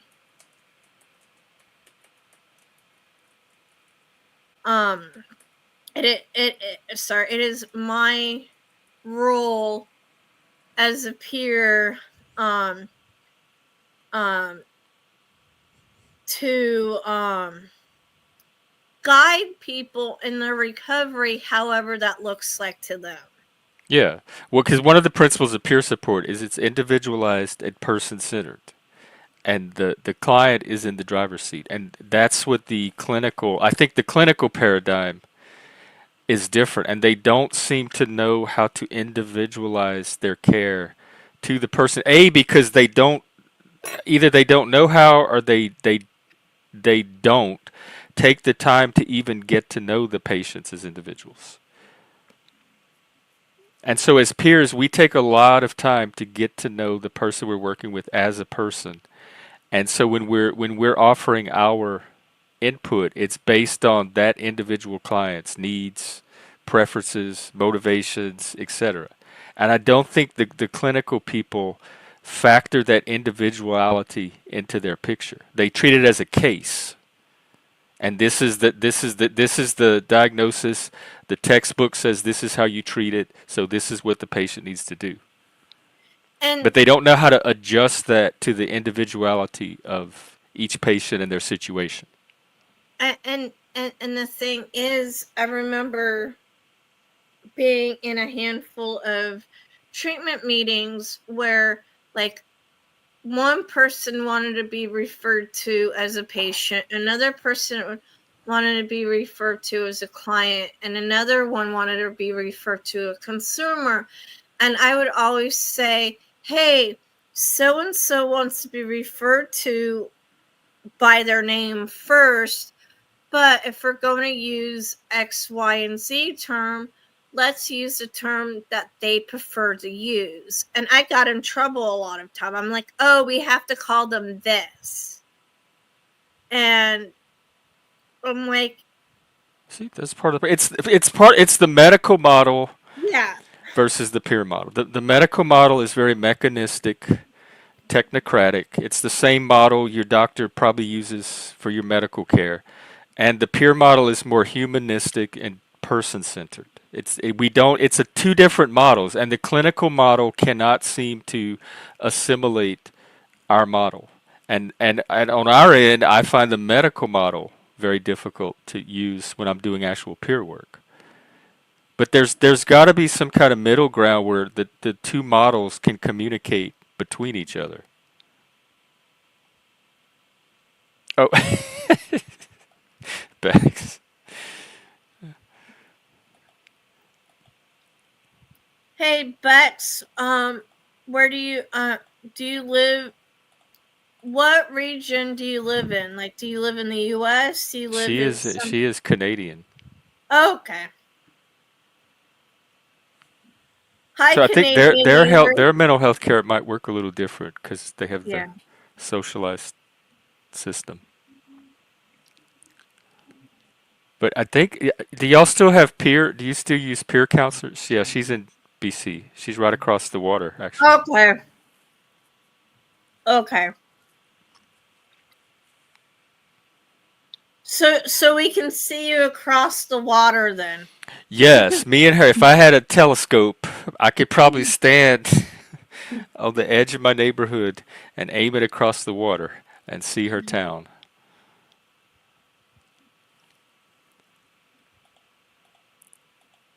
I want to call Ricardo Sunshine instead of Ricardo because he has sunshine in it. Good morning, sunshine.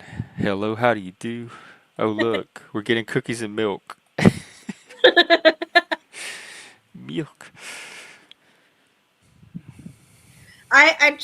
I'm eating chocolate cereal and now I have chocolate milk after eating Oh my yeah, chocolate. we used to do that. In fact, they had a cereal called Crazy Cow that was specifically designed to turn the milk chocolate and or strawberry, depending on what flavor you got.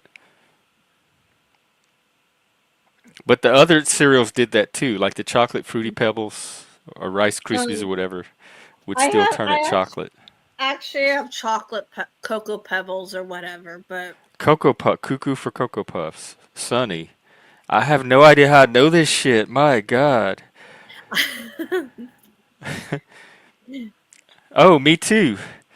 Bex, Friday the 13th, in fact.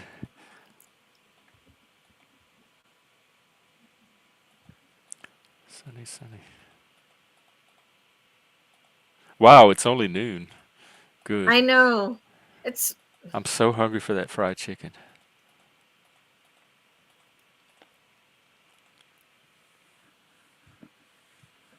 Well, Bax, I don't know what you're doing today, but depending on how long this goes, I'd be up for binging some stuff later.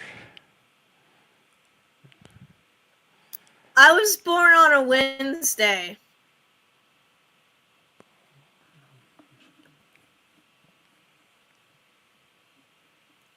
And that was the day my mom went into labor with me on It's a Small World.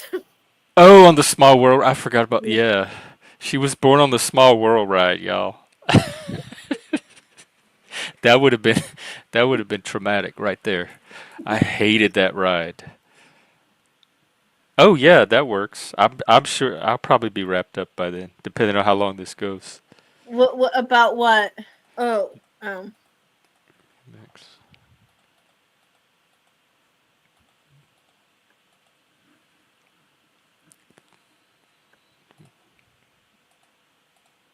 are you guys gonna hang out on like Discord or Yeah, we're something? gonna watch. We watch TV shows. Okay, this is the same person you watch. Hey, Yeah, we. She's my I binge buddy. I was on Discord for a while, but for something else. How do you get on Discord again? I think you just make an account. Okay. And then you can download the app, but you can also get to it from the browser. I just use the app because Well, it's a lot easier. Let me see. I mean, I can definitely figure it out. Discord.com Okay. is the address. Okay. And then I think you just give them an email and verify and all that. Okay. The thing you want the one thing to know about Discord is oh yeah, that's a good idea. I think if I'll send you an invite to our server, and Okay. I think if you try to accept the invite and you're not a member, it walks you through the Okay. process. So Um. here, I'll put it in the back. Okay. But the thing to remember about Discord is turn your notifications off because you're going to get blasted with notifications for every single little thing that somebody does on there, and then gradually turn the ones back on that you want. Otherwise, your phone's going to blow up with notifications. I wish they would change that, but yeah, see the constant notifications. That's why I would recommend turning them off. Just turn all of them off completely, and then go back and reactivate the ones that you want on. Mr. B, So Happy New Year. Whoa, Miss what? Brooke told you to burn in hell? Wow. that was a long, long time So ago. it's true. Well, don't feel bad. She hates I think she hates Notlaws even more. She told him today that how much she hates him. Which that's not uncommon by the way. He draws more hatred I think than I do. That's why I punch down on him. I've never met someone outside of myself that can draw that much negative reaction from others. It's kind of interesting to see. I learn a lot from him.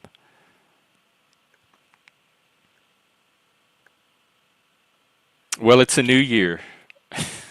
So we had troll amnesty last night, so we can forgive everybody and start fresh this year. Almost everybody.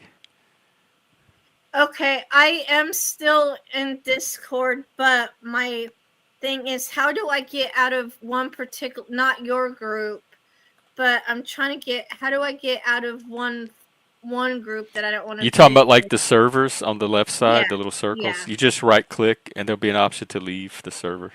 Okay. Oh, okay, there it is. Okay. There. Okay. Thank you. And you can also mute servers to where you don't get any notifications from them. I do that a lot.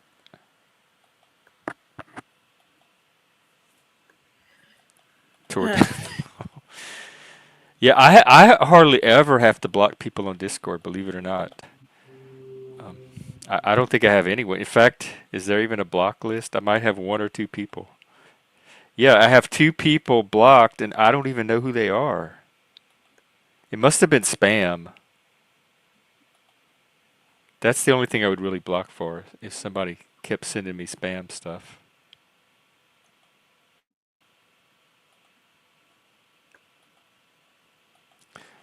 So we good. Discord so far has way less drama than Happy New Year! Happy 2025, buddy. How are you? How's your year starting out?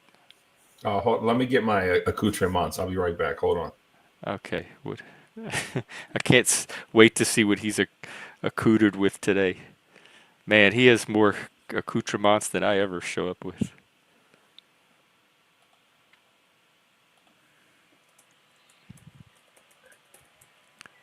Uh,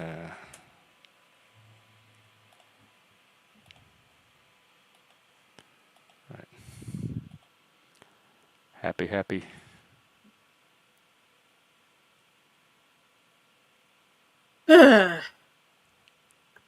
Anyway, I'm gonna get going. I got some stuff to do. If you're still on later, then I'll be back.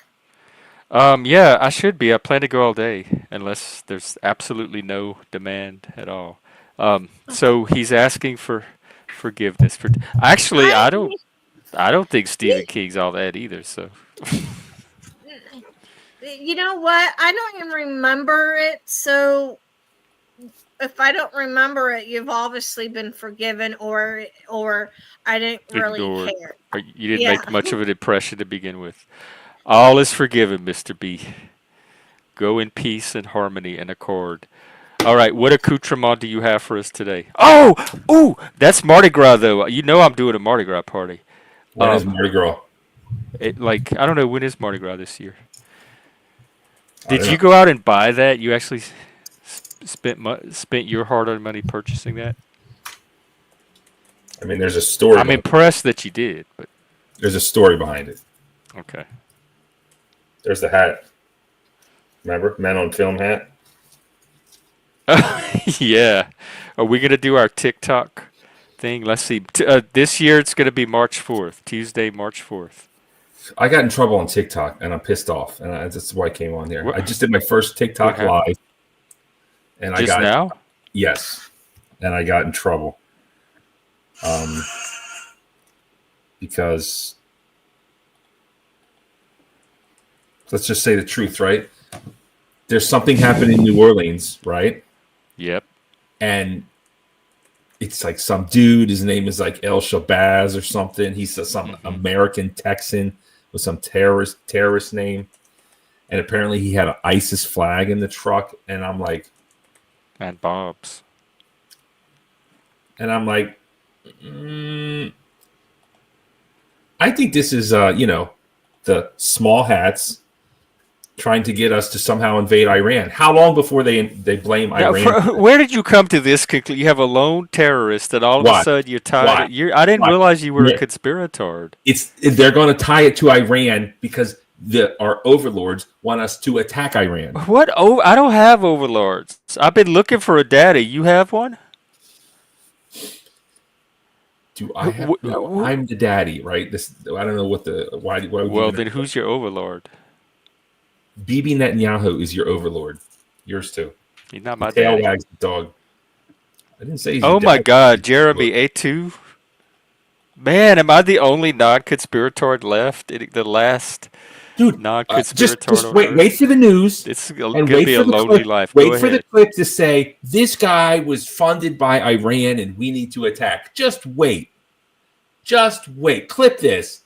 Put it in the bank. I mean, I'm sure conspirators on the internet are going to say that, but no. Lindsey Graham. That's going to be the official findings of the U.S. government. Lindsey Graham is going to say it. I promise you. I'll bet you right now. And Alex Jones. No, not Alex. Okay, but Lindsey Graham's just a person in Congress. Lindsey Graham is a super effective shill. We know he's a gay. Really good at what he does. Yeah, and he's super gay in the closet. But okay, did he say any of the you're over here? You're perpetrating more narratives than Not Laws was this morning. It's going to happen. 10,000 Canadian doesn't count, bro. What's your exchange rate? Anyways, my live got taken down because of hate speech. And now I'm like, I just had a do you video. know the specific speech? Do they tell you? No, I just had a video go viral on TikTok. Did I tell you that? I think you did, but you said it was. It's got like 700,000. You also said you got banned or something. Like, didn't you get banned before this? My first TikTok was banned for talking about trans. Yeah, TikTok doesn't sound like the place to be. I don't even think I'm going to bother with TikTok. We had a But little they, plan to do a gay takeover, but but they rewarded me, man. I went from like 20 subs to 1,400 in like a couple days, and one video went viral. So, you know, and now I don't know. they banned you. They struck you, whatever they do. They gave They me a shut your warning. video down. They gave me a warning. They shut down my live. Maybe they're gonna nerf my viral video that's still going strong. It's like slowing down now. I don't know. I'm upset. I'm a dopamine fiend. Anyways, that's what's up. Just wanted to say That's not that. a good auspicious start to the new year. Well, it's not. But How could we turn that frown upside down? this would be cool if I had like,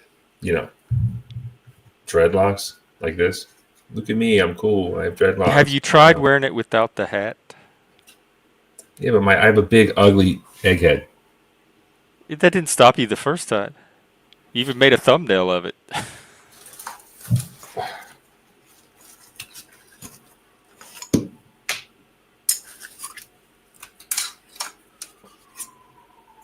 And it's gonna like hurt my little bald head. That looks a lot better if you're going for the dread look. You can't see the little hat much anymore, but it does. It actually looks more masculine. Oh, there's the hat. That's way more men on film than with the ball cap. I think it looks better without the little hat. Just as a dreaded up. But that's you at your most masculine. I'm not kidding. That's Because of the dread, it does look the most dreaded up. I have like a rapper. I had dreads. I saved one. It's in here somewhere. You have real dreads. Yeah. Man, for how old is that thing? Old. Over 20 years. I don't know if I it's guess me I gotta or go. you keep freezing up. I don't know what that means. It's me. He says you look like a Wachowski sister. I don't know what that is. Those are the trans people that made The Matrix. I don't know what Maybe that they is. were brother and sister or something, and then now they're sisters. Oh, really? What? Yeah, you don't know about the vaguely. the Wachowskis? Sisters? They're called the Wachowski brothers, but they're now Lana and Lily Wachowski. They were Larry and Andy. Laura, Lily, and Julie. It's three of them, apparently. Oh, they have another one? Yeah, you can see it. Yeah, I look like the one who's not trans. Are they both trans? I think only one's trans, right? One looks like a girl. One looks definitely No, trans. I think they're both. They're both. What? No. No way. The Wachowskis. The sisters are both trans women. Together known as the Wachowskis. They used to be the Wachowski brothers. Wait a minute. Wait a freaking minute. Hold on. Wait a minute. Wait, hold on. This one is not. Hold on. Brothers.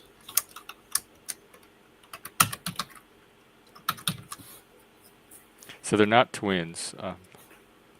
Oh, yeah, Julie. They have two other sisters, Julie and Laura. How many of them are trans? Just the two guys. Wait the a two minute. brothers. The Wachowski brothers. Because the sisters were always sisters.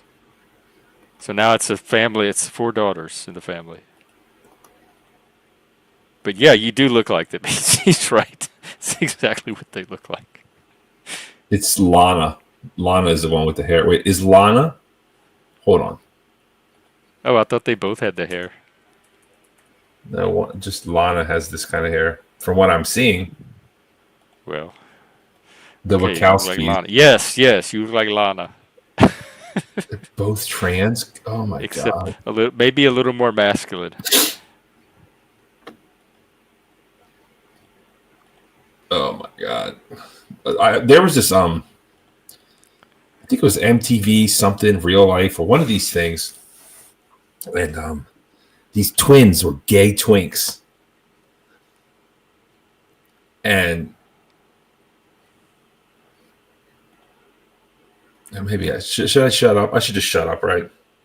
No, I want to hear about the gay twinks. Look, you might ban me after this. Should I say it or not? I've never known you to hold back like this, so now I want to hear it even more. All right, This I'm is just a going to good speak the ploy. truth, right? Look, I don't have kids, but if I had a son, I really wouldn't want him to be gay. You know, no offense. You know, just being honest. I'm not trying to be a dick. I just am, I guess. I'm just being Why honest. wouldn't you want to? And what does this have to do with gay twinks? I would be so pissed off if I had two sons and they're both freaking gay. And then, like, to make it worse, it was just quote unquote giving incest vibes, you know? Just The gay twink thing? yeah. I can say right now, twinks don't get with each other. But they were brothers. Yeah, but they don't do that. It's called bumping pussies. With two bottoms. Like that's not a thing. They don't do that. They're both looking for guys. Wait a minute. They're not going to be able to fill that role for each other. You're trying to tell me that Oh, that's good. That lighting is that's Is this that's good? the look, dude. Especially with the curtains. that's the No, screen in yeah, front. keep the light on. Well, I Feature can't see yourself. myself. Oh, because it your eye. Get some shades. Do you have some shades? Here they are. Hold on. Well, give me a wrench right now. You're not getting a wrench. You're too unpredictable. Here's twin brothers. Did you see the Island Boys were making out? No, I did not. Do you know who they are? Yeah, those those whatever they are, rappers, if you call it rap. They dance around the pool. They're singers. I mean, they sing pretty good. They have that one song, Island Boy and Trying to Make It. It's a good song. Yeah, I found them interesting. Oh wow, you're right. I'm seeing the video right I now. dare you to play it. It says they kiss each other, not that they were making out. They make out. Okay. Are they together? Or are they related? They're twins, aren't they? I don't know. Let me look them up. Fly Soldier and Kodiak Red. American twin brothers. Yeah. Wow.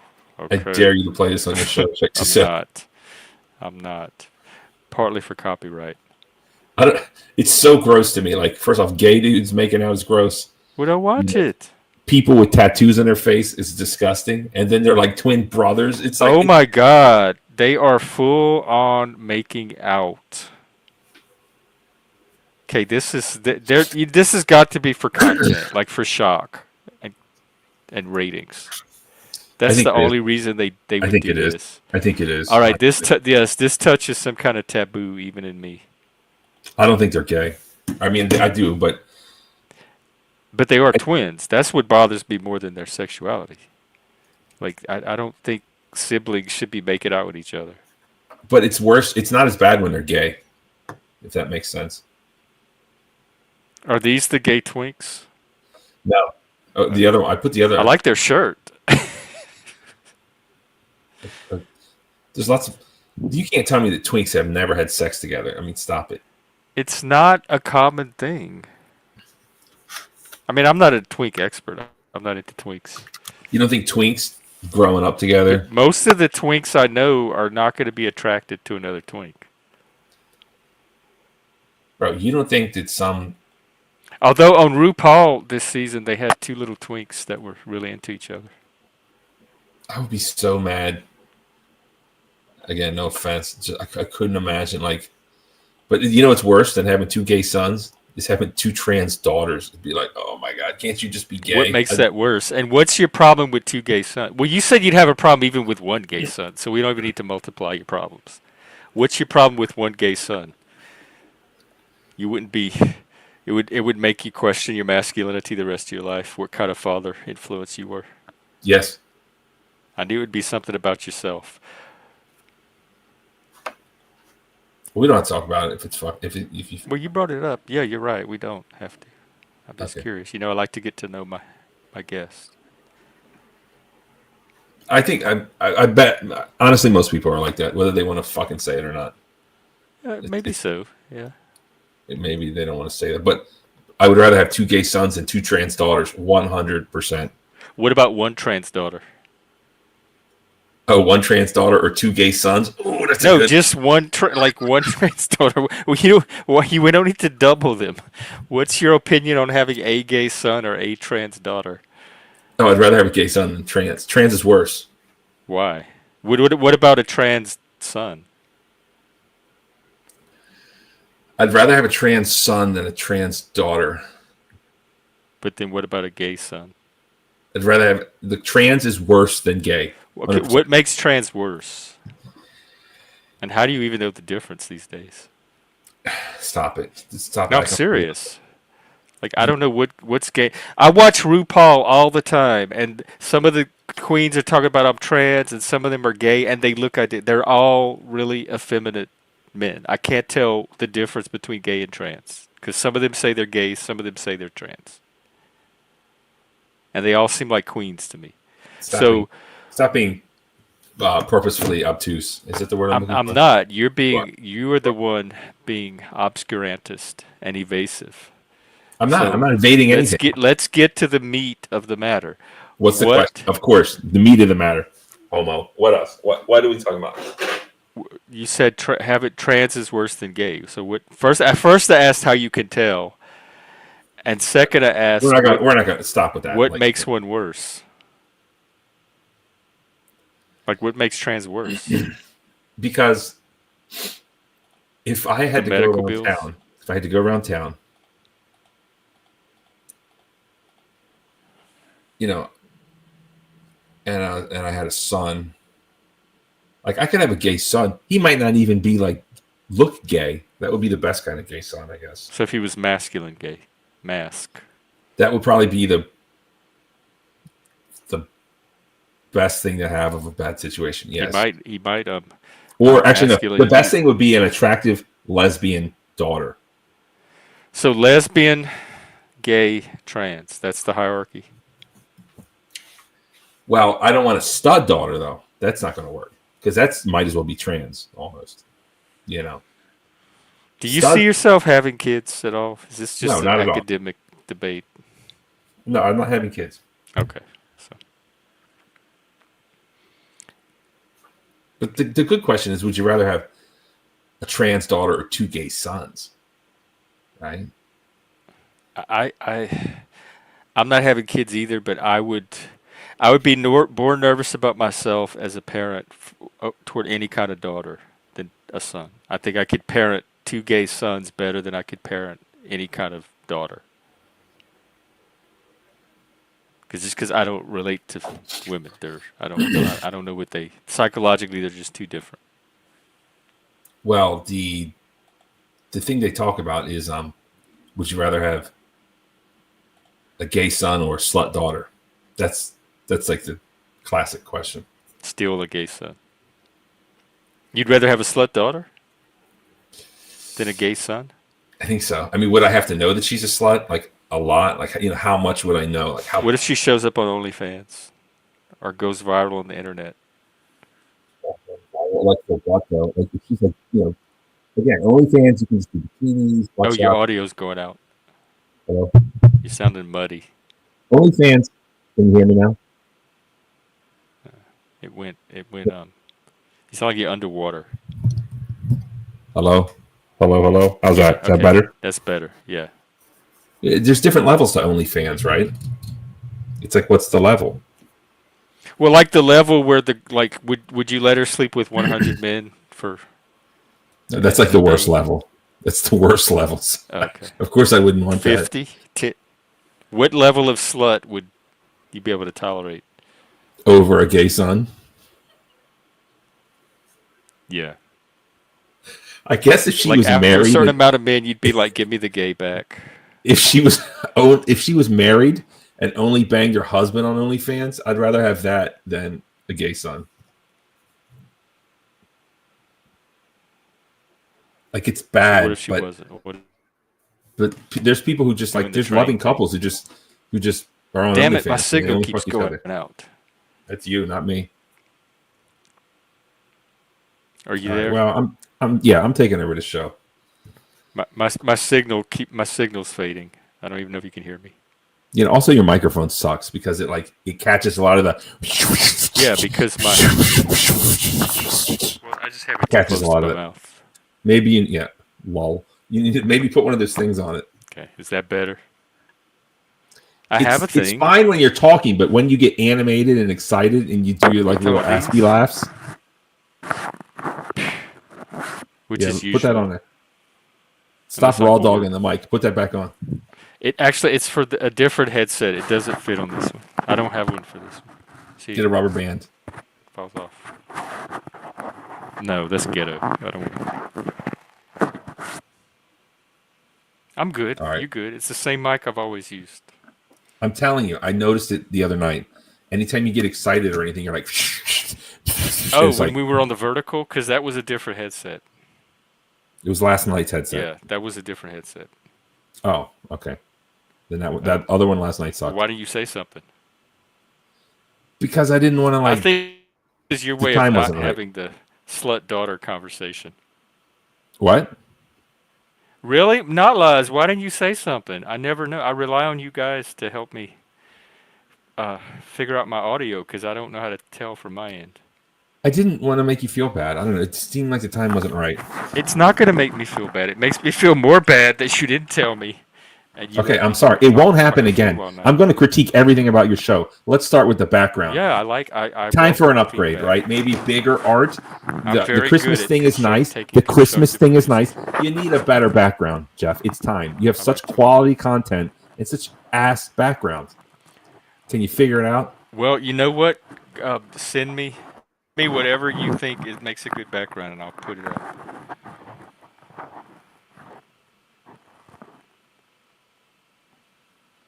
Okay, you were saying about your slut daughter.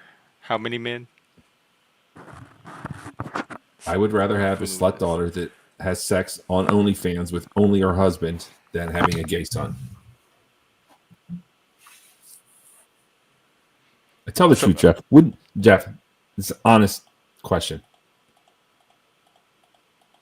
Would you rather have a gay son or a straight son if you could decide? Be honest. Be honest. Let's just say you somehow knocked up Probably a chick. A straight one, honestly. Bam. There you go, right? Because it's like probably easier. Among other things. And then like if you're a gay son and you're a gay dad, everyone's gonna be like, no wonder he's gay, his dad's gay. You know what I mean? I'm having signal issues. It's on my end. I didn't hear what you said because my signal's going out. Something I said about a gay son knocking up a chick. I said if you raised a gay son, everyone behind your back would be like, Jeff's son is gay. The apple doesn't fall far from the tree. You know, we'd be talking shit. 100%. I wouldn't care, and I doubt he would care either if he's my son. The chances that he would care about that are... Well, you don't think... it's so easy. It's so easy being a kid. That's what I hated about being a kid. God, I hated it. This is the best time of your life. Everything's easy. I'm like, no, it's not. Well, tell us about your childhood. My childhood was great, but I could see other people's wasn't. And I hated that people pretended like kids don't have stress. It's like, it's really not stress, but the way they feel it and the way it hits them, it is stress. You know, in the big picture of things, hey, you're not like in the Ukrainian trench getting grenades dropped on your head. But it's still stressful, and everyone's like, the perfect time of your life is kids. And, you know, it was annoying. It was annoying. And kids also have a ton of support for the stress too. So some of it's useful stress. It's the adversity they need to develop into functioning adults. All right. Well, oh, here's Hank. Yeah, I'm back to show proof of work. Can you hear me? Yes, yes. Now, yeah, you're here. Great. Yeah. Yeah, and like other people, I bring my receipts with me.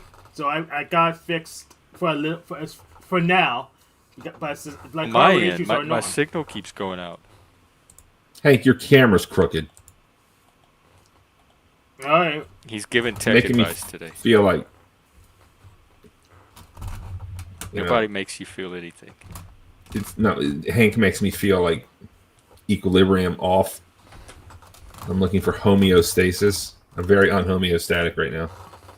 Is it any Crooked ass better? camera. No, It's on my monitor, which is crooked ass. Can't you like shim it?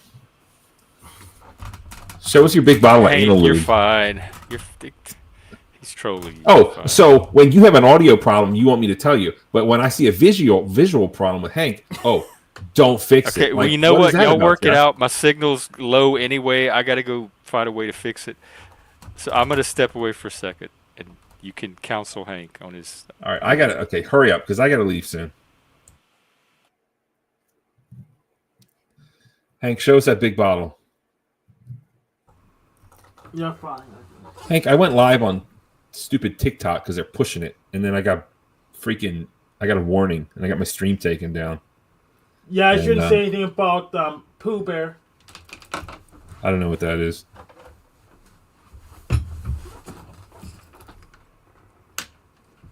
He's a dope. I've got to get offline. I really have. I haven't. Thank you. I haven't been.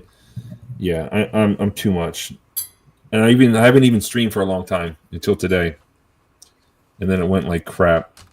It's like the universe is talking to me. I need to do more work at home. I get stuff to do.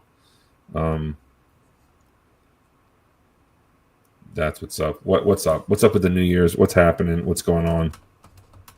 How the hell should I know? It just started. I know something. Tomorrow I'm gonna co-host Benjamin Hardwick's show. Who's that?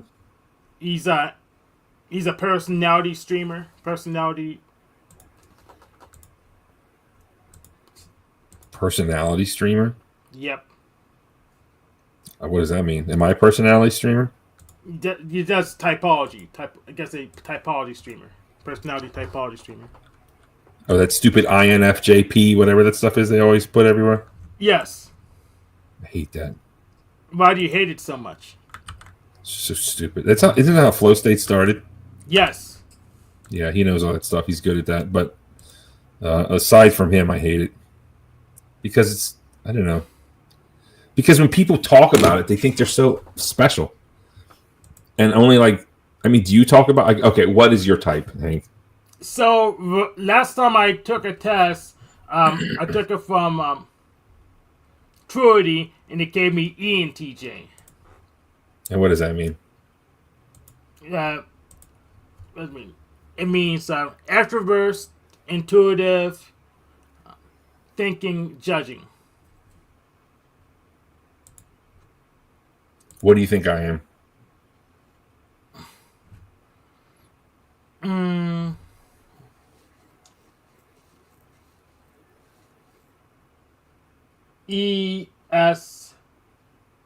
ESTP, like Flo says. ESTP? All right, let's see what that is. Let's look it up. You know what? Here we go. Entrepreneur. Personality type, extroverted, observant, thinking, and prospecting traits. Energetic, action-oriented, deftly navigating whatever's in front of them. What a choice of words, deftly. They love uncovering life's opportunities, whether socializing with others or in more personal pursuits. You know what? I tell you why I don't like it.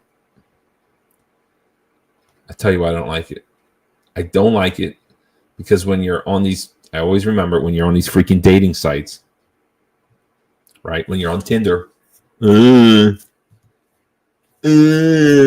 swiping, you'll come across a profile. And it's a certain kind of attitude on this profile. Anyone that lists what kind of whatever they are is always just a pretentious turd. And they always have to say, I'm I'm a INJP or something.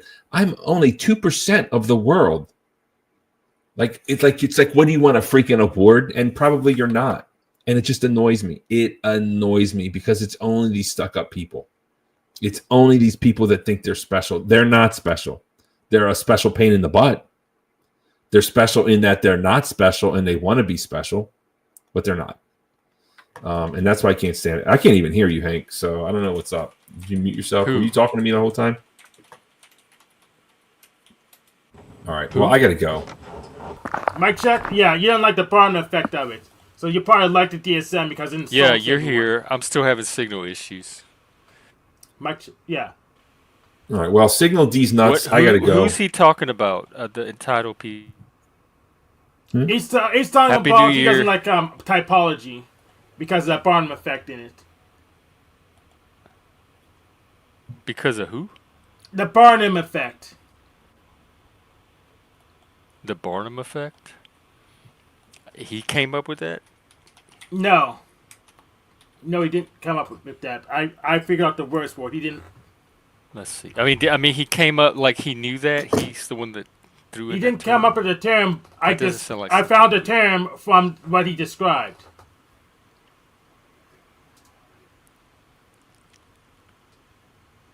Oh, okay. Yeah, I didn't know it was called the Barnum effect or the Barnum-Forer effect. Barnabas effect. Okay. All right. I got to go. Happy New Year. Have a good life. And I'll see Happy you New next Year. week. Have a great Peace. year. Oh, dog. Thank you so much. It is well, except for the news earlier in New Orleans that I woke up to. But we're going to recover from that, and so will New Orleans. Thank you so much. And I hope you're having a good New Year too. I hope your year is good, your whole year, not even just today. Thank you.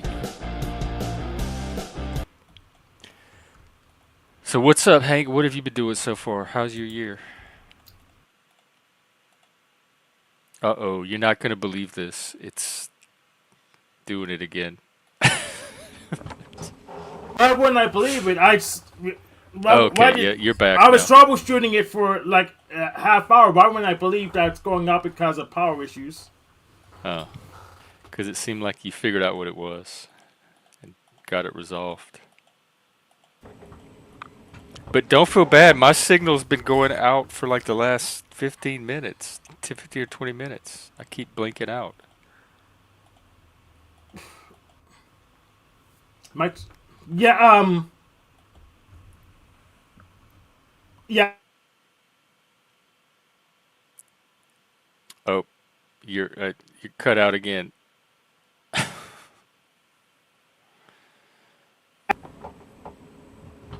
You're coming in and out, so sometimes you come back in.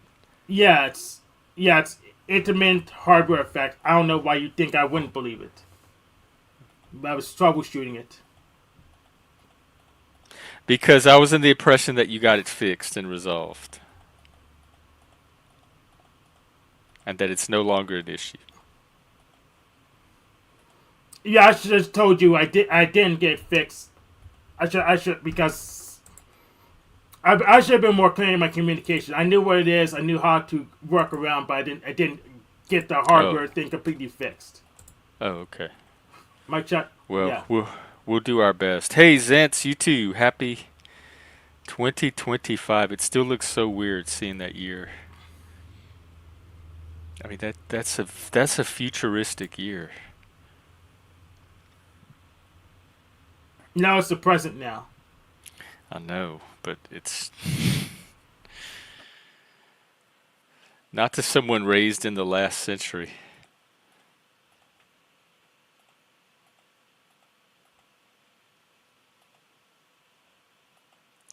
What do I think of RFK Jr.? I think you better leave my fries alone. That's the first thing I think.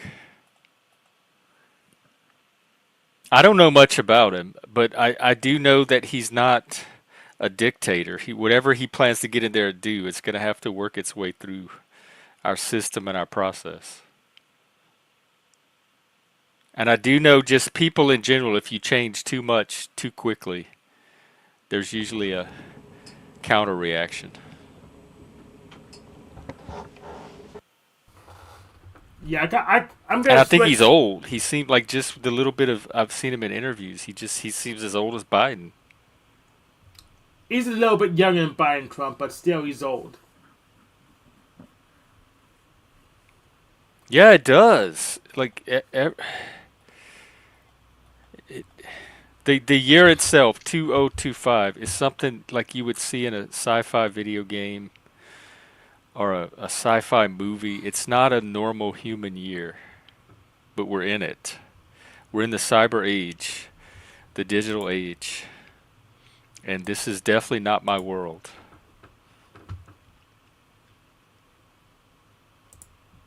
So we'll see how I adapt. But I feel like I'm not alone, so a lot of us are trying to figure it out.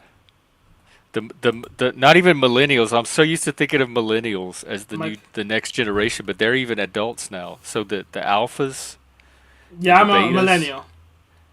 will have to lead the way. They're the ones that I'm going to have to rely on to guide us into the future.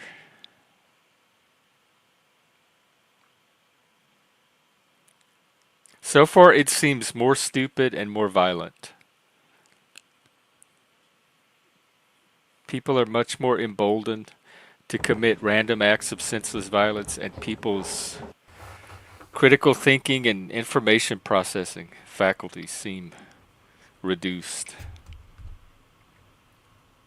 But maybe that's like the amount of information we're faced with each day. When you had to process three or four news channels and a couple of newspapers,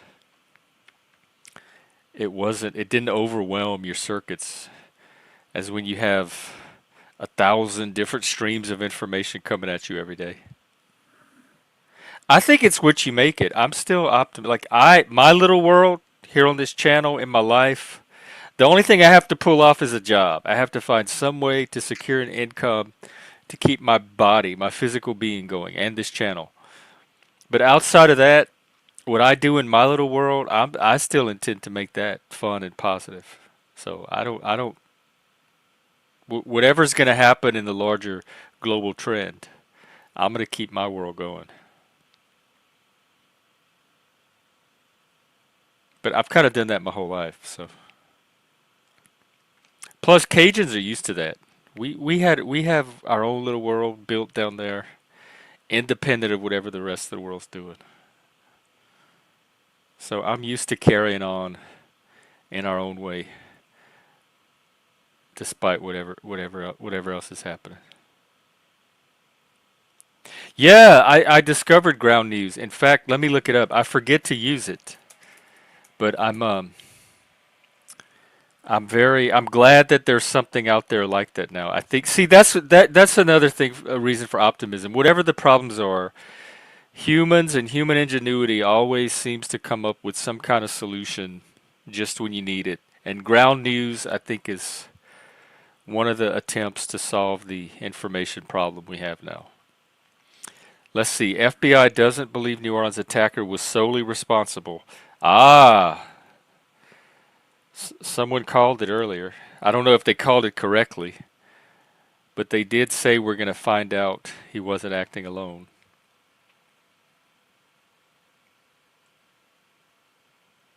I wish they would say why they believe this. But let's see the rating on this story because it's from Ground News.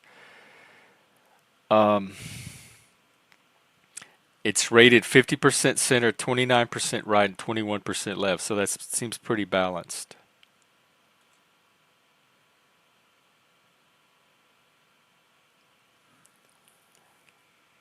Oh, and there's a cyber truck that exploded at one of the Trump hotels too. So another act of violence and or terrorism.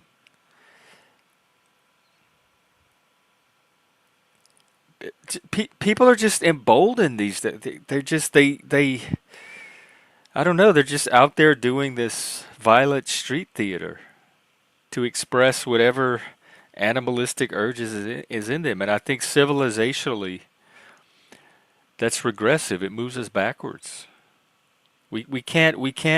We can't all be acting like this, or our civilization will collapse. I'm more worried about if civilizational collapse comes at all. It's going to come from us deciding not to manage our baser impulses and just start acting like apes.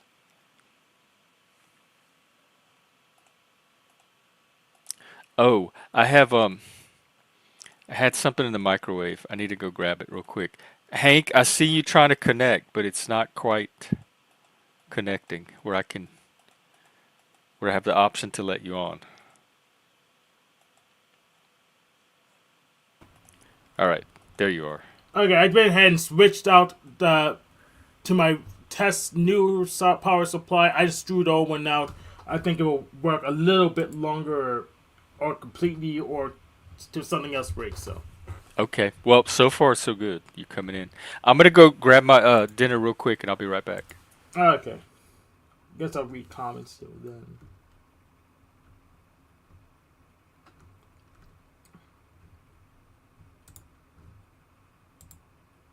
Mic check. Yeah.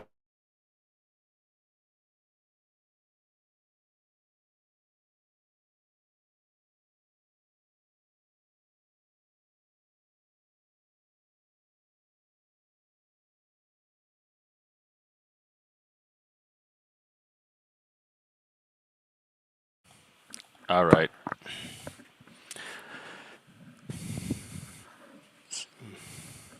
Do you have any plans today? You're just gonna chill out? Do you work on New Year? Oh my God, it's it's happening again. No sound.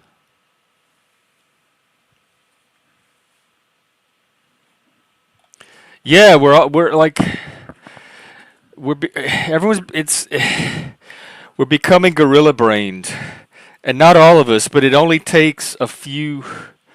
There's a certain critical mass of people that can be like the tolerance for the amount of people that can become gorilla brained is very small. If only like 4 or 5 or 7 or 8 humans become gorilla brained in the right place at the right time, that could be enough to set off a civilization. It doesn't take more than a few maniacs to mess it up for everybody else.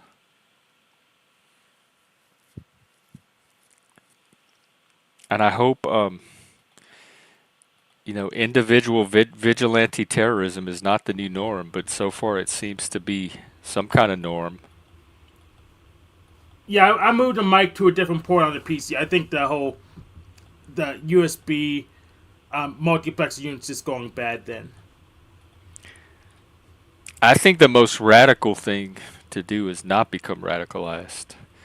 Like since it's happening so frequently at the extremes, to kind of hold the center and stay grounded and let Gra- those people weed themselves out.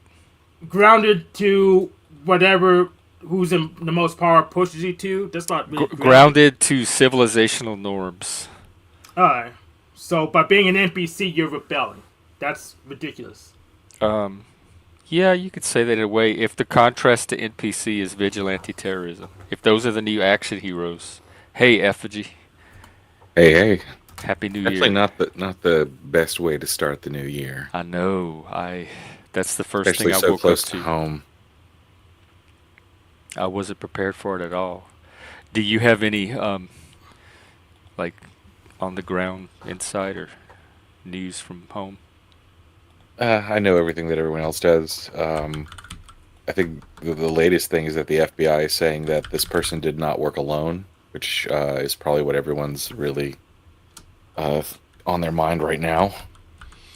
Yeah, It looked like the I guy didn't even was think that. flying an ISIS flag on the back of his truck while he was doing it. It's not some kind of immigrant. Looks to be an American citizen who was living in Texas. He was in the Um, military. Wait, he was in the U.S. military? Yeah, for a This would mean decade. this would be another one because there was another one years ago. Fort Hood. Yeah, the Fort Hood shooting. And Crazy. Timothy McVeigh and that other guy they were military too. Um, my heart goes out to everybody in NOLA, sweet NOLA. It looks like most of the victims were locals, not tourists. Which was like crazy considering it was New Year's Eve. Right.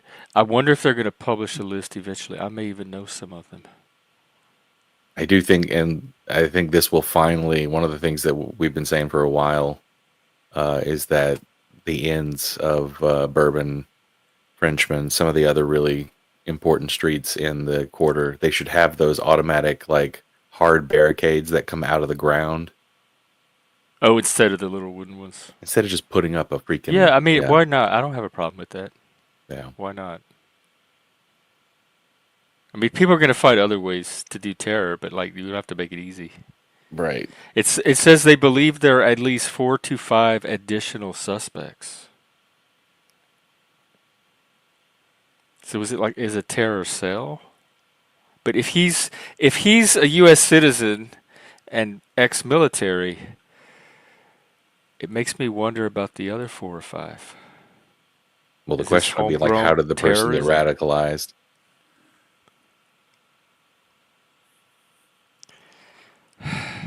I Oh, mean, it's pretty if they're simple. flying an ISIS flag, then it kind of like it points to a whole lot of things. So all that, The terrorists are being radicalized by these algorithms, putting us into little boxes, But pushing it's us to not the the extremes. algorithms; it's the content no. that Terrorists are is. radicalized by their religion and their circumstance and the things happening around the world. Yeah, This but anti-terrorist we're talking what is about. religion now? It's just a box of ideologies. And people get thrown into boxes by the algorithms. What is that? What do you mean? So pretty much YouTube, you come with like a slight preferences, and then the search queries and video you get served will push you into a deeper preference. So like maybe people who don't want to do anything is a preference for inaction, and they'll bias you to not do to being completely still, stagnant, not doing anything at all. I don't know, but they'll be So pushed. he's like an ordinary, decent, upstanding person, except he just fell in the wrong algorithm rabbit hole. I don't believe that. I think he has issues before he even got on the internet. Yeah. But how do you prove Most of the that? people who do this kind of stuff do, and then you just tack on believing crazy shit and then believing things about the world and just becomes a soup of stupid. I don't even follow the algorithm. Like I like select. I go look for specific things. I'm my own algorithm. I don't let social media just feed me stuff. I'm an active consumer of information.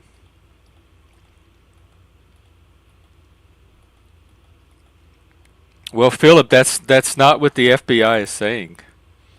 Yeah, that's not at all what they're saying.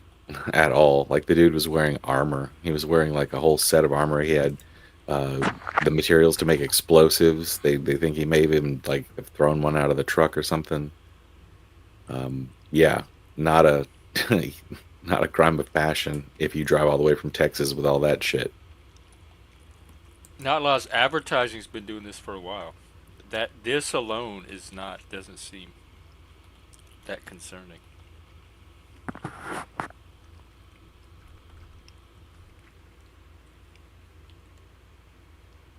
He Now just we have I play video game military experts too. simulators all day. We know attack tactics. Well, then you would know that it is a common practice of ISIS to use cars to drive into crowds. There have been multiple attacks over the last decade, like across the world, with that exact attack signature.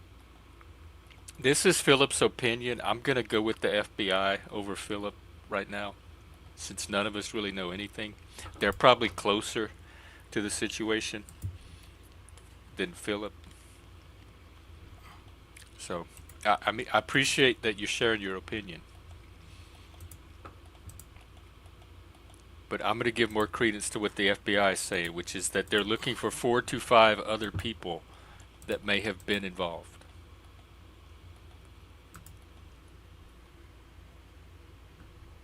And as all of us who live down here know, you can't keep New Orleans down. We've seen the end of the world down here. Like, we've seen the literal end of everything. We've waded through the water of a dead city. You can't, yeah, we're just going to get on with life, and Mardi Gras is going to kick ass like it always does. It will, and we're going to be here kicking it with it. I expect the second lines to start, if not tonight, by tomorrow.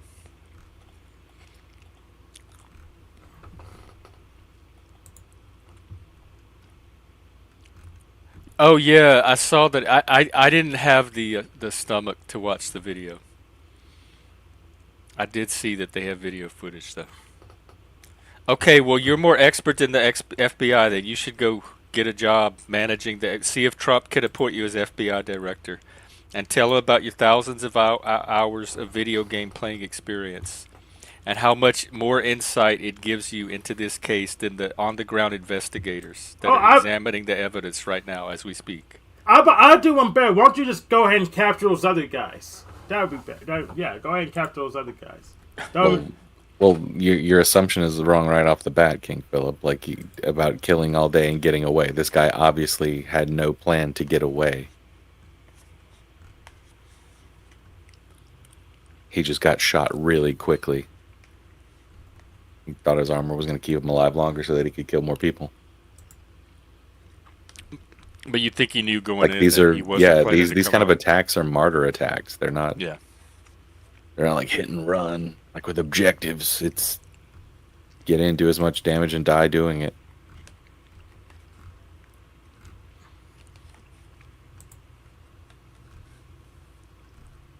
It's one of the hardest things to protect your society from.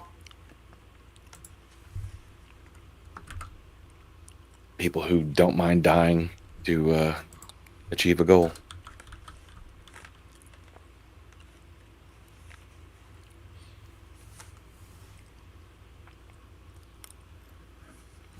Damage was low. Well, that's subjective Right, yeah. and relative. To those 10 families, the damage was 100%. And injured people too. There were even more injured. Yeah, they're like 30-something people injured. Mhm.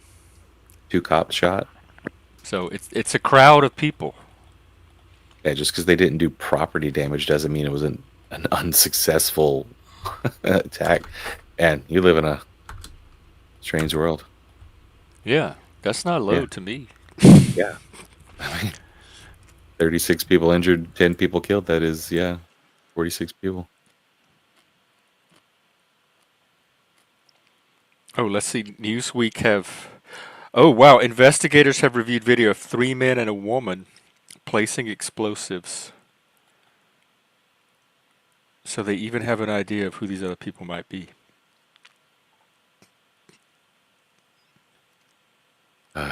Craziness is already starting. That's my. I try to be optimistic, but my prediction for this year is that it's going to be wild. I mean, it probably will if this violence trend is any indication. Because, like I was saying the other day, like that was the first day I pulled up the internet and there was not a story of somebody committing random acts of violence. And then today, here we are.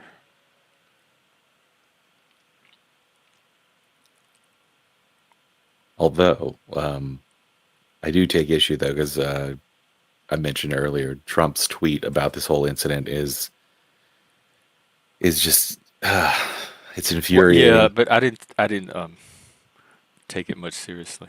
I don't really take what Trump says seriously.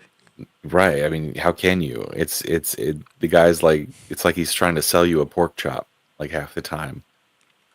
Like he used a grief message to basically harp on the idea that illegal immigration is the reason for crime and that crime is the highest it's ever been. Both things are patently untrue. Number one, the crime rate right now is lower than it was during any year of Trump's term. So I don't see why he keeps having to harp that the crime rate is so high.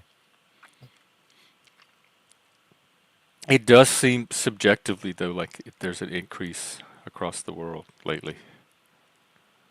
I think it's just the I severity mean, of the across crimes the and the world, randomness sure, of them. there's violence in places. There are wars going on. Sure, here in And America, there's though, random acts of terror almost every day. So that would, if someone told me the crime rate was low, just like with the economy, and I couldn't afford my groceries, and every time I turned on the news there was some new random act of terror, the technical fact that the crime rate is low would not carry the same meaning for me as my subjective experience of what I'm seeing at the grocery store and what I'm seeing on the news. Well, that's kind of crazy, though, right? To think that the area you live in is safer, and you're letting the TV tell you what your reality is, in Well, I contradiction mean, do you to. think they're making up that all of these stories are happening? The Germany Christmas market, um, Luigi, the No, Christian school I just think the shooting, the New interconnectivity of Orleans media thing. is allowing us to see everything across the world and think that it's more prevalent than it really is to like our immediate vicinities, right? Do you feel unsafe because something happened in Germany? No, I don't feel unsafe, but I also feel like this can happen anywhere at any time, randomly. So I don't rule out that it could happen here. Sure. I mean, a meteor could fall from the sky and hit But I'm us talking about at any time. human generated violence. So just because my city's statistically safe, because of these news stories and how random they are, I don't rule out that all it takes is one crazy person, one lone crazy person, and the Seattle area is definitely not short of crazy people, Right. I like mean, I get you there. politically active I mean, crazy people. you can't deny that since like the late '90s, there's now a prevalence of the kind of lone, random act of mass violence thing. Well, good thing that I'm here to call out BS every day because that's what I do. I'm constantly calling out BS on fictional narratives, and I get a lot of flack for it. But I'm not going to keep doing it. I mean, stop doing it. I literally just did that. Nobody can tell you what to feel, though. I mean, they could try, but like people are still going to feel all kind of different ways, regardless if corporate media tries to put out one dominant area. And second of all, people are responsible for their emotions. Even today, nobody told me what to feel when I pulled up the news story. I felt angry, all on my own. That was my immediate reaction, and I did what I needed to do to manage it and turn it around. But isn't that what we were just saying just now? Isn't that kind of a case of choosing your feelings over the facts? Of choosing to feel like you're in more danger because these random acts of violence happen, even though the facts say that there's less violence happening around you? Well, I think feelings are independent of the fact.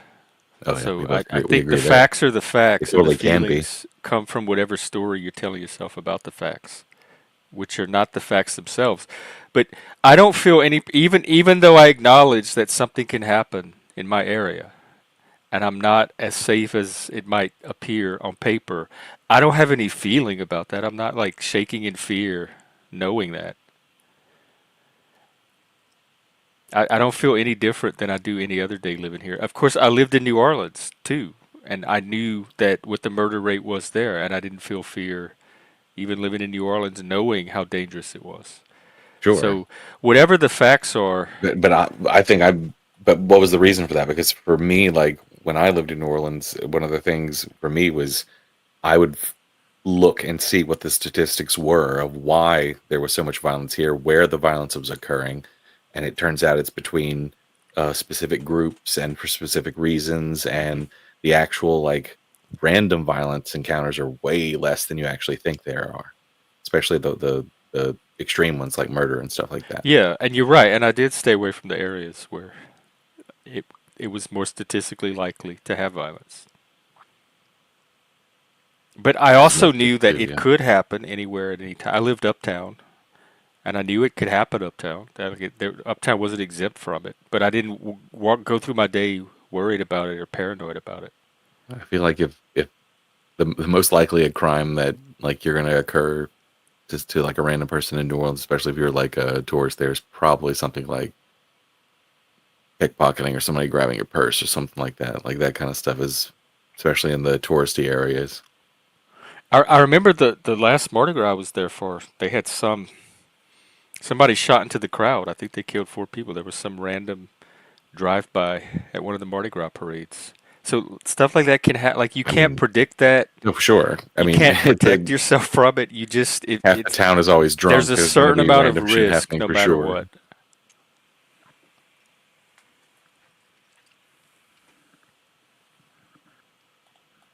I mean, I try to be as safe as I can when I'm out, and that's all I can do. Oh, look, there's Helena there's Helena, sweet Helena, who complimented me so well on my voice. Oh right, yeah, Helena. Good to see that y'all both made it past last night. Well, that's quite an assertion, Colt. I don't know how you would prove that.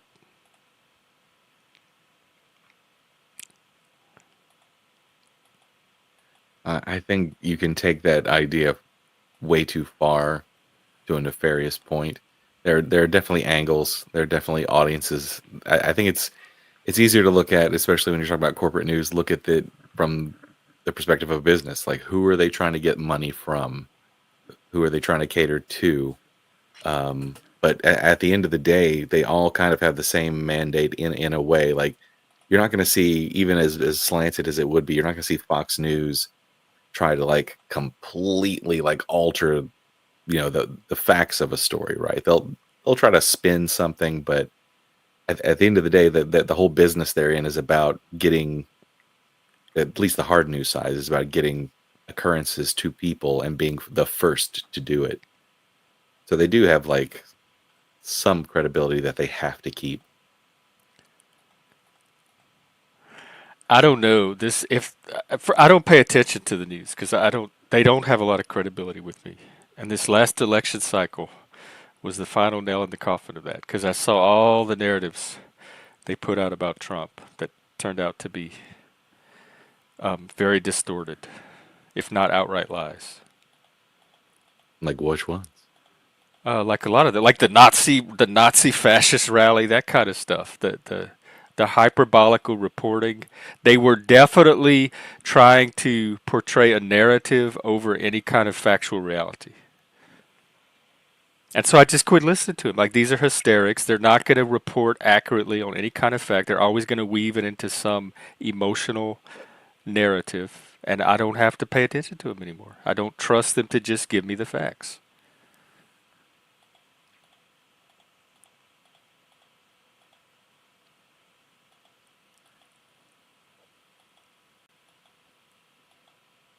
The Guess syrup we'll bottle. see. You talking about Jemima? Because they left Miss Butterworth alone. The white lady got to stay.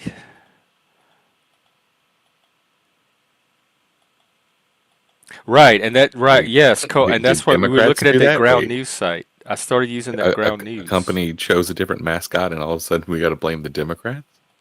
No, that well, he threw that in there. I'm not tying that to Democrats. I'm not trying. I do tie it to wokeness, but I'm not trying. I'm not tying the Jemima controversy to Oh Democrats wait, that's not specifically. laws. He's probably making a joke.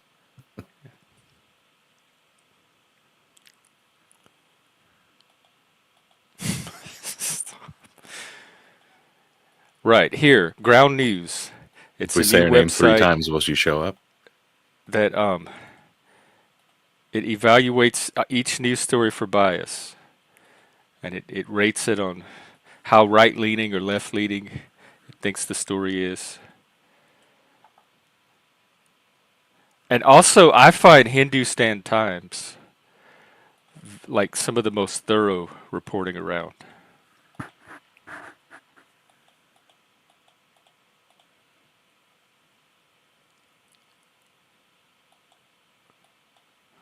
Well, I'm only half paying attention, to be honest, Colt.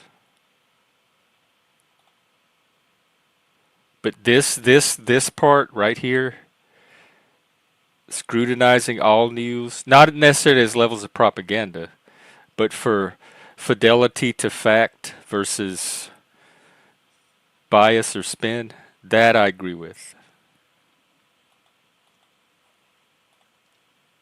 And Happy New Year, if I did say it before.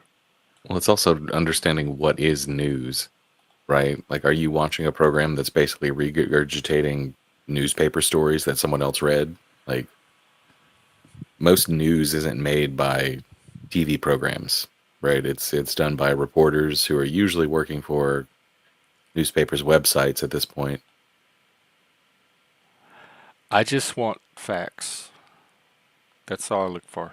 If there was a site that just published a list of facts and didn't even Well, need to write it up into a narrative, I would probably use that. unfortunately, we live in a world full of human beings who all have a subjective reality that they see So those facts far, through. well, yeah, but that shouldn't prevent you, and it didn't in the past. Like journalists in the past seem to have no problem presenting facts. So even if we're living in a human, if we're humans, that's never stopped humans in the past from being able to identify facts and separate it from fiction and narrative. The current media breakdown, according to Ground News, about the New Orleans terrorist attack coverage is it leans 54% right and 29% left. So What it does that seems to even have a mean? stronger right-leaning bias to it so far. As far as, I mean, what does that imply? Well, you'd have to look at how they do their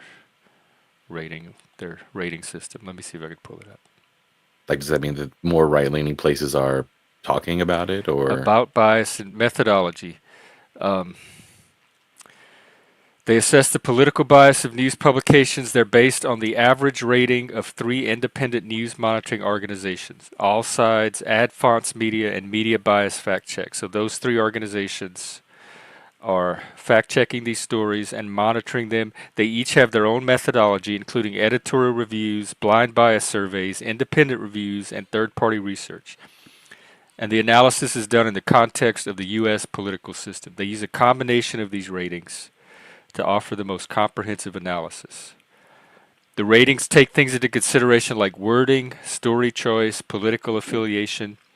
It does not measure the bias of specific news articles. It's done at the publication level. Oh, I see. So it rates the sources of each news article. And here I will put um, their ratings breakdowns here. So they have 7 categories from far left to far right, and they categorize each source into one of those categories. And they also do a fact check score of 5 ratings, very low to very high, as far as reliability. Oh, and they even look at the ownership of the sources: media conglomerates, private equity, government, independent, etc. So you get a ton of information about the sources of the stories from this Ground News site. And Ground News himself is drawing from these other 3 agencies that do this in-depth research.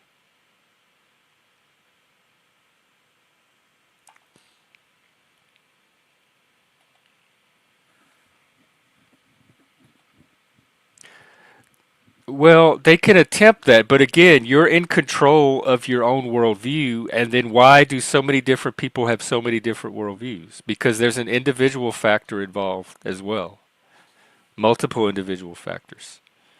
So you're dealing with probability and influence. You're not dealing with any kind of certainty or mind control. Like you can expose somebody to the story and their brain will all immediately start doing this one thing. That's pure science fiction.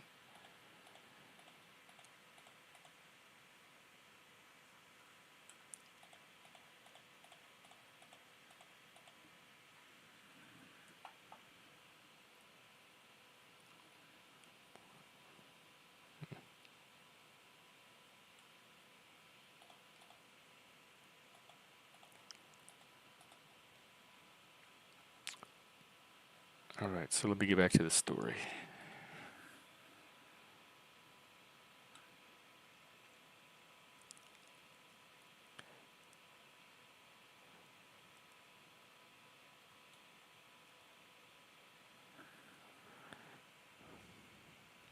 Oh, they just put out a list of victims.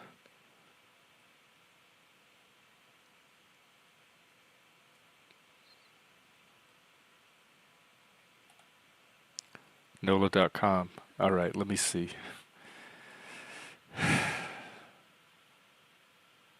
Ooh, they even have photos. Genuinely, I'm almost scared to look. I know. I am. I haven't gotten any phone calls or anything, but I know so many people in New Oh, they Orleans. only And have like 4 or 5. It's not all 10. So far, so good. A lot of them are younger people, so the chances that I would know them are not as high. The list will be updated as more people are identified. 18-year-old, 37, 27, 28. They have 4 listed so far. But still, these are just young people partying in the French Quarter on New Year's Eve. Like, who didn't? We did that all the time as kids. Like, who? That's a perfectly normal thing for young people to do.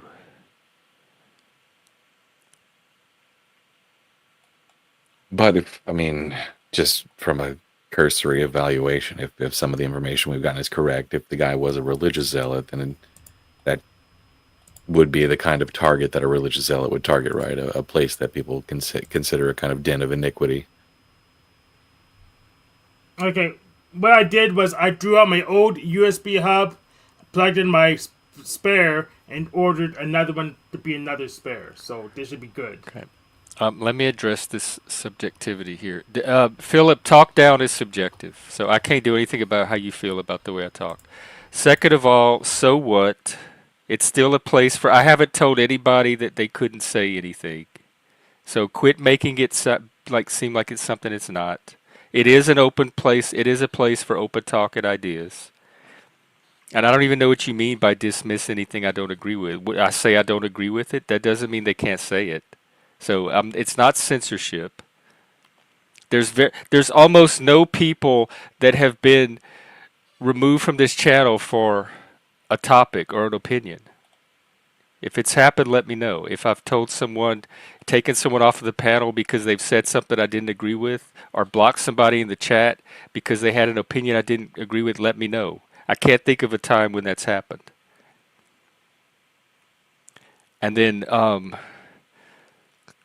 cult of culture. I don't know how you know what their intentions are unless you're inside their head. You're making a claim about what they're attempting to do, and I don't know how you would have that information.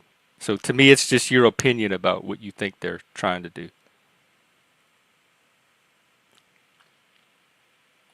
Well, you can come and question them here. There's no negative consequences, despite what Philip's saying. I'm not aware of anybody that's been penalized for Right? sharing Like their people opinion. question things all the time. People come up here and question the shape of the fucking world. What are you talking about? Right. Yes, you're right. Even flat earthers come up here, and I don't shut them down. Yes, I did, Philip. I did cancel it because of the pattern of communication breakdowns between you and I. It's just not worth it to me. I think the But shows were good. I think the content were good, but I don't know how to avoid the communication breakdowns between us. So, for that reason, it's not a good use of my time. what was the success show? It's an opinion. When you're making a claim about what somebody's trying to do, about their motivation, it's an opinion. Unless you're in court and you're a lawyer and you're having to prove intent in a case or something. What is the success show? I never heard of it. Yes, I do. I do think people who think the Earth are flat are dumb, but I've never Like tried what? to stop them from saying it.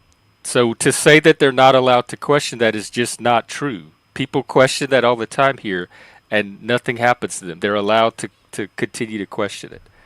So quit spreading lies about me. What was the success show? It I know seems to like I don't know. This idea seems to I like know my follow mind from this works. idea that free speech means you should be able to put anything out there and never have consequences. And this is not even a free zone. This is a dictatorship and a tyranny. I could shut down anything I want without consequence. Because I personally want people to be able to have the conversations they want to have, and I want to hear what people think, and I would like to understand people. It's not in my interest to censor people and shut people down, but that's just a decision I'm making. There's no guaranteed right to say anything here. Well, you'd have to show me an example of where I censor because I'm not aware of censoring people. I'm not aware of telling anybody they can't say so, other than if it goes against YouTube. Like if they cross the YouTube censorship lines, I might say I don't want that on my channel or don't talk about that on here. So there's conversations that have come close to what I judge to be TOS violations that I've redirected. But So it's not the kind of stuff you're talking about here. so question and a comment. Question: what was the success show? And Oh, just the tips thing that Philip and I did on Sundays. We did 2 episodes on tips for success, how to be successful. okay, I understand why you're not doing that now. And comment. You don't like when people grab the mics around. Right, and I've asked those people many times not to, and so that one particular time, yeah, but that I don't consider that debate. I consider that personal attacks against this one person.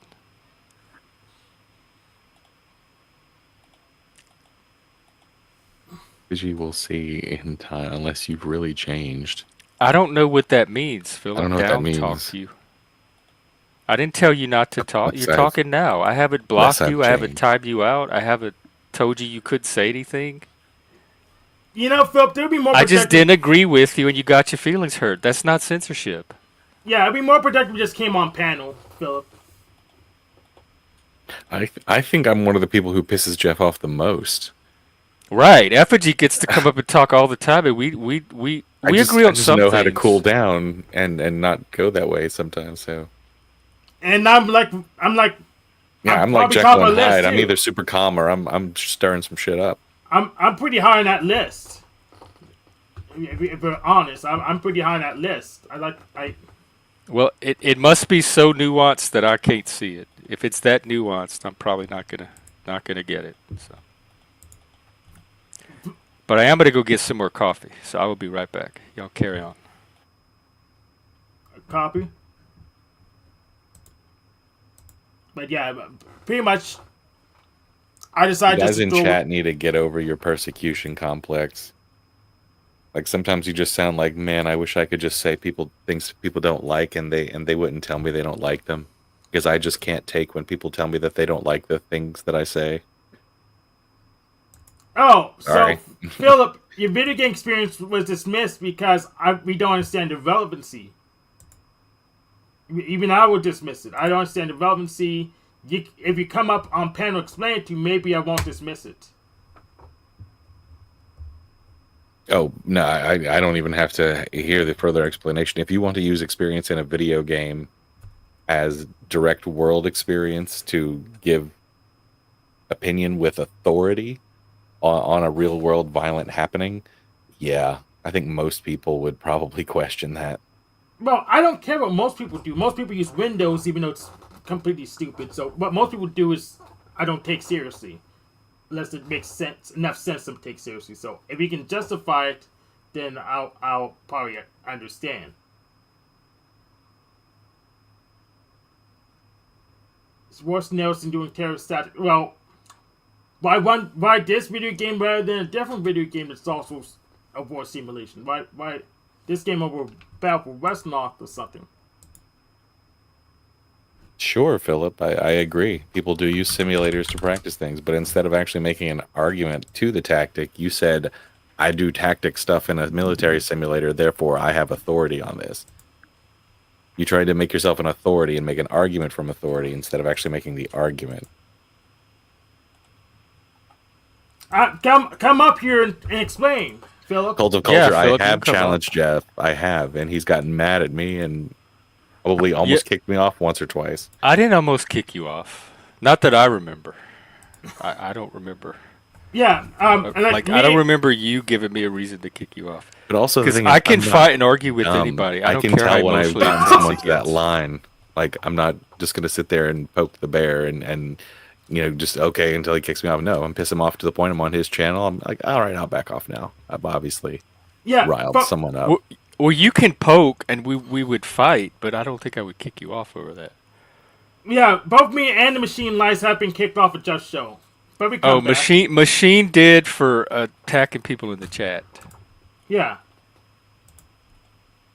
Well, That was I've also we usually if also have to it's figure me, if things it's out, right? directed at me, I can handle it. If it starts being directed at my audience or other panelists, And that's every panel you sometimes go when on, you I'll have to step figure in. out the things that the host doesn't like and they don't want to do. Like for Jeff, you don't tell Jeff to calm down.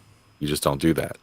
Like once you learn that, you'll probably Oh have an yeah, I easier have time. kicked people off for that. Yeah, everybody's Although got a trigger. I've gotten better at Most that. panels I've ever been on, the host has some kind of trigger where they will be like, like we go on verbal combat, you start talking shit about somebody's kids, like you'll fucking get kicked. Um, everybody's got their thing. Everybody's got their line. Yeah, like if you insult people's appearance run on camera, I'll kick you from my show. But Or at least I'll berate you very harshly.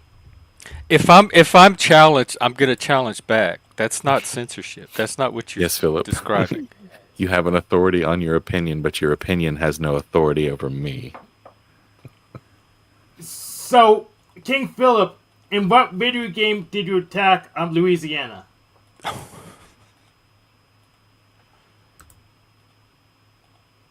I'm on no video game, and if it counts a score, I want to see what your score is. So, Philip, when the FBI like arrests accomplices, would you then admit that you were wrong? And that's all I said was that the FBI says otherwise because I was reading the story the same time he was typing it.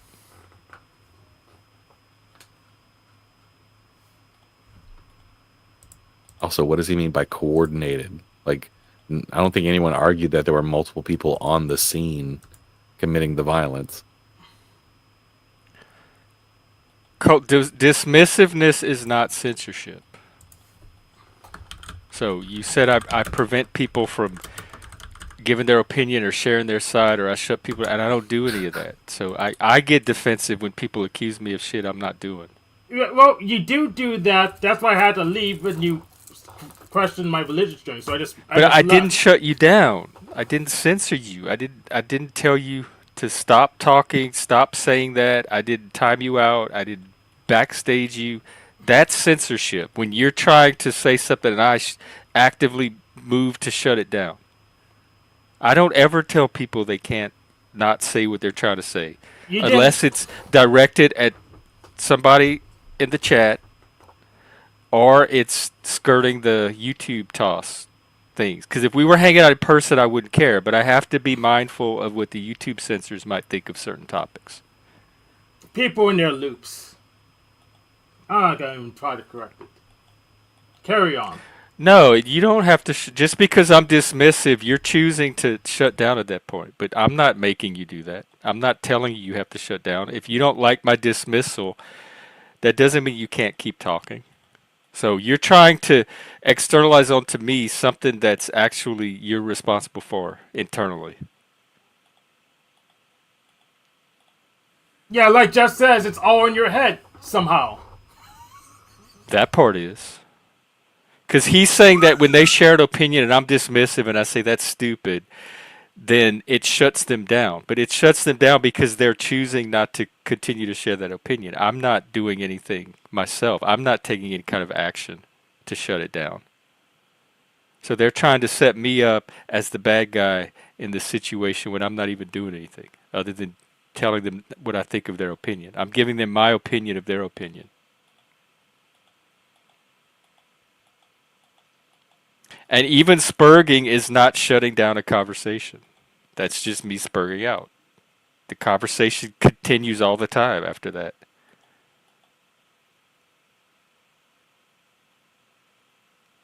Right, right. There's the key word. They will not usually keep on about it. Not me. Not me doing anything, but that's them not keeping on about it. That's a choice on their end. I don't know why it's so hard for people to own their choices or acknowledge the agency of other people. There's a huge cultural resistance to that And on it's both sometimes sides. you've heard as many explanations as you can stand about dinosaurs helping the pyramids be made, and you just want to be fucking dismissive of it, right? Like at some point, it's okay to be dismissive of an idea that you yourself are like, nah, I just don't feel like hearing that anymore. And even then, I don't tell them to stop saying it. I definitely would. I'd be like, oh God, please stop. The irony stick. Like there's conspiracy talk all the time that I get tired of hearing that I wish I never had to hear again, but it still shows up here and I still allow it to continue.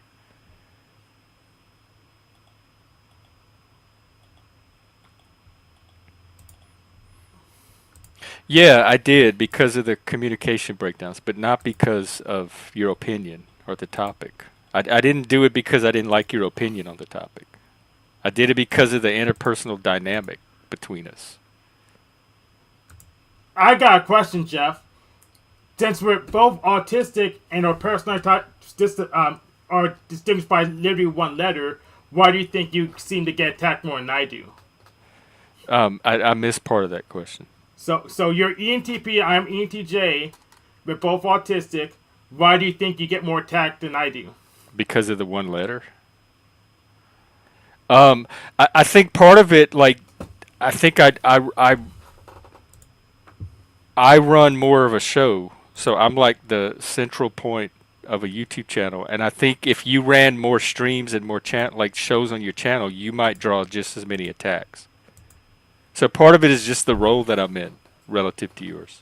Oh, okay. So you're But saying I think you do get attacked a lot too. I've seen you be attacked. yeah, I do get attacked, but the people who attack me or just nearly universally this is despicable, and the people who attack you are just kind of neutral. They okay with some people. But if you're a channel owner, you're gonna be exposed to attack more just by virtue of being the showrunner, because that's the people that's what people are gonna target, because you represent the channel. If they're not targeting specific people that are having the conversation, you're gonna be a stand-in for whatever happens on the channel. Oh, okay.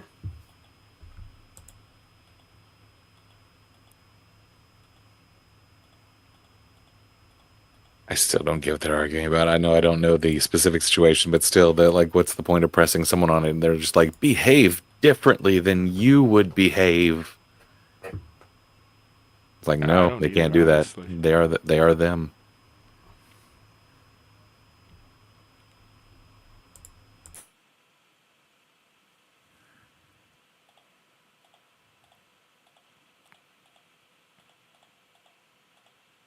I don't know, but there's plenty of other channels they can go on if this one is not meeting their needs. I think I do a pretty good job at letting people share their thoughts on things. But there may be other channels out there that do it better. So find them. Manning, more like steel manning. I just steel manned your position. I just gave you the exact wording of your position.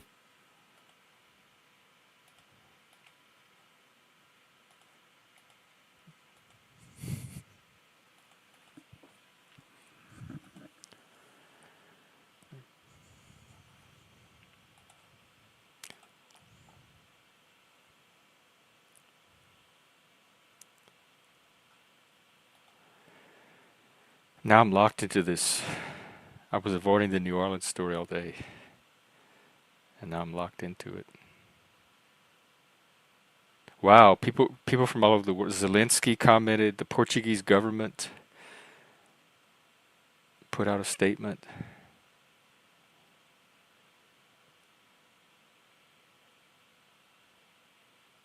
Right, it kind of links out once it kind of makes that link to international terrorism. Right, especially after what just happened in Germany too. When did that happen in Germany? Was that really recently? I think just before Christmas. Let me see.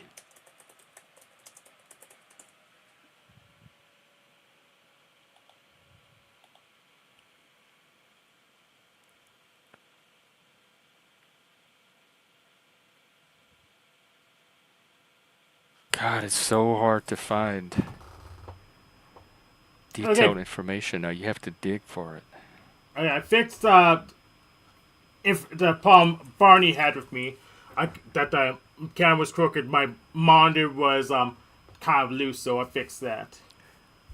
December 21st, perhaps.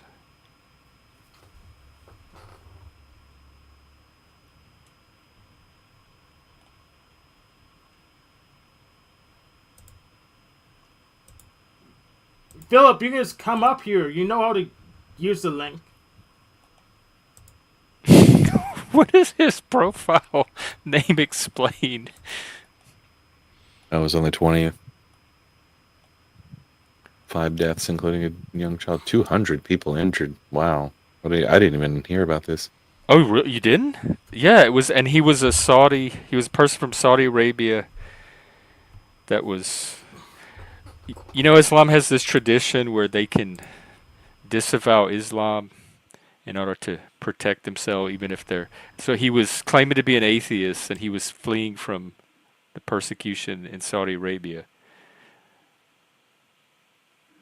But and plus he had all these crimes in Saudi Arabia, so he was fleeing. And some people had made reports to the German government prior of threats he had made or something. So they had information on this guy ahead of time that I they mean, didn't he had act on. been Takia, living in Germany since 2006. It's like almost 20 years.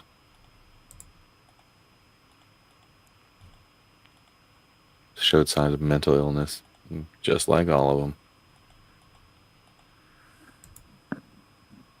God, 200 injured. That's crazy.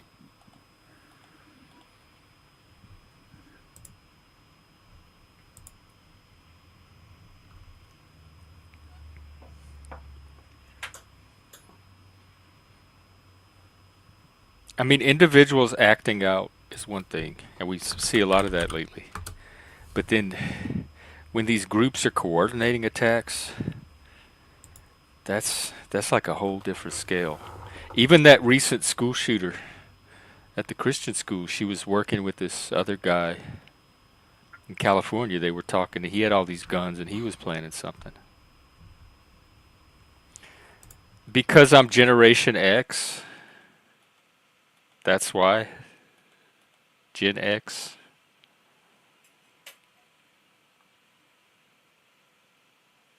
Because most of my values and my perspective on life comes from growing up Generation X. And I wanted something that went with my name, Jeff. So I try to think of like the alliteration Gen X Jeff. That's all. Nothing deeper than that.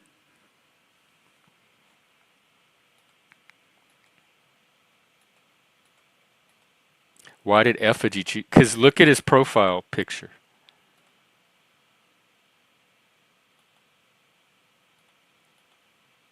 And then the animated part explains itself.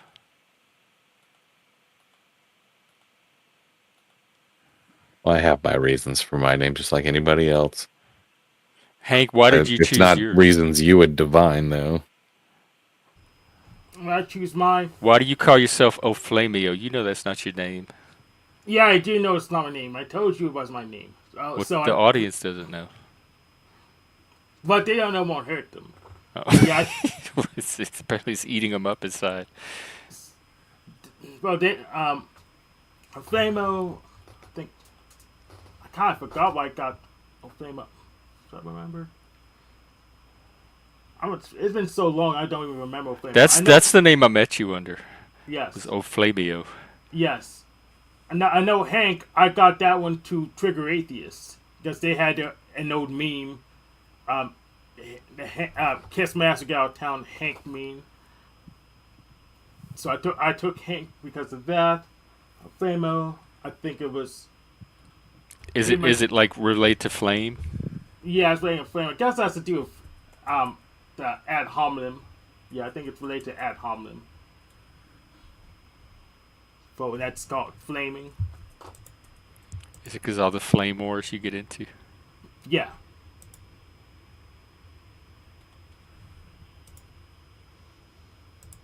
Wow, that's so funny. I Google Oflamio, and you're all that comes up. Yeah, that's another thing because I use my. You've captured that name. That's good branding.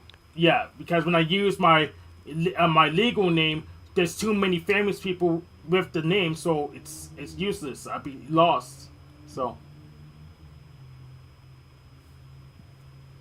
there's like 3 or 4 famous people with they use the same name as my legal name, so I don't bother using it. Plus, I use the extended version of my legal name. It's too long for people to even pronounce or spell right. So that's I don't like that. So if I can't make people smart to spell my name right, change my name so it's too hard to miss.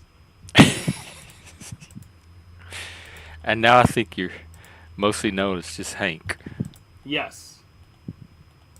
which also excellent branding, I have to say. Yep. There's no question who Hank is when the name comes up. God forbid another Hank show up at the Panelverse.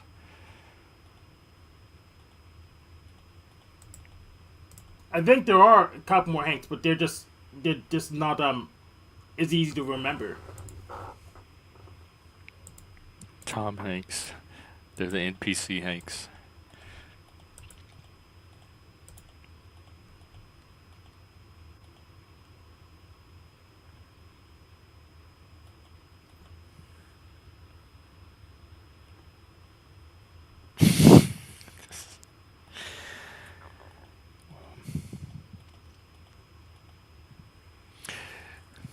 The new year, same as the old year already. So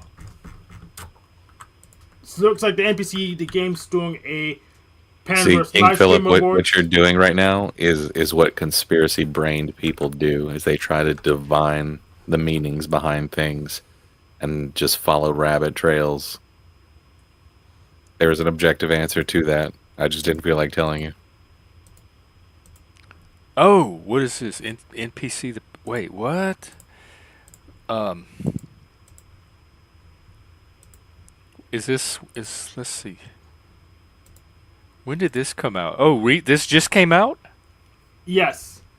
So these are the nominees, or this is the actual?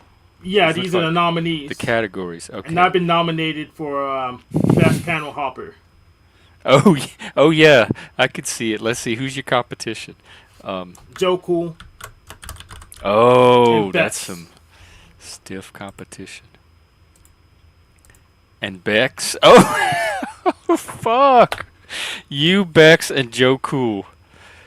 Best locale. Wow, neither me nor Mike even made the nomination list. Who's Spicoli? Wait, what are you looking at? Oh, here. Somebody put together the panel awards. I'll post the link. How do I get the link to this? I put it in the back. Private chat. Oh, that whole link? There's not like a official version? That is the official link. All right, take a look at this, you guys. Y'all can vote, maybe, I guess. No, nothing's wrong about that at all. Explore away. Yeah, I know Spicoli. He's usually on when I reminded Spicoli, he's on what's that Blackville podcast? I already see some bias. Best live stream host, Mel Pandora and Wrestler. And the Raging Tomato, and that's it? Why is it biased? I don't know. They left out a lot of names that could have been on this list. And Mel Pandora and Wrestler are basically one team. I don't know. No, they're not.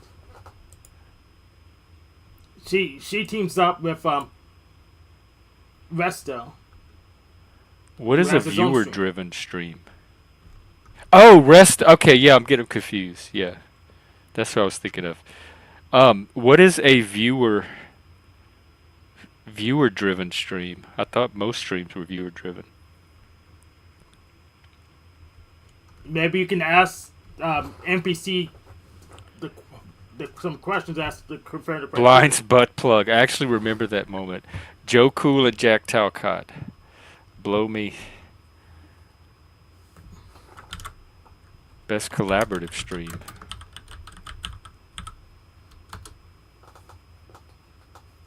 Best spiritual stream. Jack Talcott, NPC the game, and Paul and Slate. Paul's not winning that. Easy and Mel's debate is in most intense. Oh, I didn't even see that one. Most inspirational stream, Jack Talcott. Oh, Shifty Shift. How do you vote? I want to drop her a vote.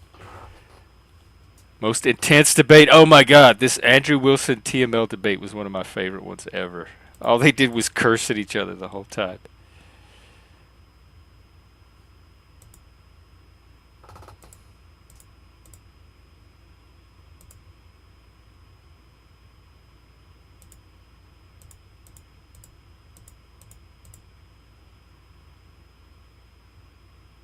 Power couple. Oh, ooh, gross.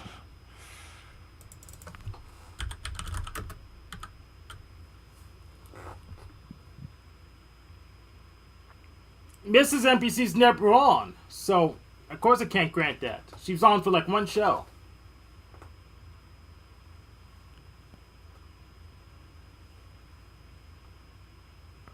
Best spiritual live stream, Jack Talcott, Paul Enslaved.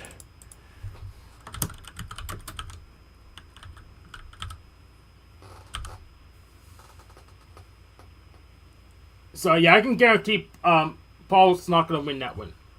I wonder, how do you vote? Is it on his channel maybe? Let me see. Who did Teriak pay to get in these? NPC, obviously.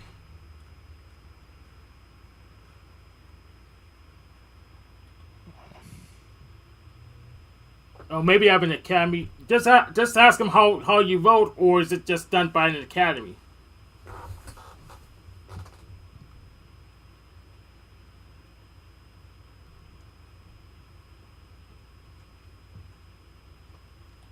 Yeah, this I would agree with you, Colt. I don't know why there's not more demand for these kind of shows. Oh, let's see what you got. Oh, the list. Okay.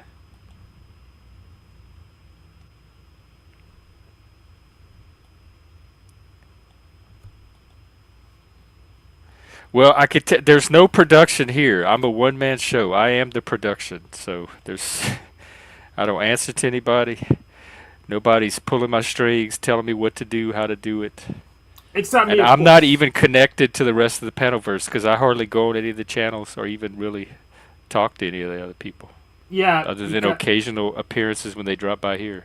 yeah, because Jeff just doesn't like not being in control. He doesn't know how to flow. Well, I don't flow with the like flow. being at the mercy of other people's arbitrary social norms or panel norms Yeah, that I you can't don't- figure out. So Yes, you can't go with the flow. if that's like I not being said. in control, that's Yes, that is. Take it from me, I was nominated as one of the best panel hoppers. So yeah. I definitely don't panel hop. yes, and we got into the panelverse at the same time. So What so- better time than now, Cult? Don't hold back. It's a new year. Let's get all this out in the open.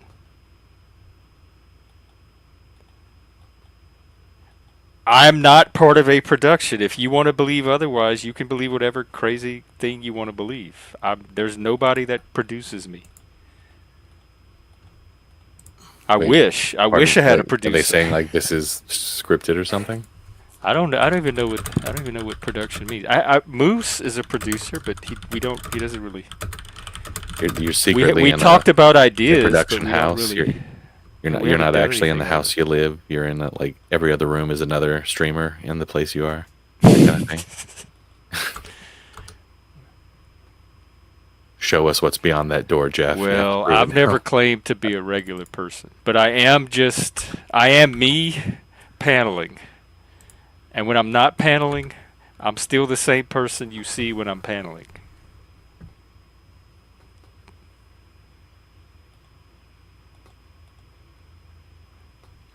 Okay, well, you did spend a lot of time talking about the Panelverse in production, Damn. and you even did direct a few comments at me. All right, that's funny. Hey, thanks.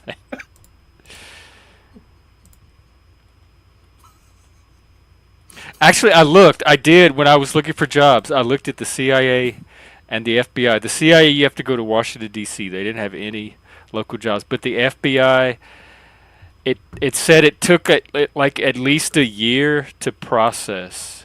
your application. So I'm like, oh my God, this is not anything I'm going to be able to get started at right away. So I don't have a year to wait for a job. so they CAA they start you in Washington D.C. and once they vet you, they deploy you to wherever. Yeah, I don't want to go to DC, not even for training. But I did look, I did check, and the FBI had something. I forgot what it was, like some kind of analyst that I thought I would be good at, like I would fit in. But when I looked at the processing required, like I don't even like jumping through hoops just to work at McDonald's. The amount of hoops you have to jump through to work at the FBI was like a year's worth of hoops.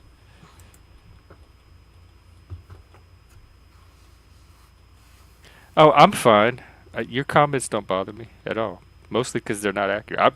Partly because I don't even know what you're trying to say, and second of all, the part about production, if it was directed to me at all, is completely inaccurate. So I'm not bothered by any of it. I'm I'm chill. In gonna fact, I'm going to get some more coffee. I'm gonna hop over and check in on Jack Talcott. Okay, sounds good. Tell him I said Happy New Year. You you could probably go there yourself and tell Well, him. I'm not leaving my show to go there, but pass on my well wishes or not. I won't.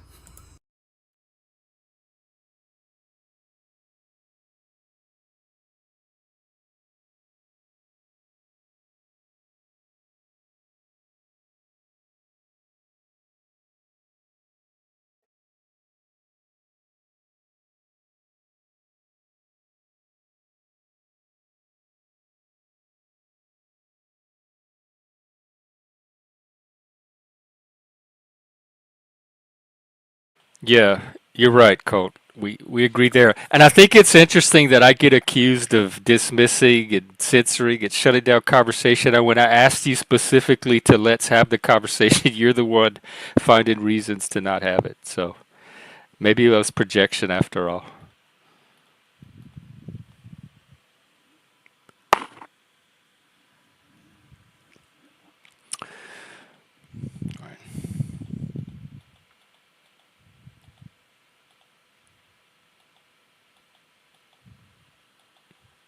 Yes, I don't know. I don't have anything to say.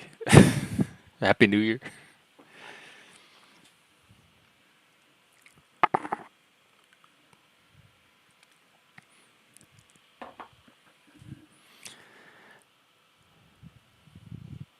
Okay, fair enough.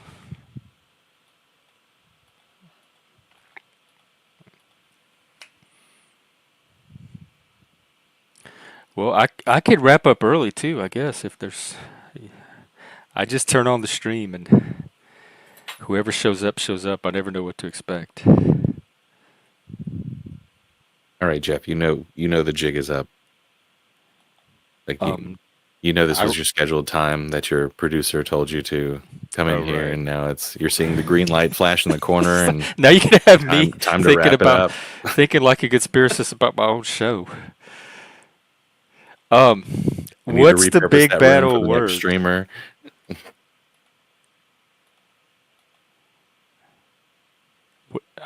Is it what's the word, Colt? You said a lot of words. Yeah, that's a lot of letters.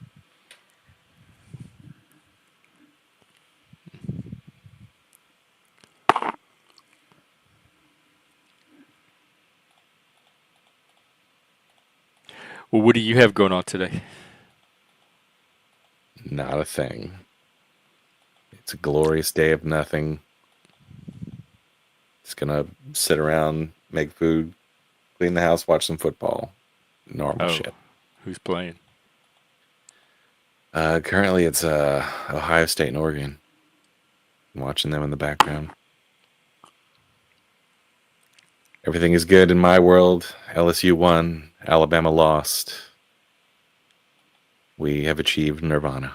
That sounds pretty good. Do you do tailgating Oh yeah, whenever I at the home have friends who games? are doing it, yeah. There's always somebody I know at over at the stadium when it's going down. Yeah, Sometimes I like just getting the cheap tickets and going because there's a really big differential in the prices depending on whether or not it's an SEC game or whether or not we're playing like a rando cupcake team. But sometimes I like going to those smaller games where it's not going to be as packed and could just go for the atmosphere. I'm one of those people who likes to sit at the top of the stadium. Oh.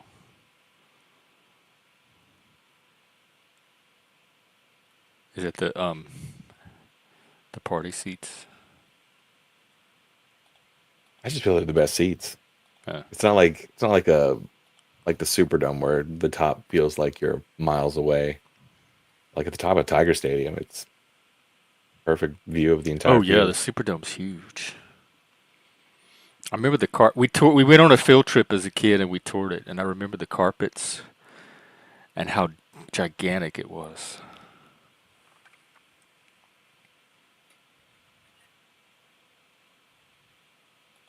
Oh right. I am supposed to try to be a more loving person. I totally forgot. See, y'all need to remind me. We were You fighting and need peace arguing of love, man. over censorship and yo, next time just remind me to be more loving. I forgot. I got It's pulled saying into conflict. it's saying you need the peace of the love, man. Peace of love, man.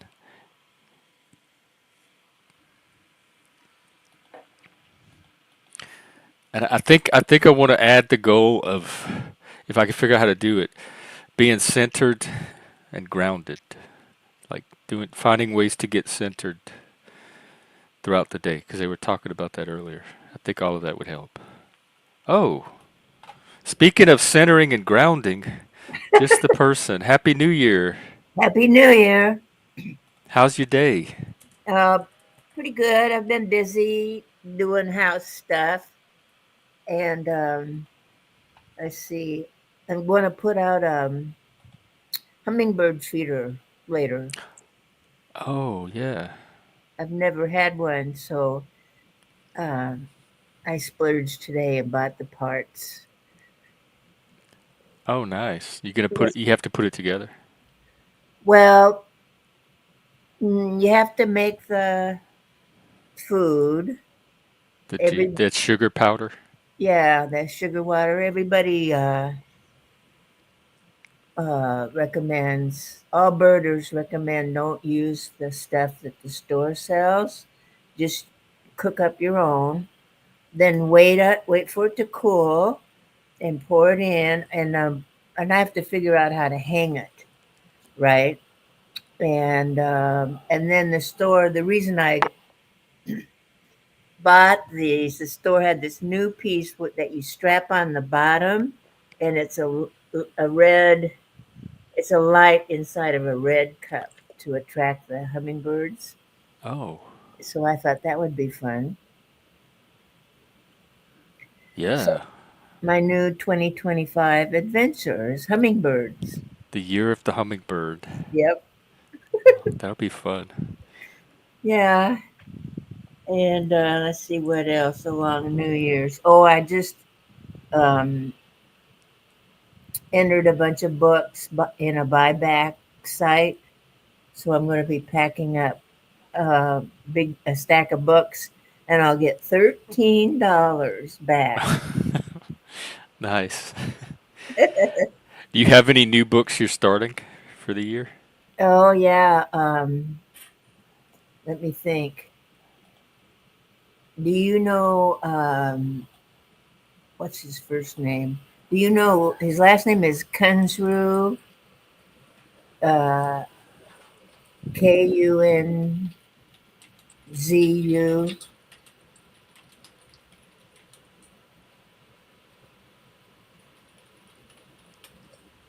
Mm-mm. Nothing comes up. Mm-mm. I don't know him. Oh, What kind but of books does he write? his first name is Hari. Hari. I'm pretty sure. Um, he writes books that are. Oh, here I spelled his last name wrong. Kunzru.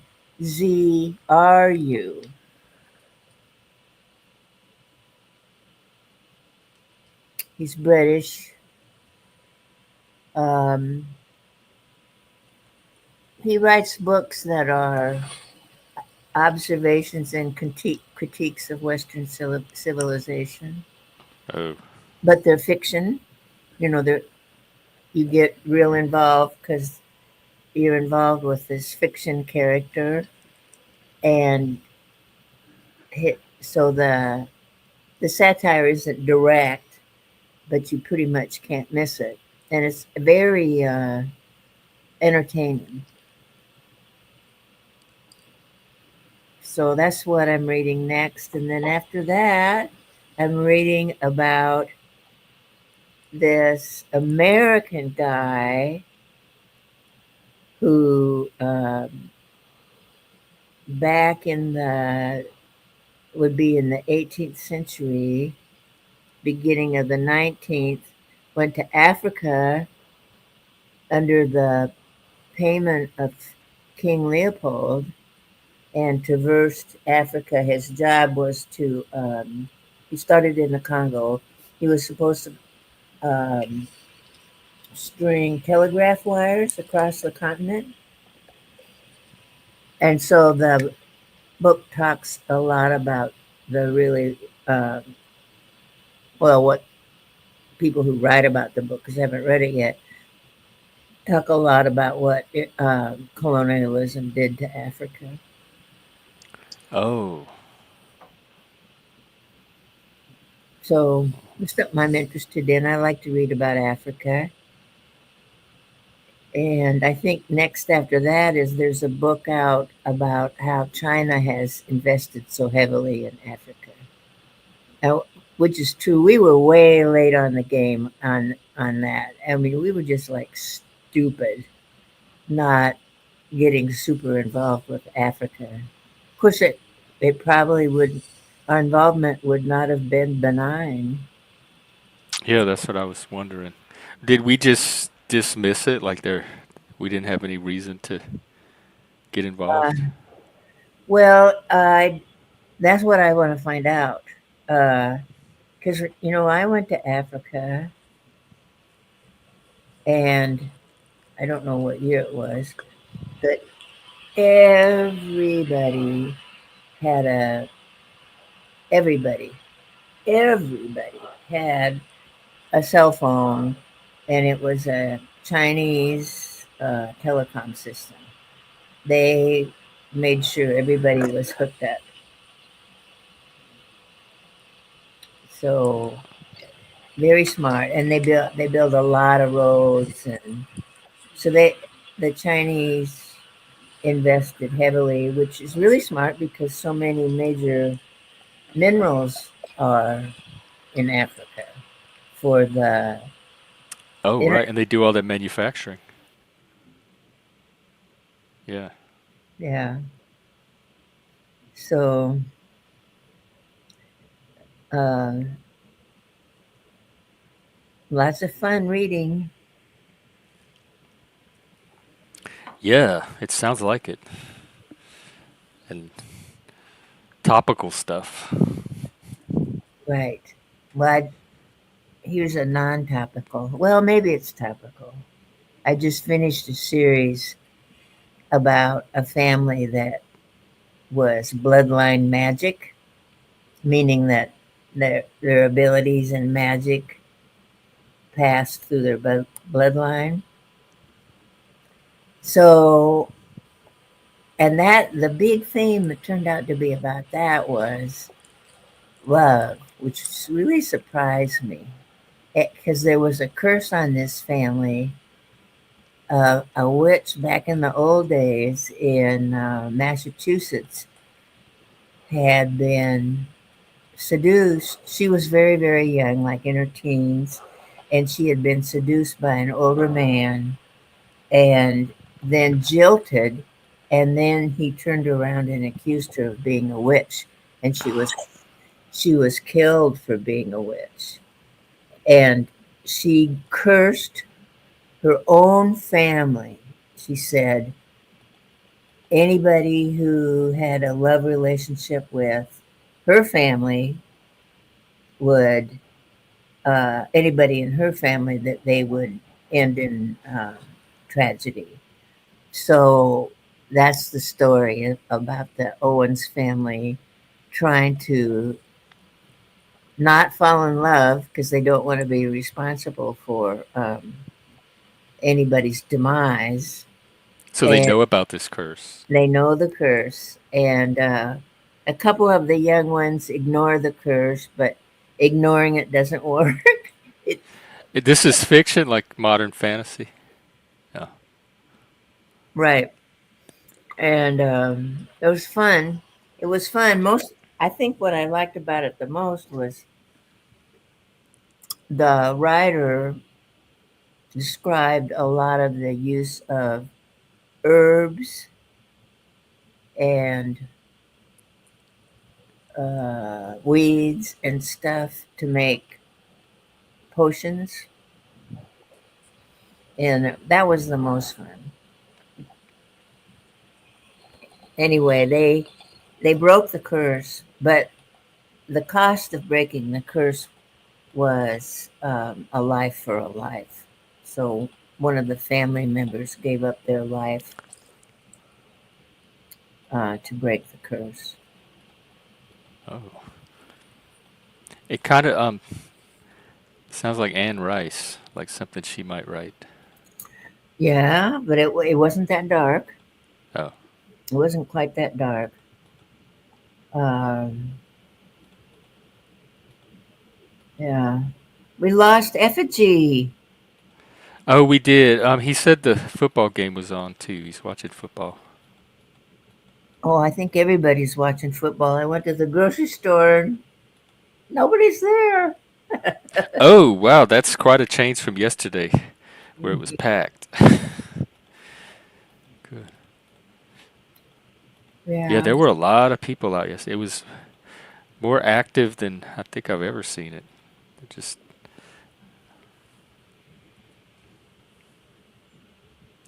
60. You think just 69% of humans? I think it's higher than that.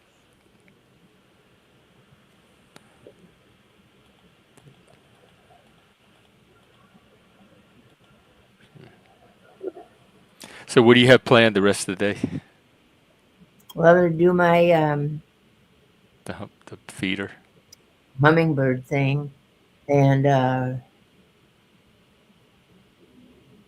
I won't start on my Kunzru book because I'm picking it up from the library tomorrow. And so I've got laundry going, and fuss around with that. So mostly I'm good. If I get all my chores done, then I can read. Did you ever find any fireworks last night? Just the Seattle stuff. They did a really nice drone show around the Space Needle, and then they shot fireworks off of the Space Needle, and that was the most impressive thing we saw all night. Hey Dino, Happy New Year to you too. And in fact, we tried to watch the Times Square ball, but we didn't actually see the ball drop. Like it was hardly anything. And I got a notice when I woke up that it was copyrighted, so I had to clip all of that out of the show. I couldn't even use it. Oh, I'll be darned. So The major network that carries the show must have done that.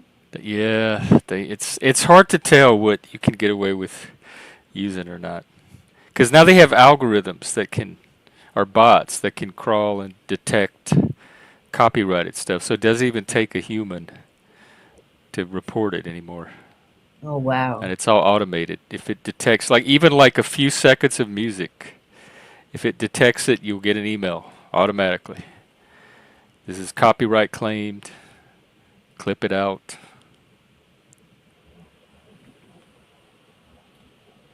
Got it.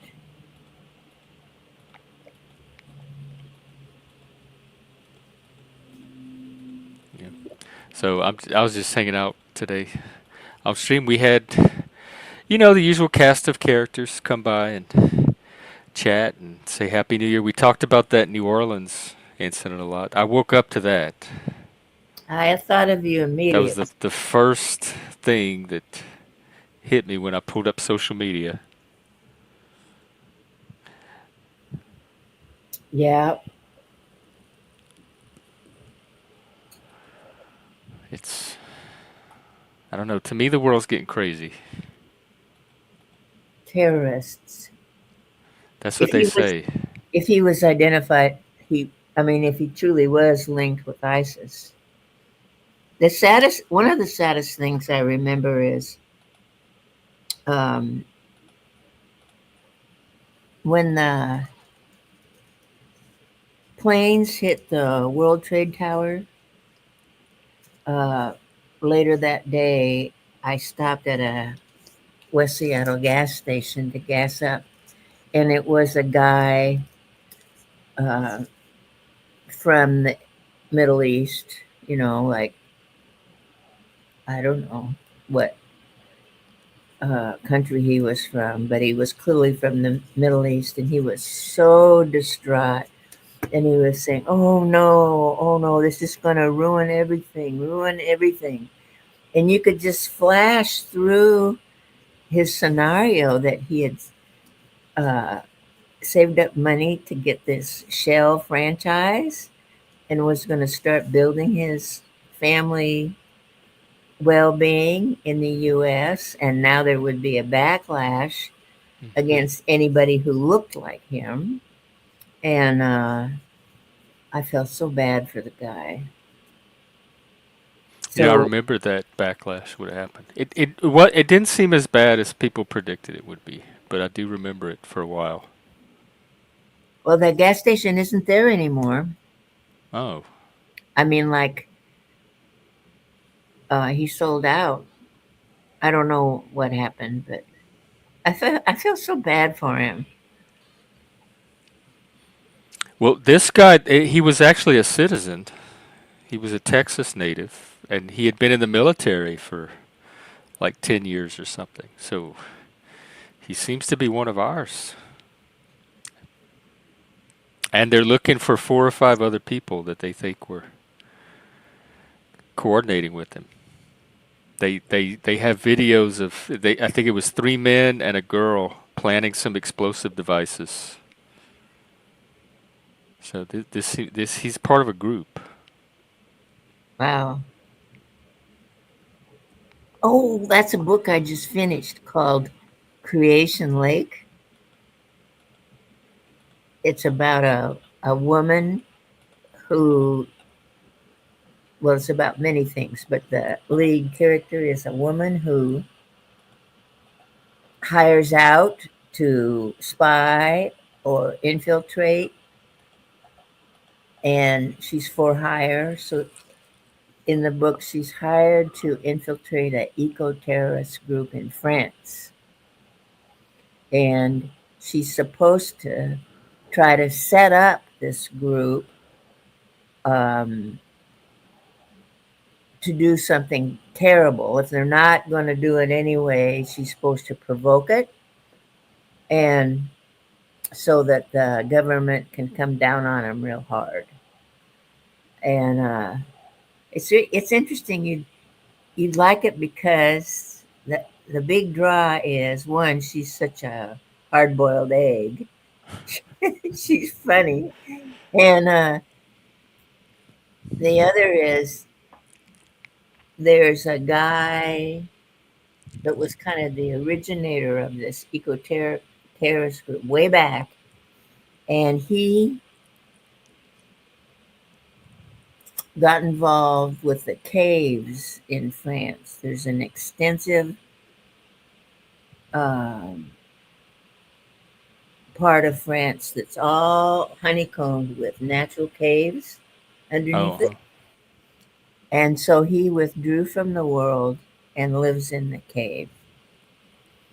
And he believes, and he studies ancient human origins. So he talks a lot about his theories about Neanderthals and Homo sapiens, and he's promoting the Neanderthals as more in tune with life as we know it. And he's so interesting, and we never meet him in person. And the the eco terrorists Well, I can't tell you any more of the plot because it would give it away. Because It almost sounds like something they could make a movie of. yeah, except it would upset the French government, I think. Oh, who cares? People make movies all the time that upset one group or another. Yeah, it was good. It was a great read. Creation Lake. Yeah, I think we have an eco terrorist right here in the chat. yeah. It is going to be more popular in the future. I think all kind of not even the future. I think now it seems like terrorism is becoming more popular,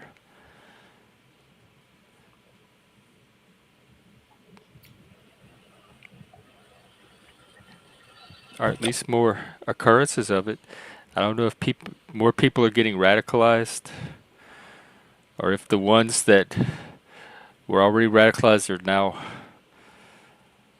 acting it out, or what. But it just every day I pull up the news, there's some story about some act of vigilante terrorism. I think your person who posted was talking specifically about eco-terrorism. Yeah, he is, but I think that's going to apply to all different types. We're seeing it already, the different types of terrorism. So, Cole, you're saying you don't think these are happening? You don't think the thing in New Orleans really happened, and you don't think the guy in Germany really drove a car to the Christmas mart, and you don't think there was really a school shooting at the Christian school? You think the media is like staging all of that? That's crazy. Just to influence us to.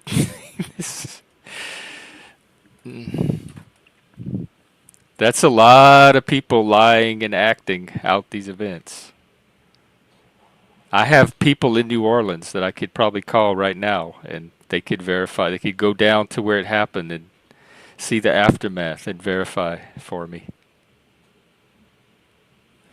Well, it seems like that is what you said because you said you can't vouch for the events covered by the media as being real at all. And now you're pretending like that's not what you said.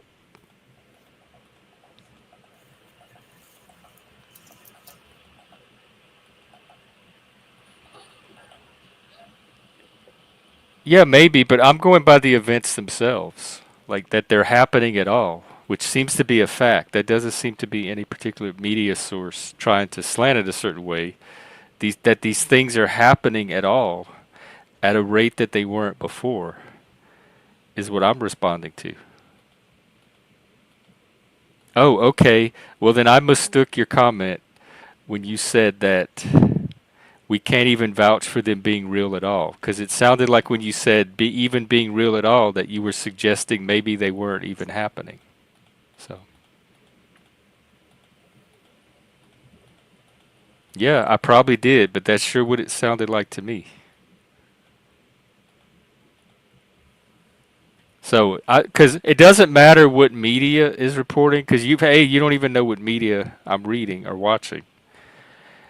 It's the events themselves that I'm addressing, not necessarily the reporting on them. And so when I say it seems like the world's getting crazier, I'm saying that because of the amount of events that are happening. Like almost every day there's a new event.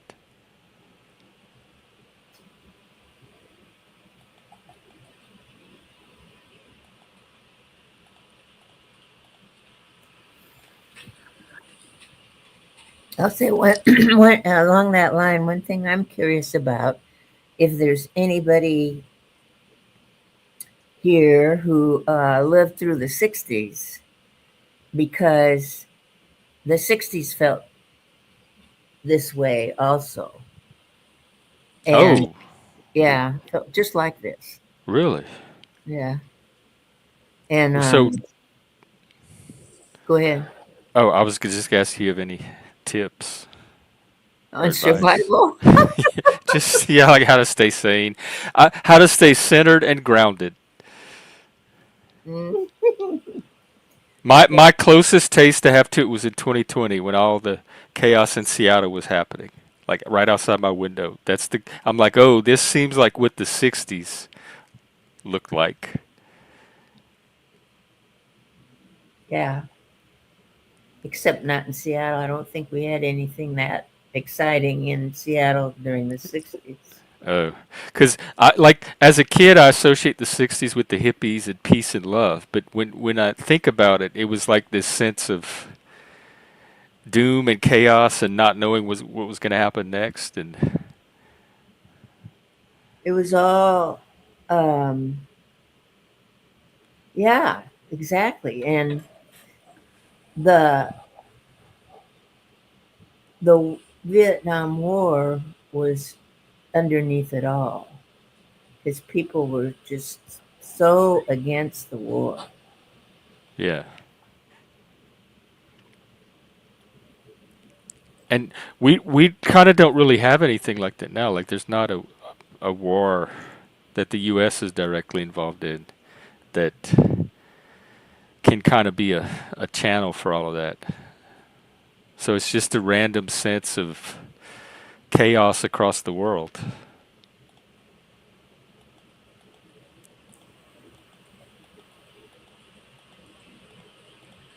And then not to mention we have a chaotic, or at least the last administration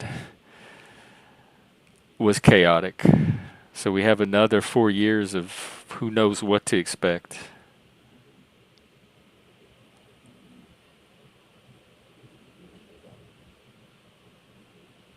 Yeah. So nobody that's on was alive during the 60s? These are it's hard to get a sense of the age of my audience. A lot of them are Gen X like myself, but I think we have a lot of millennial, like the younger crowd that they're more the online YouTube generation anyway. We do have some older people that show up, I guess. Joe Cool, if he was around, I'm sure actually, I think he's about my age. I might even be older. I, believe it or not, I'm probably one of the oldest people in this medium. I just don't realize it. Because a lot of people that I think are my age or older, I'm actually older than they are. Got it. But oh, look, we have Bart. Were you around in the '60s? Yeah, you would have been. You would have been a kid in the '60s. Mental health wise, how did you manage your mental health during the '60s?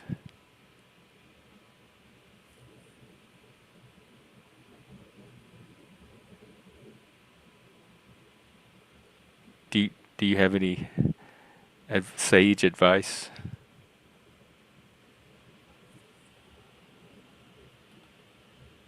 Oh, did you freeze up? Oh no. Can you hear me? Okay.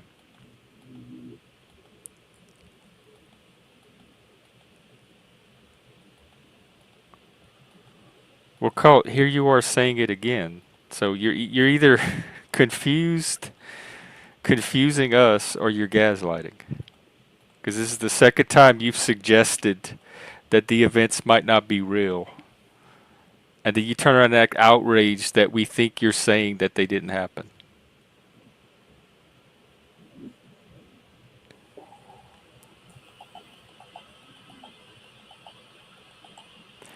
Yeah, I don't really pay attention to any one particular narrative or another either. But I do try to separate the actual facts of what happened from whatever one particular source is reporting. So if we can't agree on at least some basic facts, I don't see how we can make sense together as a society. Watching the news about the Vietnam War.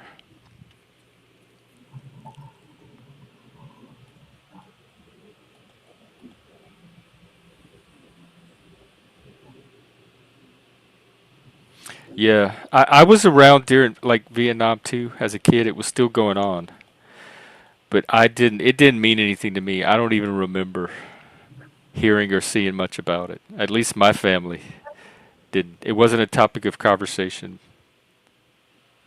when I was a kid, but it came across in movies a lot. And then you had TV shows like MASH. MASH was the Korean War, right?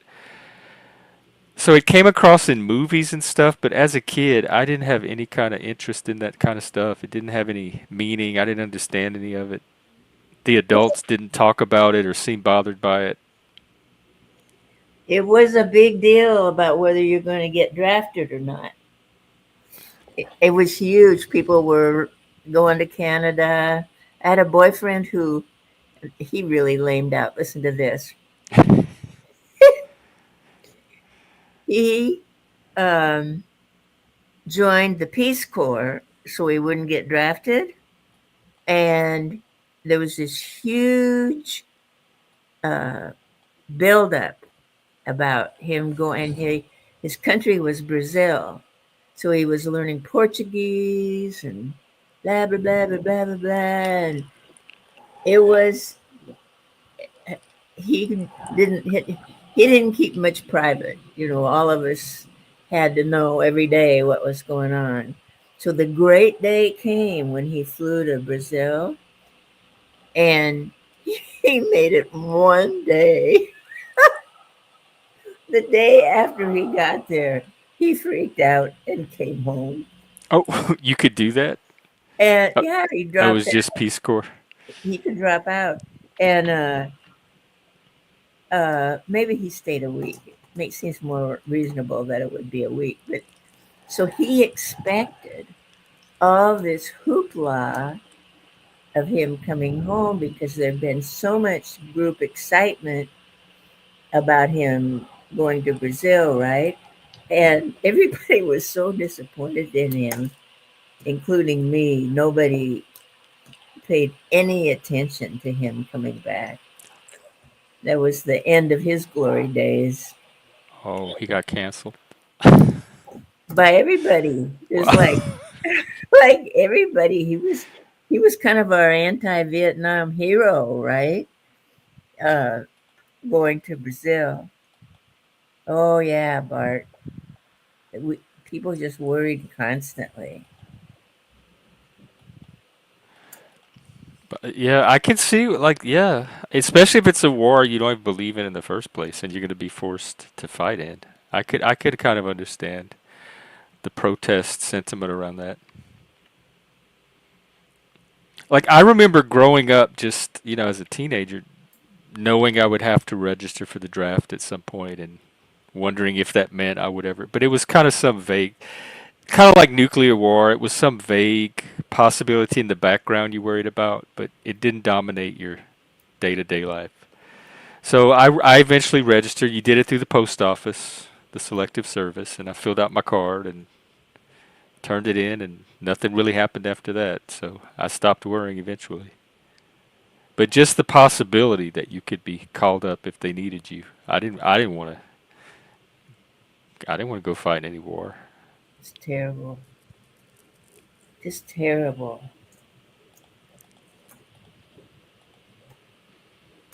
Yeah. Especially to fight a war that doesn't make any sense. I think the idea behind it made sense at the time, especially considering the two world wars we just came off of.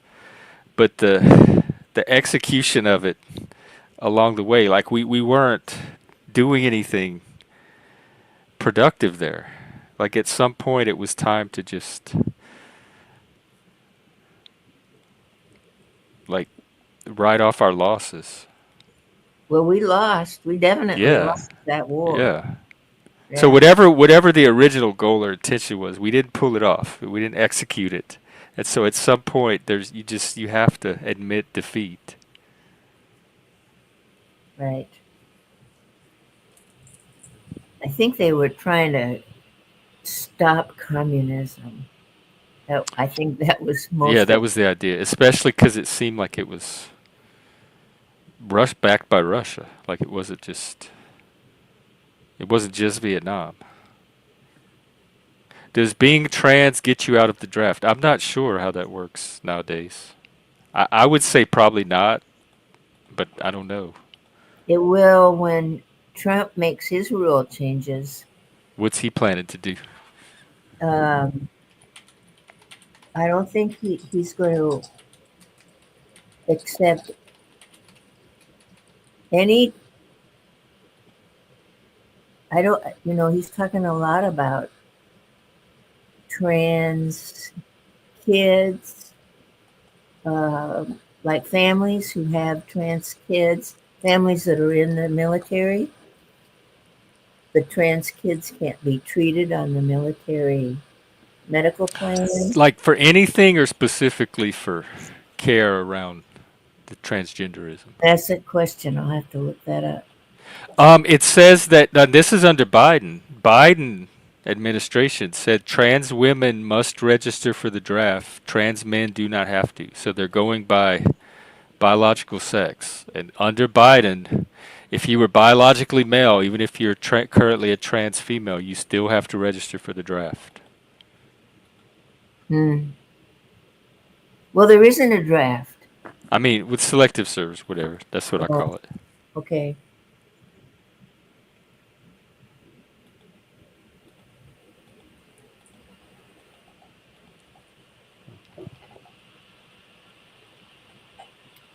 But they So say, like, if we do end up in another war, they say it's not going to look like any of the past wars anyway. It's it's it's going to be less of a ground war and more of like fifth generation warfare, drones, cyber, uh, digital espionage, that kind of stuff. Like high tech bombs and stuff. people will still lose their lives. Yeah, just in a different way. But I don't think we're gonna. Maybe I'm just naive or optimistic, but I don't see us. I think it would take a lot to get us into a war, a kind of like on the scale of a world war.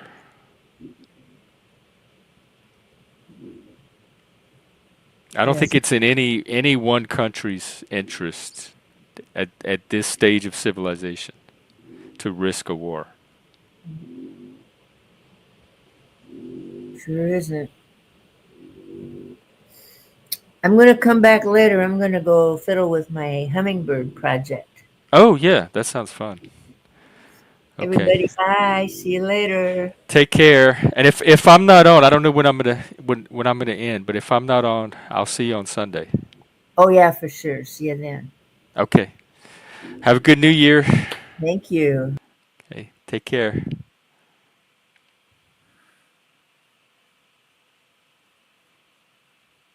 What is let's see, I'm not sure. War Slims. Do you mean war Sims simulation? I don't know what you're saying.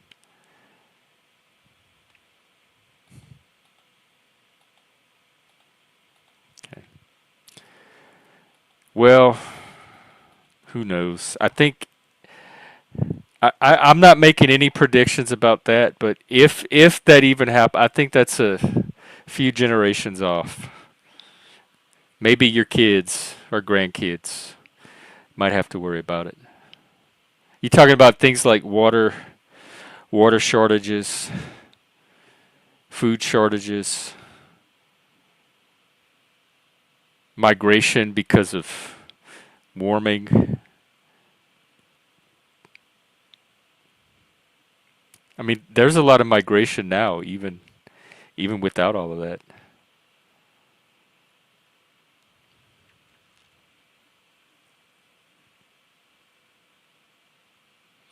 I don't know. I want to continue to believe in civilization and the ability of humans to behave in civilized ways and for us to be able to contain those that can't and minimize the effect they have on the rest of civilization. We'll see what happens. A lot of that's being challenged by current news stories or current events, let's say.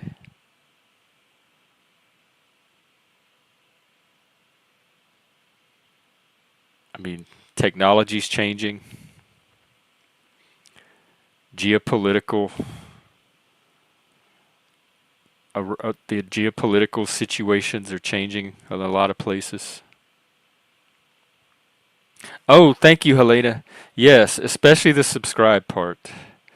Those numbers have been flatlining for a while. I might have reached my peak. There's like maybe a peak. Oh wow, I got 2 new subs. That's amazing. That's the first ones I've gotten in weeks. There might be like a natural um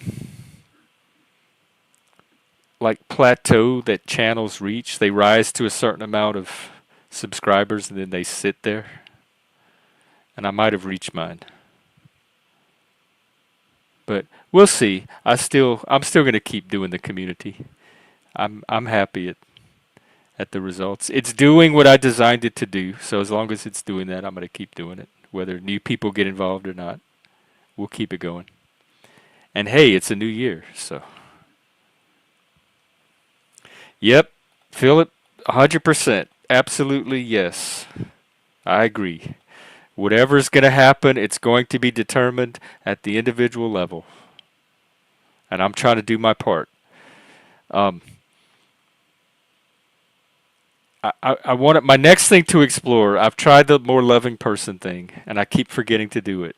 So I'm going to try the centered grounding thing, if I can, and because that's something I can do independently of the loving. The loving thing is situational. I have to be loving in specific moments towards specific people, but the center grounding thing I can do as just a regular practice on my own, like kind of like people do meditation or exercise or yoga. So I can try to find ways to make sure I get more centered and or grounded throughout the day. In fact, I'm going to ask the AI right now what that means. What does it mean to be centered and or grounded? And do you have some practical tips or practices that can help with this? To be centered means to feel balanced. I don't even know what that means. Focused and calm with a sense of inner alignment and self-awareness. Maybe like a flow state. Is that what, like, you would just get in your flow state? I could use more of that. It often involves clarity of purpose and a connection to your core values of sense of self. I feel like I have that. Being grounded refers to feeling stable, secure, and present in the moment. Oh yeah, I could definitely use more of that. Connected to reality and your environment. Both concepts are about achieving a state of equilibrium, mentally, emotionally, and sometimes physically. Okay, they have mindfulness practices, body scan meditations. Oh, I've done those before actually. Okay, I know how to do those. I can try those. 5, 4, 3, 2, 1 technique. Identify 5 things you can see. Oh yeah, I'm familiar with that one too. 4 things you can touch. It kind of brings you in the moment by having you focus on your immediate environment. Breathing exercises. Physical grounding like walking barefoot, stretching or yoga. Oh, a weighted blanket. I have a weighted blanket. I use it every night. I love my weighted blanket. Emotional and mental centering, journaling. This is my journal. This YouTube channel is my journal. I'm a talker, not a writer. And I can get my thoughts out better when I verbalize them much better than when I try to write them down. So I do journal through doing these live streams. Visualization. Imagine roots growing from your feet into the earth, anchoring you. Alternatively, visualize a calm, steady light at your center. And then affirmations. I'm not big on affirmations. They've never worked for me. Connection to nature. Oh my God, that is great. Yes, if I could get out hiking or camping, that's definitely grounded me in the past. That's like therapy for me. I just need to find some people that, because there's no way I'm going out by myself. I always hike with a buddy. Observe nature's rhythms, engage the senses, routine and ritual, gratitude, physical activity like exercise, tai chi, qigong, martial arts. I would love to try martial arts. Walking, doing a workout, seeking support, connecting with friends, mentors in a community, therapy or coaching. Okay. Well, I can always explore this more.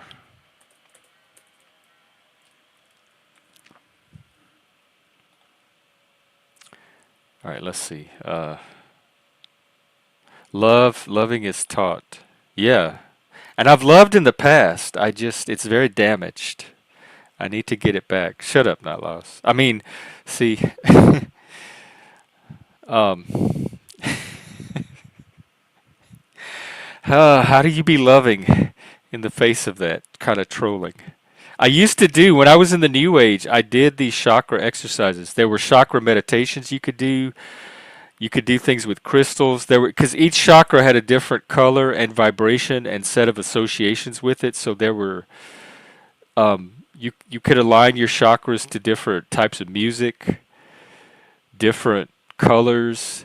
There were different types of light. In fact, there were even, I used to burn herbs. There were different herbs you could burn that resonated with the different chakras. So if you wanted to work on mine was always the throat chakra, believe it or not. And there were different herbs you could burn. I think maybe lavender was the throat chakra. I don't remember. And there were candles, different color candles. So I used to do all that chakra work. Maybe I just need to get back into the New Age. New Age Satanism. Yes, Philip. I 100% agree. I think that might even be one of the best ways to phrase it more than any other way. And I get in plenty of uncomfortable situations on here that give me practice in doing this. I get challenged a lot. It happened today several times. My defenses get raised. My insecurities get touched. People try to find your vulnerabilities and push your buttons. My sense of inadequacy gets activated and challenged. Those are all opportunities to stay in that discomfort. And that's one reason why I talk through these conversations, no matter how intense they get. I try to keep having the conversations and understanding them anyway, because it is trying to move past that discomfort. But you're right. You are 100% right here.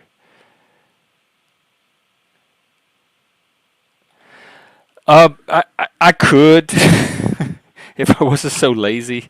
My walks I walk to the store, at the grocery store, when I need to run errands or when I need to go out and get food. I do all of that with walking. I walk to the job place. I could easily take a bus. There's a bus stop a block from my house that would drop me off right in front of that job place. But I choose to do the half-hour walk instead every time because I love to walk. I could do a nature hike alone. There's limited nature in my neighborhood. Like most of the nature you have to drive out to a few miles. So like it's easier if I had a hiking group or hiking buddy or something like that. But yeah, I could do it alone. There's a few parks I could walk to, but they're like little small neighborhood parks. They're not anything fancy. They have an arboretum maybe a couple of miles from me. But it's an arboretum within a residential area, so it's surrounded by houses on all the sides. It's not like out in nature. Yeah, I agree, Sean. I love when I can get out in the wilderness, out in the desert or out in the woods. My whole psyche resets. I am at my best, and I haven't been hiking in forever. It's been years, years and years and years. But yeah, I think a way to do more hikes, especially like take advantage of all the nature we have around here. I think that would make a big difference. Yeah, but even when I'm walking, especially, it's different when I'm out in the wilderness. But when I'm walking around civilization and the neighborhood, I still stay in my head. It doesn't take me out of my head because it's just houses and buildings and stuff. But when I'm in nature, a whole new world opens up, and I can move the focus from my head to the wilderness. It like engages other parts of my senses.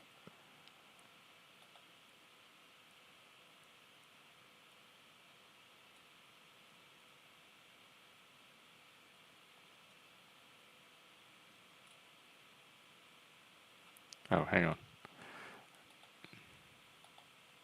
I've looked for some. They have hiking groups here, but they're very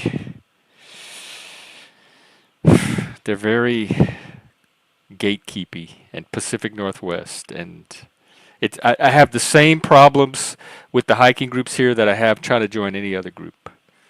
They're looking for a specific type of person that can adjust to a specific social norm, um, and there's almost always friction when I try to assimilate to those groups. They're just bottom line. They're just not fun for me. It's not people that are relaxed and can just go out in the wilderness and hike and have fun. They're people that are very anxious around other people, and if you don't, or if you're not aligned just right, you just their anxiety gets raised.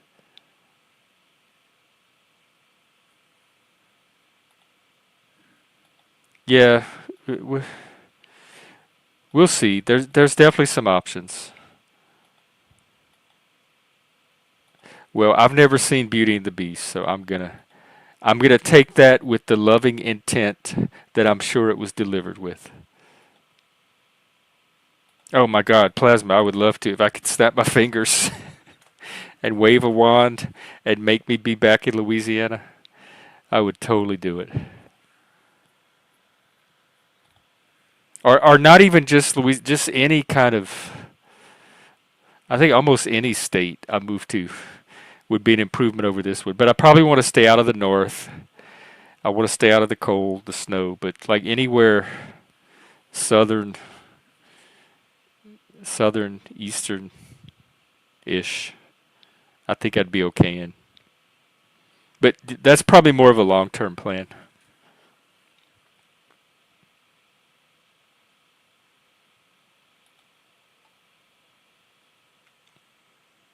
Oh, yeah. Yeah, cool. That's a good idea too. I thought about that. I used to be a meetup organizer. I had a big outdoor group in New Orleans before I moved up here, and we did all kind of stuff, and I met so many people.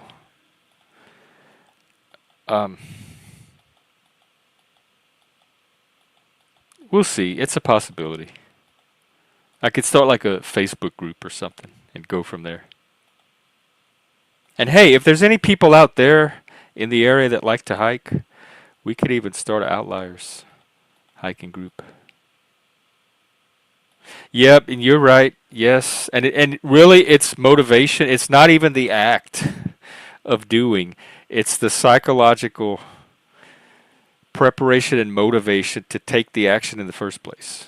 Because once I get my ass out the door, I'm ready to hike all day long. It's the inertia of moving from sitting on the couch or in front of the computer to walking out of the door prepared to move around all day. And it's totally a mental thing. And I know how to do it. It's just doing it. It's it's 100% a me thing, and I have all the tools I need to do it. I just need to make it happen.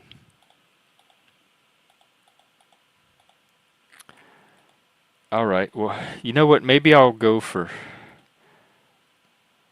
7 more minutes or 6.5 more minutes, and that way I can say I put in 6 hours, and then I can go finish out the new year.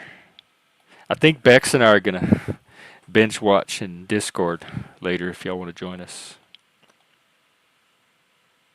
I know a cheat code. The best cheat code I found is to just do it. Okay, I do have some tips actually. There's a couple of things I found that works. Cuz this a big one for me is laundry, doing laundry. If I have any kind of big task that I know I need to get done, I start the day before and I start prepping my brain. I like prime my mind. So I'll start thinking about doing the laundry tomorrow. I'll start visualizing myself waking up and preparing to do the laundry, waking up and getting the clothes together. And so when I do wake up that day, if I've prepared it in my mind, if I've like played it out in my mind a few times, the motivation is a lot easier to summon the next day when I actually need it than if I just try to cold turkey wake up and do the laundry without that initial mental preparation. Now, sometimes it'll take 2 days. So I'll start the intention the first day and I'll be like, okay, Tuesday you're doing laundry. Sunday night, I'll get my brain prepared.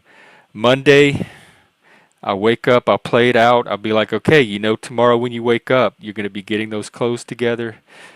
Um, Getting everything ready to take to the laundry room. And by Tuesday, if I do enough preparation, so like 1 or 2 days, depending on the task. So I bet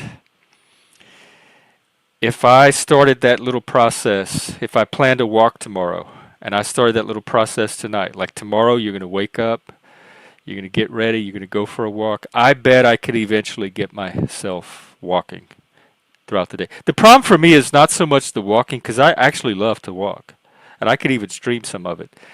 It's it doesn't do anything. It doesn't have the same effect that hiking does. I need to walk in an area that's going to take me out of my ordinary environment, and just walking around the neighborhood doesn't do that. Although I will tell you, in the springtime, it's gorgeous around here. We have the landscaping, the flowers, the visual, the scenery here. Like it's so. I love walking around the neighborhood in the spring. In the winter, it's not as scenic. The other thing that helps me is you kind of have to trick yourself. If you're able to pull it off, just doing it, just saying, you know what, I have to do the laundry, just get your clothes to do the laundry. But that almost never works. If you have that kind of willpower or discipline, you can just pull it off like that. The other thing that kind of works, if I don't do that mental prep work, is to kind of trick myself by, if I start a task, if I like start folding some clothes, or start maybe going through my closet and playing with clothes. If I start even just a little bit of something that resembles the task, that momentum will start to kick in. Because once I start something, it's very hard for me to stop. So like once I start folding clothes, I will sit there, I get fixated, I get locked in, and I will sit there and fold and fold and fold until every piece of laundry is put away.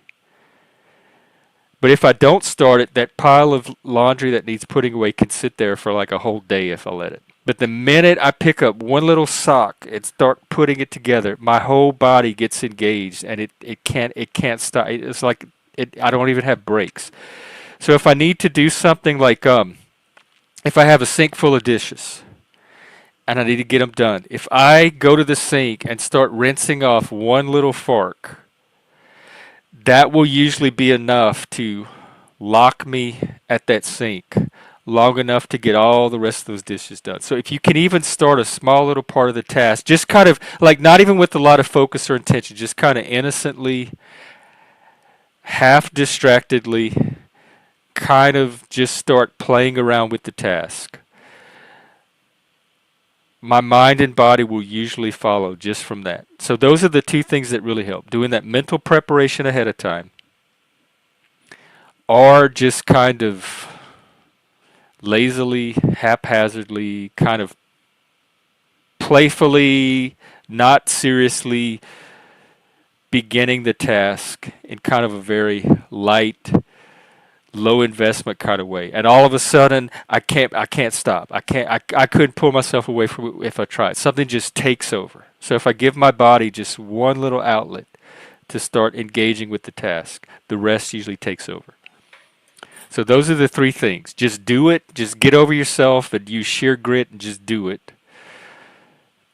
Prep ahead of time mentally, or find some way to like engage with the task obliquely from the side in a little small way. Those are the three things that usually let me get big tasks done.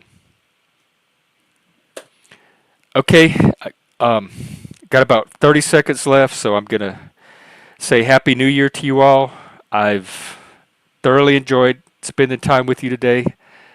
Even the ones that think that I was fighting or having conflict or censoring or all of that. For me, it's all conversation. I try to learn from all of it. That's my main motivation. Anything, my curiosity trumps almost everything else, and my drive to understand things overrides almost anything else. So, regardless of what the emotional tone of it seemed, my mind was engaged in trying to learn and understand from all of it. So, yeah, I've heard of this thing called, is it grounding or earthing or something, where people lay on rock or lay on, and I know for a fact that I have that. Like rock to me is almost a spiritual experience. If I can put my body in contact with rock, like boulders or um, any kind of rock, really, I get this immediate change. Like my body responds to laying on rock or being in contact with rock really strongly. I love rock. I rock music. I love physical rock. I love to rock. I'm just, in fact, with that, I think I'm gonna wish you the best rocking. Rock on. Keep rocking. Rock it out. Okay, I'll stop. Anyway, Happy New Year. Have a rocking good New Year, and I will see you tomorrow at the same time, 4 p.m. Eastern, 1 p.m. Central. And my plan is to pick up with that Northrop Frye essay tomorrow on myth and storytelling and all of that. So I'm going to gradually chip away at that. So I'll do a little bit more of that tomorrow, and then we'll do a panel. Thanks, guys. You're great. I love each and every other one of you, and have a great New Year. We're here. We're in 2025. We can choose what to do with it. We can choose to make the best of it, and we can choose to make this year whatever we want it to be. So why would we not choose to make it a good one? Let's do that. Take care. Rock. Happy New Year.